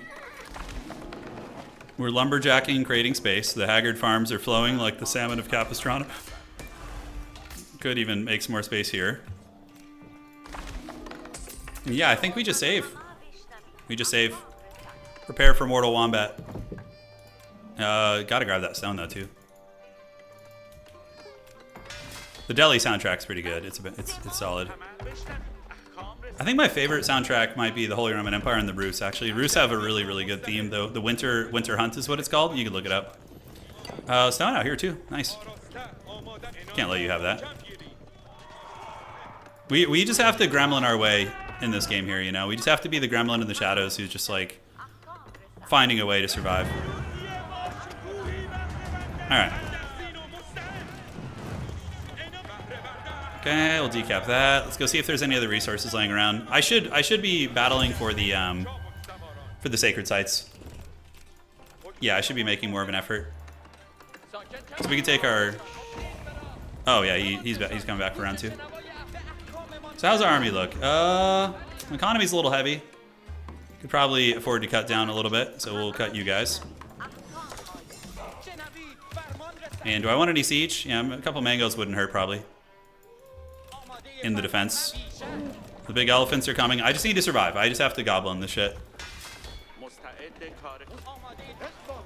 Alright, so we got the scholars. We got stone being gathered now. There's really not too many resources left. So we approach the 44-minute mark. Yeah, the Mongolian throat singing is really good too. That is true. I need resources for the storm that's going to come soon. This wall looks a little sus here, so I'm going to just wall that off there, like that. We still have that scout from the early game. What a Chad. He's going to lead the charge now. How many of the tower elephants do we have? So we have a couple regular ones. Looks like he's thinking about coming across. Yeah, we'll get these villagers back, see if we can salvage them. Get them back on the stone here. Nobody has like good gold anymore, except people who have relics. And sacred sites also are kind of a thing. Alright, so I have a really Haggard cheeky tactic we're going to do. Let's take you and one of you guys. We're going to run up this way, and we're going to wall that off. And then try and take it for the gold. Somebody might knock it down, but it'll give me a couple minutes worth of gold, hopefully. Alright, awesome. He's a little trapped there, so we'll build him a gatehouse. No villager left behind. He might run me down if he's got vision here. He's kind of keeping his eye on the map. I'm gonna like pretend like I'm running up this way. Let's go up this way and chill. See if there's any stone. Don't want to grab that one yet. Roos laughing with 800 bounty gold. That's true, actually, yeah. Yeah, Roos, and he also probably has the cabin, so he's probably just absolutely chilling. Oh, I can only build wood. That's right. I didn't go with that landmark, so. I mean, is it even worth it then? No, probably just grab it and call it a day. All right. So we are getting stone. I mean, I could start buying into stone, but the risk of doing that is if I then get attacked. Somehow, Dandy Dragon is alive. He said he was dying, but I don't know if I believe it. Okay, we are going to get attacked here, so we're gonna go pedal to the metal, the sprinters. Yeah, he's probably got way more gold than me, actually. I don't know how a fight with the Roos would go. I really don't, actually. Okay, let's move you out of there. These workers can go back onto wood. Can move out and have some fun. Looks like it's mainly just horsemen and stuff. We're going to knock down some of the scouting problems that we have here. Y'all lose to the Bismite. Well, I feel like Roos is stronger than Delhi late game probably, so I'd rather have like a three-person dynamic. You know, he's got a lot of stealthy too, which is scary. I think we're walled off now, which is good. If there are Mongols in here, they'd be feasting for sure. They would just be like destroying all the ruined buildings and stuff. We see red. Who's red? Dandy Dragon is, okay, still just trying to... I wonder if the Roos are, like, fighting on two fronts. No, well, apparently not. We'll take a fight out here. We have enough gold. Not unhappy to do that. But he's probably got a fat army there. Okay, Rams are going north, so it looks like it's a bit of a two-way war. Yeah, the Rams are inadvertently decapping that. Wanderer could just go back here, obviously. If I can get enough for a Wanderer, I could probably hold, although I would need to save a lot. Let's sell some food. I'm buying stone. Holy shit. Oh my god, yeah. Oh, never mind. I was reading it wrong. Oh, I was holding down shift. I thought the exchange rates were like 900. I was like, god damn. Happy to hold on to my one sacred site. The rates are actually pretty decent right now. All right. Let's do it. Let's pull the trigger. I think we got to do it. It's going to be a brutal attrition, but yeah, it's gonna have to be the case. 132 here. Just delete all that shit there. That's fine. Okay, Dandy Dragon's been eliminated, so now I just need to see what's cooking here. Unfortunately, I'm in a position to kind of be sandwiched because I'm in between these two major powers. I mean, I think I could fight off either of them 1v1. But they're both stronger late game civs. Although maybe like a elephant doomstack is good. I hope you win, Sai. Dandy is on his last legs here. I'm too weak, help me. Even when I win, I feel like... Okay. The horseman could go run down. I don't want to attack anything here. I have to... Who is Dandy playing? What is he complaining? Isn't he playing Malians? I don't know how Malian late game is. He probably has a good gold economy somehow too. He's probably got trade with someone he killed. I'm just resting my hands for now for the fight that's to come. It's about to get real crunk. I don't know where the fight's gonna come from, but if I attack either of them, I'm in the middle, so it's stupid. So we just need to rest and accumulate wealth. That took everything I had. I'm not the threat right now. Yeah, that's fine. You're chilling. I'm just playing the long game, the long con. So we continue cleaving through these trees. Yeah, we're making a dent in the back. I think I have all the upgrades too, which is good. The Roos are going to be very hesitant to pounce, I think. Yeah, I have Tithe Barns, I do. Yeah, so I'm getting 400 gold a minute. I have 4 relics. Yeah, that's something I should be looking for right now. Alright, let's take our scholars. I bet you the relics are already being taken is the problem. Let's go do some scouting and see. If there's an opportunity, I'll have my religious characters on standby. They'll be here ready to go. Those Delhi religious spiritual men, they certainly practice their cardio. They're fast as hell. Yeah, I mean, if somebody chops in, it's no different really than if they just attack right here. Like, it's whatever. It would be funny if somebody chopped in though. I wouldn't even be upset. I would be impressed. So who did he defeat? He defeated Dandy. Let's go see if Dandy's got any relics. We'll send a couple spec ops dudes. Yeah, I need to go see if there's any loot. Like, every little relic you get is a big deal. So what's going to happen here is one of us is going to wonder. Nobody's buying stone, really, so I'm just going to take advantage of that and spend, like, all my gold, which, if they're watching the stream, I could be in trouble. Because they would attack right now while I rebuild my gold coffers. Sell some food. Okay, we're fine now. We just sold a little bit.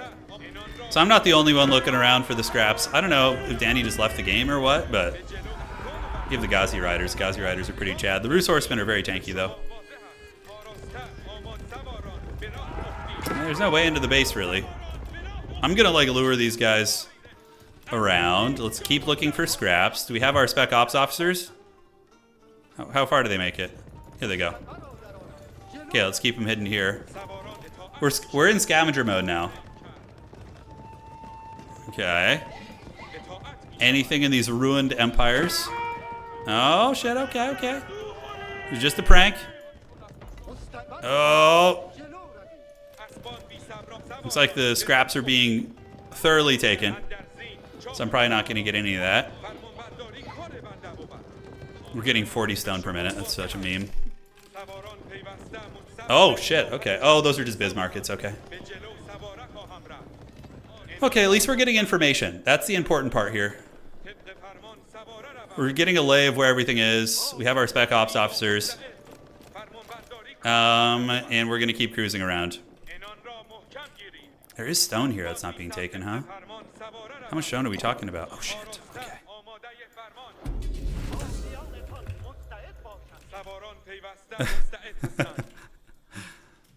Do you fear my scout monks? If I could get some villagers over there, that'd be pretty money. It looks like I could be getting attacked. He's taking the sacred sites. He's got his own tower elephants, but I'm not too worried about tower elephants. Yeah. I think I can handle them with my own elephants. You guys think I'm stronger than Rus on this map? He's probably 800 G a minute.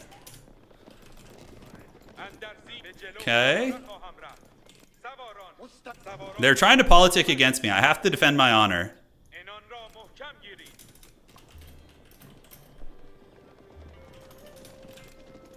Okay, so let's keep truffling about, looking for goodies. Maybe there's something over here.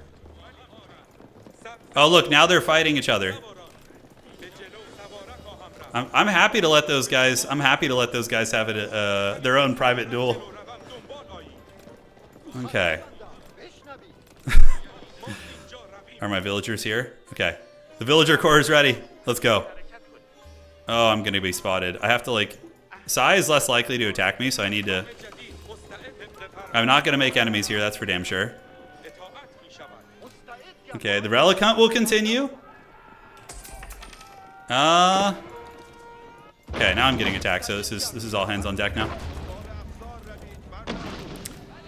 I don't know if I have enough here to fight this.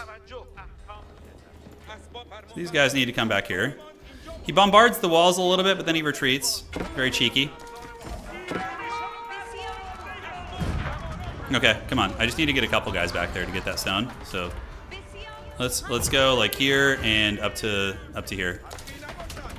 Okay, so we're losing units. Looks like the Rus have pulled back. And can we weasel by here? Yes, Anakin, yes. Good. I do have a lot of wood. I could sell some wood. Sell some of this. I'm going to keep buying the stone because the wonder I think is going to be the only option here for a victory. I can't outmuscle either of these civs, I don't think. So we gotta resort to the jelly meat schemes. Okay, let's get you guys back on wood. Let's do this. It's gonna be pretty hard to get through to us, I think. We do have a decent gold income, 319 a minute. It's better than nothing. Hopefully those homies will make it. And we'll maybe take one of you guys like over here. Yeah, he's got the village fortresses everywhere. Oh, is he watching? Okay. Get that stone. The standoff continues. Tricksy little hobbits is good. Yeah, the schemes. Can't we be friends like old times? That's funny. They're trying to bond. How much is a wonder? 8,000? Yeah, okay. How much is it right now? Okay. I mean, hey, it's coming together. Definitely a good map for a wonder, because, like, it's just a choke point. Let's delete all these for now. Do this. Friends, tell me, friend, when did Saruman the Wise? I know. Yeah, they're role-playing, which is great. And I'm getting stone. This is pretty clutch. The Spec Ops villagers, they're doing work.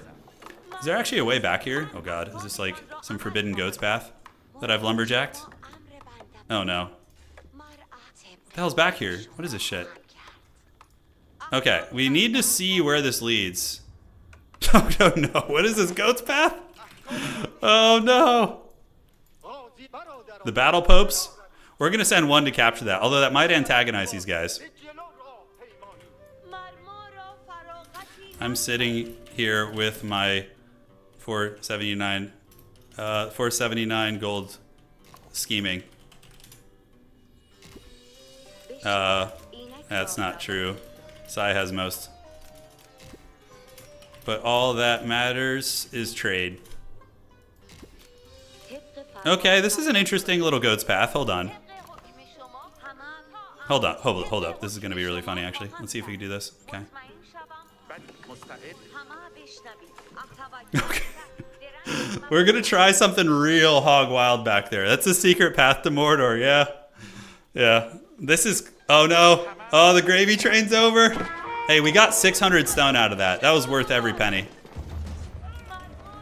And he found my scholars here. So he's you know, he's making enemies now, which is fair. I respect it. Okay, let's sell a little bit. How are the rates looking? The rates, honestly, for stone, they're not bad. If we can get like a wonder back here, that would be freaking hilarious. Do you know how hard it would be to get to that? Granted, I would just lose all my landmarks, right?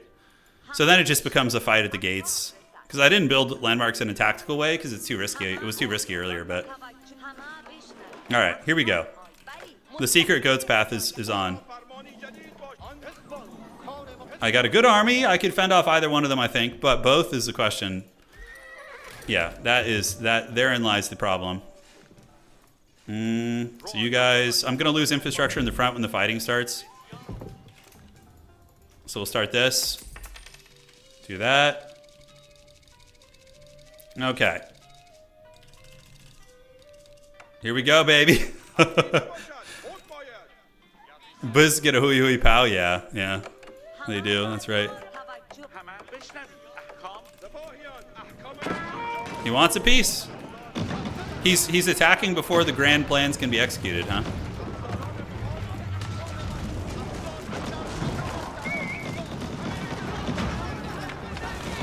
Okay, so I need to queue up a bunch of units now. So we're gathering.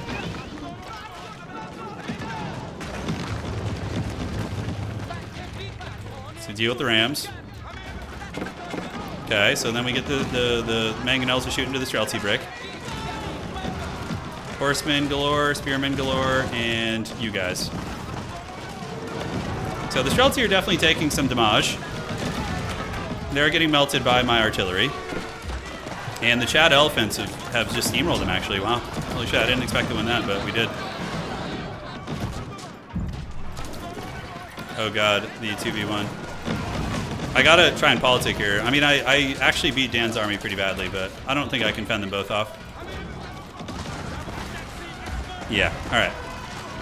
Maybe I can encourage the backstab? This is gonna take a while to cut out the space for that, and I don't know if I'm gonna have the means to, Yeah, wow, we crushed that Rus army, jeez. I thought that was gonna be, bad, but... Gave him the biz. Alright, so it's archers, that's right, archers can target artillery now, right? Yeah, it's crazy. We have elephants at our other door. Let's call you guys in. And keep attacking here, I guess. Although, probably consolidating in, just tightening up is gonna be better. Alright. Yeah, with both of these guys in my base, it's gonna be tough. I probably have to... fall back. Okay. They've decided to come for me, which I respect. I'll take it as a compliment. The dreaded last stand will happen. But I'm going to have to rat, basically. I'm just going to have to rat and hope I can live. We do see some cannons coming in. Okay. Archers are still coming. Let's get you guys back. We got horsemen coming for us here. Let's get you guys shooting into the Streltsy brick. And yeah, we still have some defenses being made here.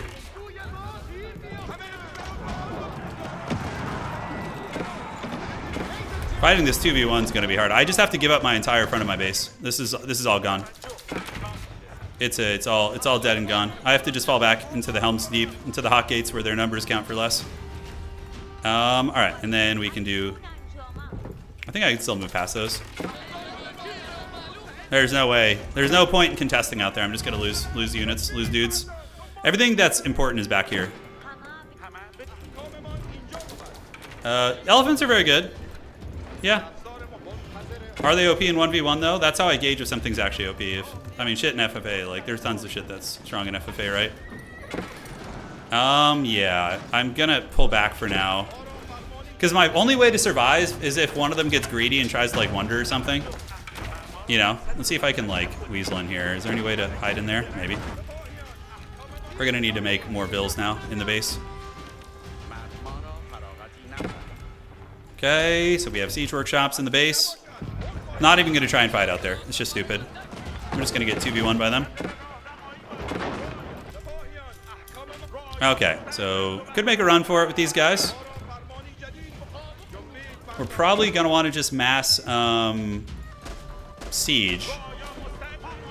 These vills are in danger, stranger danger. What goes on back here? Gotta be disciplined and keep my stone. Because if they both try and move in here, I'm thinking I can maybe do something. Okay, so let's get that. Let's get this. And you guys are about to get hunted, so that's one way to free up some supply. Okay, so let's build some houses here, and then we just fight in the choke point, basically. Yeah, fight in the choke. Rebuild walls as necessary, so we'll come up and build layers of walls. So the rams should all die here. Okay. Cool. So back into the rat's nest we go. Should have more villagers coming up, so let's rebuild these walls. And we just hold. That's basically it. And just hopefully they'll eventually go after one another instead of me. Because I'm not too big of a threat now, I don't think. Lost a lot of infrastructure. Okay, let's build some more houses around here. Still have some production, but not much. Let's get you guys. I don't know if the mangonels are even going to be able to move between these buildings, so probably deleting those is better. And that one will for sure be able to get out. So we're going to need to build mangoes here. It's going to be more important. Okay, let's sell. And we're chilling. So all is calm. You know, I think the fact that I didn't show any resistance to pink made him think like I was dying. So maybe that's why he left. I'm not sure. It's a tough one. It's tough to say. Probably need to downscale military a little bit and get some eco coming out. All right, so let's do this. Delete you guys. We need some houses. Because we are very claustrophobic back here. Yeah, let's get these houses going. 1, 2, 3. Build some houses out front. We're so desperate, honestly. This is coming together well, though. This is coming together well. What the hell is this? Forgot about these guys. Are they still over here? I guess we just where did all these villagers come from? What the hell is this? All right. So we see a lot of Byzantine houses. We're just gonna go there and mine some more. And we need to keep exploring up in the forbidden back alleys here. It almost makes me wonder, is it better to just build in the choke point? Okay, they look like they're coming for it. So we need to get like siege equipment out stat. And do we have siege workshop still out here? We do. Yeah, he's gonna come finish all this shit off. I need to politic to Dan, probably. He's at my base, Dan. You want a backstab? I'll wait for that message till I soften his army up. Okay. So we have you guys coming out, and where the hell does this lead? Does this just like straight up go all the way around the map?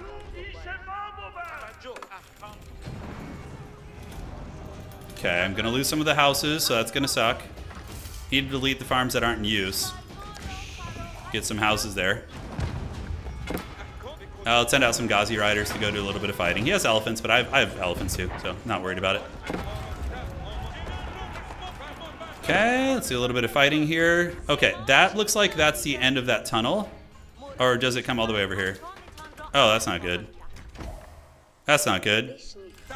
I don't like that. Well, that pretty much defeats that idea, right? Yeah, shit. Okay, that's not good. Is it still good back there?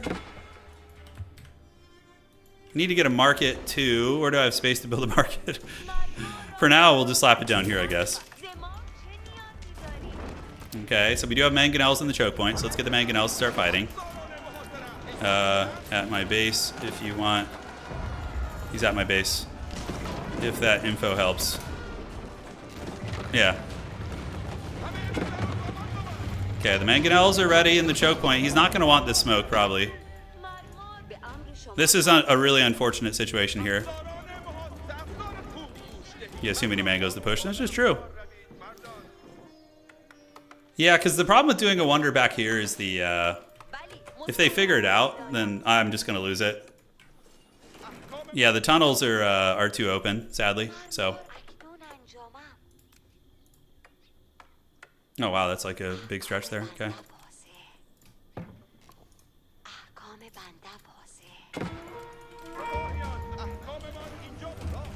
He's still pushing.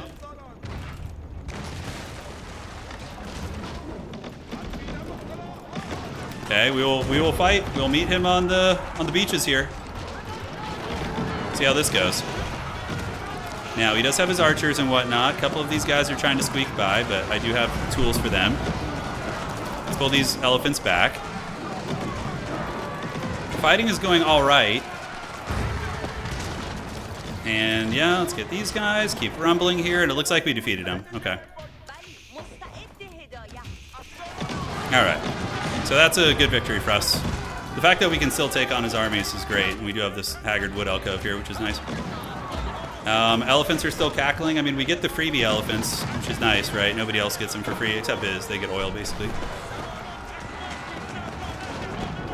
Okay. I'm going to need you guys. Let me get one of these. Great. All right, so that's good. That's awesome that we folded the army up. Yeah, we definitely do need a scout back there, though, 100%.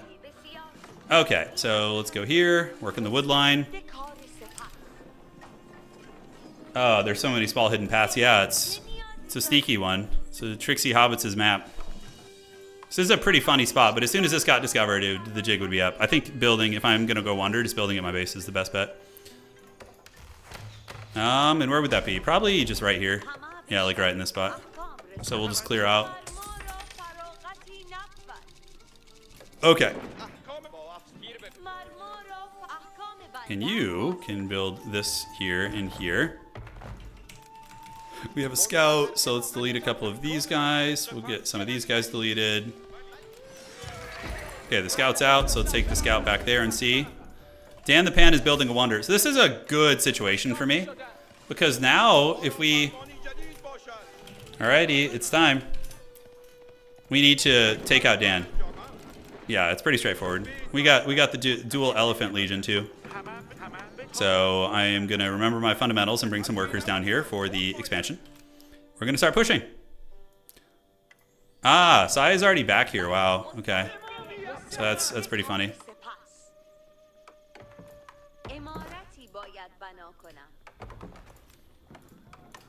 We're going to make it a little bit unfun to come back here. All right, so he's building the wonder. We do have the counter sacred play. But this is a good ending. This is a very good ending here. This is going to be epic. I could have maybe wandered a little bit earlier, but I think it was too risky. Okay, so it's like right there. Okay, I actually have some ideas. Okay, let's do this. You guys come down here. Let's go explore the tunnels, if there are any. And the villagers are going to be right at the hot gates. All right, so we can start setting up shop here. It's a good spot. And how far back did this get lumberjacked? Oh, not at all. Although, yeah, are there tunnels down here? We got to explore every opportunity. See if this tunnel is walkable. It might be. The forbidden fruit. That would be actually hilarious if that's possible. Sai is not communicating, making me a little bit nervous. Definitely don't like that. Okay. You guys keep lumberjacking, keep lumberjacking. And you guys can just lumberjack here, it's fine. So I'm gonna take the brunt of this, it looks like, out of the gates. Let's move these artillery pieces over here. Okay, and just to be safe, let's get you guys going down here. Alright, so now we're gonna start mangoing them. Return to the old favor. Okay, keep shooting. We're definitely gonna lose a couple armies. But if I can just soften them up, which we are right now, actually, pretty hard. We've killed a shitload of stuff. Then we should be fine. Great. Alrighty. We just had a good little fight there, so let's just make mostly a wood-based army to conserve our golds and see what we can do. As a matter of fact, we can set up some... I just lost my army. Alright. I respect the tactics, though. Alright, so we're going to rebuild here and see how far down this goes. Okay, so it looks like, unfortunately, we do run into a road slide here, or a roadblock, so. And, yeah, we're just going to have to fight here. Starting Ramstein. My poor workers here are getting hunted, so we're going to go lumberjack over there. Yeah, we can't go any farther, I don't think. We'll try and see if we can get our way through here. Maybe. That could be fun. Okay, so gather it on up. Let's head over. Prepare for round 2. We're going to get the battering rams coming out, and we got to try. Yeah, Rus are very good on a wood map there. Okay, team. Yes, my minions, yes. Alright, so the Ramstein is here. Got to keep that constant pressure on. We do have pretty respectable forward infrastructure, nothing crazy, but it's something. And we are ramming some shit down, so that's good. It's not much, but it'll do pig. He's got a massive army. He's probably all in. He probably was very rich from the hunting cabins and stuff. Okay, gather up, gather up. Probably gonna have to send mass mangoes. Mangoes are gonna be the only thing that gives us a chance. We actually have to try here. We can't just meme around. Okay, so let's see that tree next. Streltsy those down. He's trying to get to my artillery here. Let's pull that away. I don't know why it's shooting some random stuff here, but we don't ask questions. And you guys can set up some stables here. Yeah, I mean, we just have to hope Sai is making progress.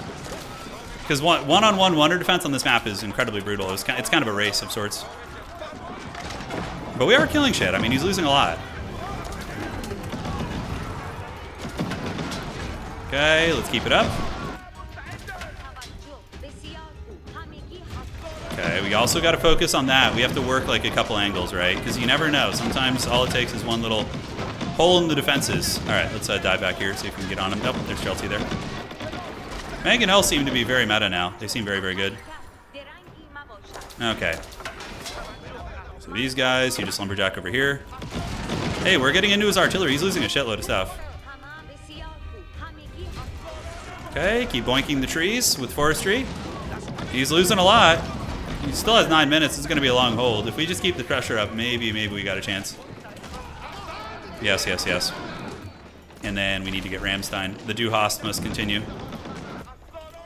All right, team. Let's keep it up. Moving on in. Got some horsemen coming now, but we have the artillery death balls, which apparently seem to be very alive and well. Your plan didn't pan out. Well, hopefully that wasn't your only plan. Just attack normally. And hopefully we can break through. He seems to be slowing a little bit. Okay, the Rams are coming. Let's get them moving, and now comes the Streltsy brick, so we need to get back to the mangonels. And get these guys right in the center mass of the Streltsy. We can turn and fight, and there we go. Oh, that's a lot of damage. We just killed a shitload of the Streltsy. But he's got so many. Oh my god. That is a lot of those guys. Yeah, we're melting them as good as you can.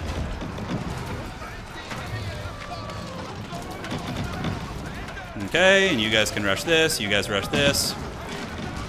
Begin the Mango Wars have. How are we looking here? Losing a lot of artillery here. So it's a tough choke point. Let's regather our forces and hope that our valiant ally is doing something as well. Kind of feels like oh, hello. Wait, hold on a sec. What the hell is this? Wait a second. Hold on. Okay. I think we're maybe up to no good here. Is this an option? What's the best way to get through there? Unfortunately, I think this whole gambit in the corner isn't going to pay off. Okay, so let's get our horsemen. Let's get a bunch of archers. They're not great against Streltsy, but it's better than nothing. Spearmen, obviously, to deal with the horsemen. And, yeah, we're going to need to pop some of these guys, too. Mango time? Ooh, nice shot. That was a big shot right there. If we could just keep those shots going, then we're gonna be doing great. Let's knock down these walls. Wonder what he's got left. Have been non-stop. I've not let the pressure off, and our economy is showing. We've killed many waves of Streltsy, and hopefully more to come. Oh shit! I see it. Damn. Okay, our teamwork worked out. The Chad KO. I'm way too broke to do anything now. Okay. I guess. So we did get the kill, which is pretty cheeky. On the Wonder. Mainly, it looks like he was able to rush through while his armies were over here, so that's good. But now we definitely need to No Mercy. We need to finish the job and also get some more workers on wood. It's over here. It's gonna be fine. Okay, so Rams, let's get you guys coming out. I don't know if we're gonna be able to finish him, but we sure as hell need to try. I'm gonna keep trying. Sai might just go backstab me, which would be not a terrible idea. He's got a lot of horsemen and shit. Goddamn. Goddamn, Joe Rogan. All right, let's get these spears coming up. Let's get these mangoes back. It's a losing fight here, so we need to gather up. Jesus, dude, he's still got so much. My economy is basically in shambles. We might as well just set up a farm ecosystem up here, which is super Haggard, but it is what it is. Okay. I have 600 gold. You have mass Streltsy. He's trying to politic his way out of this, but I have to fight politics with politics. First to wonder is first to die. The Chad diplomacy. I like it. We'll keep the pressure on him. It's gonna be hard to beat him 2v1 even. I have 132 food. I am destitute as hell. Okay, let's get rid of this. We need space is very valuable on this map. Let's pick off what we can. I'm like bare bones here. Get on the wood back here. Oh. This isn't even my final form. That's not good. Yeah, dude, how is this man so rich? Dude, he's got so much shit. Okay, we need to try and salvage these elephants. I keep sending them to their doom. Yeah, and I need to keep pressing. I don't want to leave Sai alone, because Sai could actually lose 1v1 to this guy, maybe. The Rusa on the wood map's pretty brutal, right? Maxed out hunting cabins, and then that landmark too. He's rolling in the honeys over there. Okay, so we have a decent eco now. Now that these farms, we've made some farmland for ourselves here, which is pretty hilarious. Let's delete this worker. And I'm gonna do like one last batch of rams. Trebuchet damage, yeah. Probably should have gotten that upgrade a while ago. Alright, let's go see if we can like find some friggin' eco or something, man. Sneak past his shit and see what's going on back here. I don't know if Sai is even attacking him. Jeez, his army is so good. I guess my army is just shit too by comparison. So by contrast, it looks very, very scary. Need 3 people to push wonders like these? Apparently not, Dandy. The 2 of us did it. There's on this map too, there's some schemes you can do. Like this is theoretically like a close-ish situation too. I almost got 1 landmark. Still grinding, but I'm weak. All right, we're gonna keep trying, you know, we gotta keep giving it our best college try here. He's just so many Streltsy. Eventually, the food will wane. Okay, the rams are just distractions. Let's pull you guys back. I think archers are our best bet. Man, just spending food. Oh, what's this? The forbidden tunnels. Oh my god, what is this? Are you guys seeing this shit? This army's so good. I'm fully upgraded, right? Okay. He's coming to torch my shit. Gotta just fight where I can. Streltsy melt everything, basically. Yeah, they're very good. I don't know what he was complaining about the elephants for, Streltsy or Terminators. Okay, so let's make some archers. Could pump out some mangoes once I get a critical mass, maybe. These stables are never going to happen, so I should delete those. We'll just keep fighting, man. Yeah, Streltsy pretty jacked here. Hopefully the horsemen can take them down. We got the forbidden schemes in the shadows here. Always got to be tunneling and ratting and looking for opportunities. The true Skaven way. Okay, it looks like, yeah, the back tunnels have been blocked. I thought I had found some like cool spot, but yeah, sadly it's not as cool as I thought it was. All right, let's make you guys keep moving in. Horsemen. I hear bombard cannon, so it means there's some good tech here. Let's go see if we can find any vulnerabilities, like eco or food or anything. Go, my elephants, ride! How much is this generating? 27 gold a minute? Yeah, like cutting off little things like this is pretty big, right? Okay. So we're gonna be kind of troll.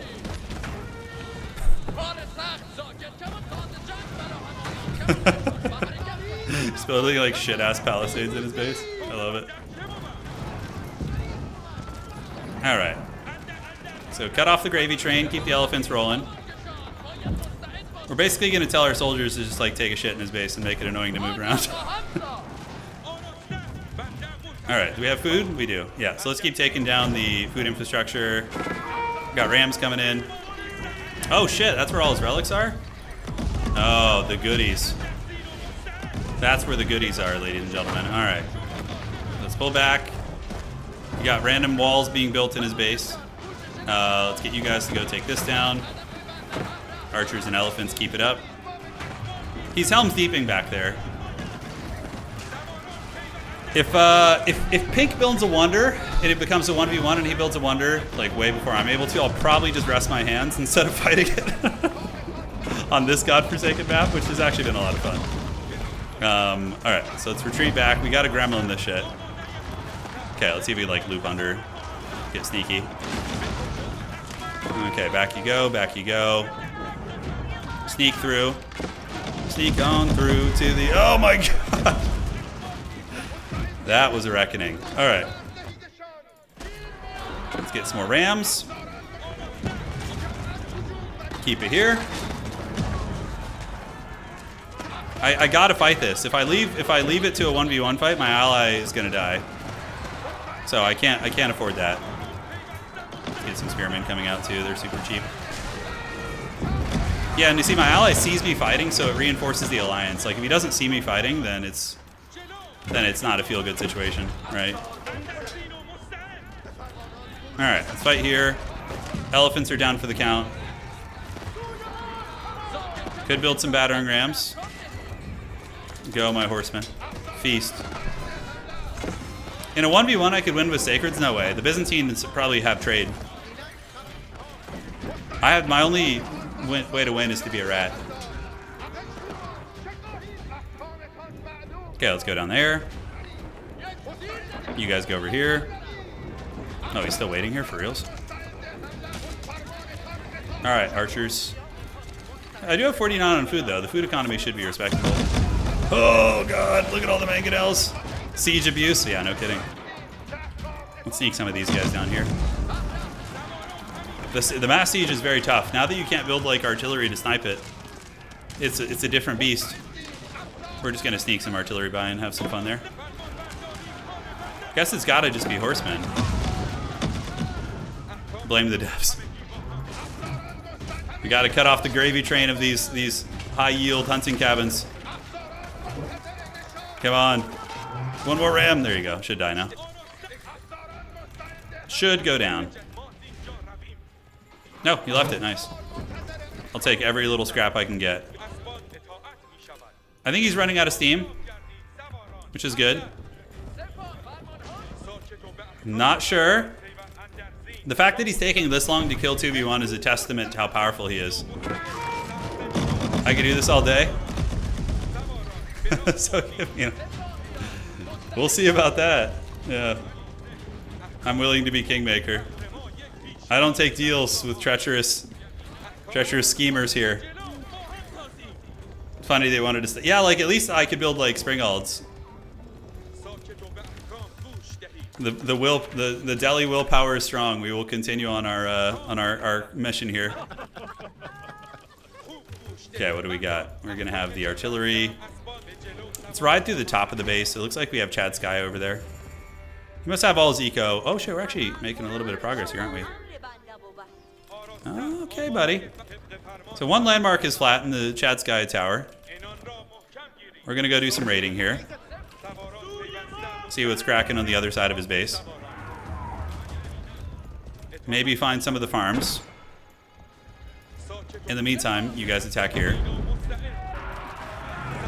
Yeah, he's getting raided pretty heavily, it looks like. Okay, so let's take this down.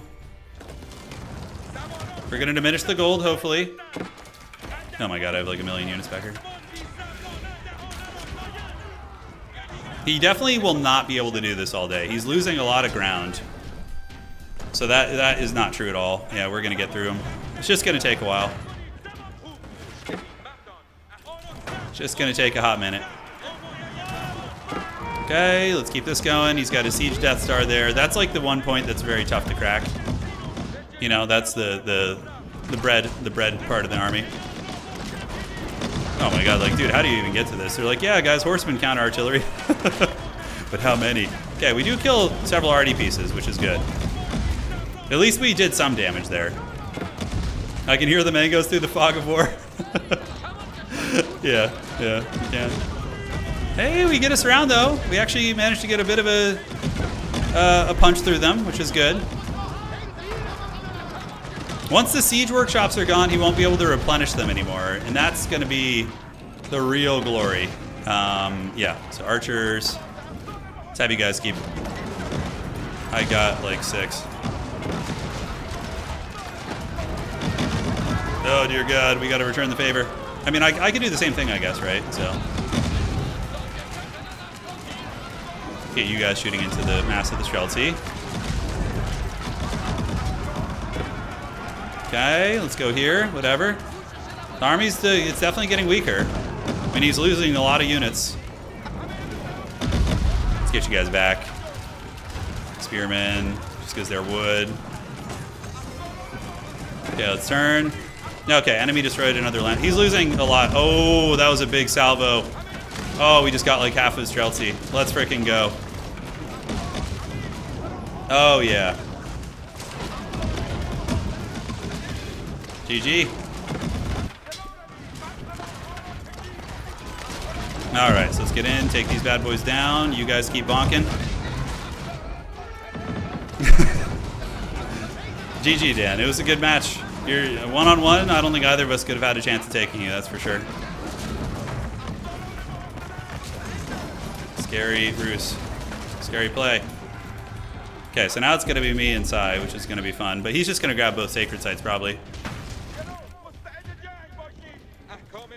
But we gotta finish him off. If we let the Roos live, you know, any morsel of oh yeah, that's right. So we need to do this. So okay, let's get you guys coming over here. Getting ready to pilfer the scraps. Because we know they're there. Oh, it looks like he's already here chilling. And then the fighting begins in earnest. Yeah, then it begins. Ah, shit. I've got so much in the bank turn. Yeah, I don't. I've made over 1,000 markets in selling stone. Oh my god, yeah. I know he wondered. I know. I don't know how I'm going to get to it. GG, I think. I mean, how do I possibly get to that, you know? We're going to take this shit first. Control Shift A, is it Control Shift C? It's Control A? Is it Control C? I don't remember. Well, we do have the relics. I'll march up there, because why the hell not? We'll do like one last march of the Ents, you know? Something like that. And do we have religious characters coming out? Let's delete some of these guys. I got 2 kills. Yeah, you did have a lot of kills, that's true. Alright, are the religious dudes coming? Yeah, they are. Good. We just need to secure these. Okay, we're gonna make a push for it though. Not gonna just go quietly. We'll try like a couple pushes, and if it just looks rough, then we're not gonna mess with it. Okay. Okay, let's do that. Cool. So the troops are gonna gather. Yes, give me the scraps. I'm the trash man. I'm here for the trash. All right, cool. So here we go. We're gonna march to the north, and he's already marching on me, so he's making it easier. That's for sure. We'll make some some anti-large elephants, and yeah, let's see what's going on. He's already in my base a little bit, so never walled that shit off. That's for sure. You guys getting this lag? This is weird shit. Okay. So we do have some units coming out here and there. Do we have any military in the base? Okay, we do have some elephants. Let's go ahead and get you guys to garrison up. Yeah, that's fine. You guys go knock down the walls here. And you guys clean up. Okay. So we just need to stabilize our eco real quick. Shouldn't take too long. With the elephants in the base and stuff. Yeah, should be fine. And then we're going to make one last hoorah at it. Alright, let's do this. Set that up there. Since we have a little sneaky action there, which is very funny. Yeah, the religious characters are probably going to make it back, but if not, we can just grab the relics. Shouldn't be too hard. Yeah, we're going to make it back with most of them. Alright, and back to work you go. Okay, and then you guys need to wall this shit off, and we need to just chill out. Alright. Enemy capturing sacred sites. Yeah, that makes it a little bit harder for sure. Alright, so you guys go here. He's doing a little bit of raiding. It's good. It's very good. And what do we have in the base still? Yep, back to the farms we go. And we just have to death push the big spot. That's the only chance. Take a couple of you guys. So he still had some units in the base. It looks like it's pretty good. Let's build that. And enemy is approaching sacred victory as well, which is pretty funny. Okay, so we'll grab this. Rams, get on the gates. And we press. We can make a bombard here. Okay. And honestly, is it that far of a run to the Wonder? I don't know. We're going to find out. We are going to find out, ladies and gentlemen. So let's grab this and then come over here and drop it there. And great. Now we have a gatehouse here. Okay, cool. So now we can start fighting. No idea how this is gonna go. He's got a lot of good elephants there, so we need to probably create. I mean, shit, I have no gold. It's like we're basically in the dregs. We're gonna need to make infrastructure up here. The fighting isn't going terribly. Although we need to, yeah, gather up a little bit better. And then you guys can go sit on this. Yeah, the choke point is not helping. Horsemen and archers. Let's gather up here. We did manage to get the relics, so the goodies now belong to us, and we have a lot of extra space in the base. Okay, let's do this, see if he notices. Alright. Oh, he noticed. The boy was watching. He knows the vulnerabilities. Okay, so we are going to stop the sacred victory. How long do we have? 10 minutes? Alright. Okay, so that will give us the infrastructure. We are killing a fair amount of his elephants with our anti-horseman elephants. Actually, it's a pretty cool tech. Let's get spears. Let's get some rams coming out there. And yeah, we never got you guys back to work. Back to work, back to work you go, peasants. Yeah, I guess fight elephants with elephants, right? Still has a couple left, but we did put a big dent in the numbers. Alright, pulling back. Gather it on up, and that's not going to work. Okay, so that was a cute gambit, but the fact that he responded to it means it is a vulnerability, so there is that angle, which is cool. Now, let's get you guys. We have to, like, push on multiple fronts, I think. Like, even push that weird angle there. And, cool. So we got you guys. Let's come up here and set up some stables. Alright. So we do get that sacred, and now maybe let's see if we can roll over here and go. Oh, he's got keeps there. It's not going to happen. So we should just keep this guy nearby. If we could get this wonder down, we might have a chance. The fact that we have so many sacreds now, or so many relics, certainly not impossible. Okay, let's get back. You guys fight here a little bit. And continue building. And we got some Elephantes. They're going to be able to do something maybe. But yeah, this is tough. This is a very tough position to be in. I think there's gotta be some rams coming, but the supply lines are just so shit right now. They're so bad. We need to get more of you guys. Pull them up to the front lines. Set up forward siege. Yeah, here comes the rams. So that'll give us the means of at least getting through the walls. And then we could build fences to try and stop them. Okay, what do we got? 8 minutes left? Oof, this is rough. Alright, so the rams have arrived. Let's kill another elephant. You know, he's only got 6 elephants now. His army's not too scary. Maybe he's got to have it, like, pretty reinforced. For sure. Let's do that. See how that works out. Cool, so we're in. Okay, let's do a gatehouse through here. Do that real quick to make it tougher to wall. Okay, horsemen and whatnot. You guys get this gatehouse here. We got that, so now it's going to be harder for him to re-wall it. Mangonels are definitely scary. We're going to have, you know, a very limited window to do this. Did they get killed? Or did they go the wrong way? They maybe got killed, I'm not sure. Do you have any space to build? We've got a blob of like 12 elephants waiting in the back. Dear God. Okay, let's keep trying. We're behind, but, you know, we're going to try and make it work. The fact, you know, when they 2v1 me, it definitely set me into the pits a little bit. It was a good play on their part. Yeah, let's keep it going. See if we can drag down some of these elephants. He's got the Lima Tenai. These guys, shit, our food is so bad right now. It's so freaking bad. We do have the 8,000 stone, which is pretty funny, but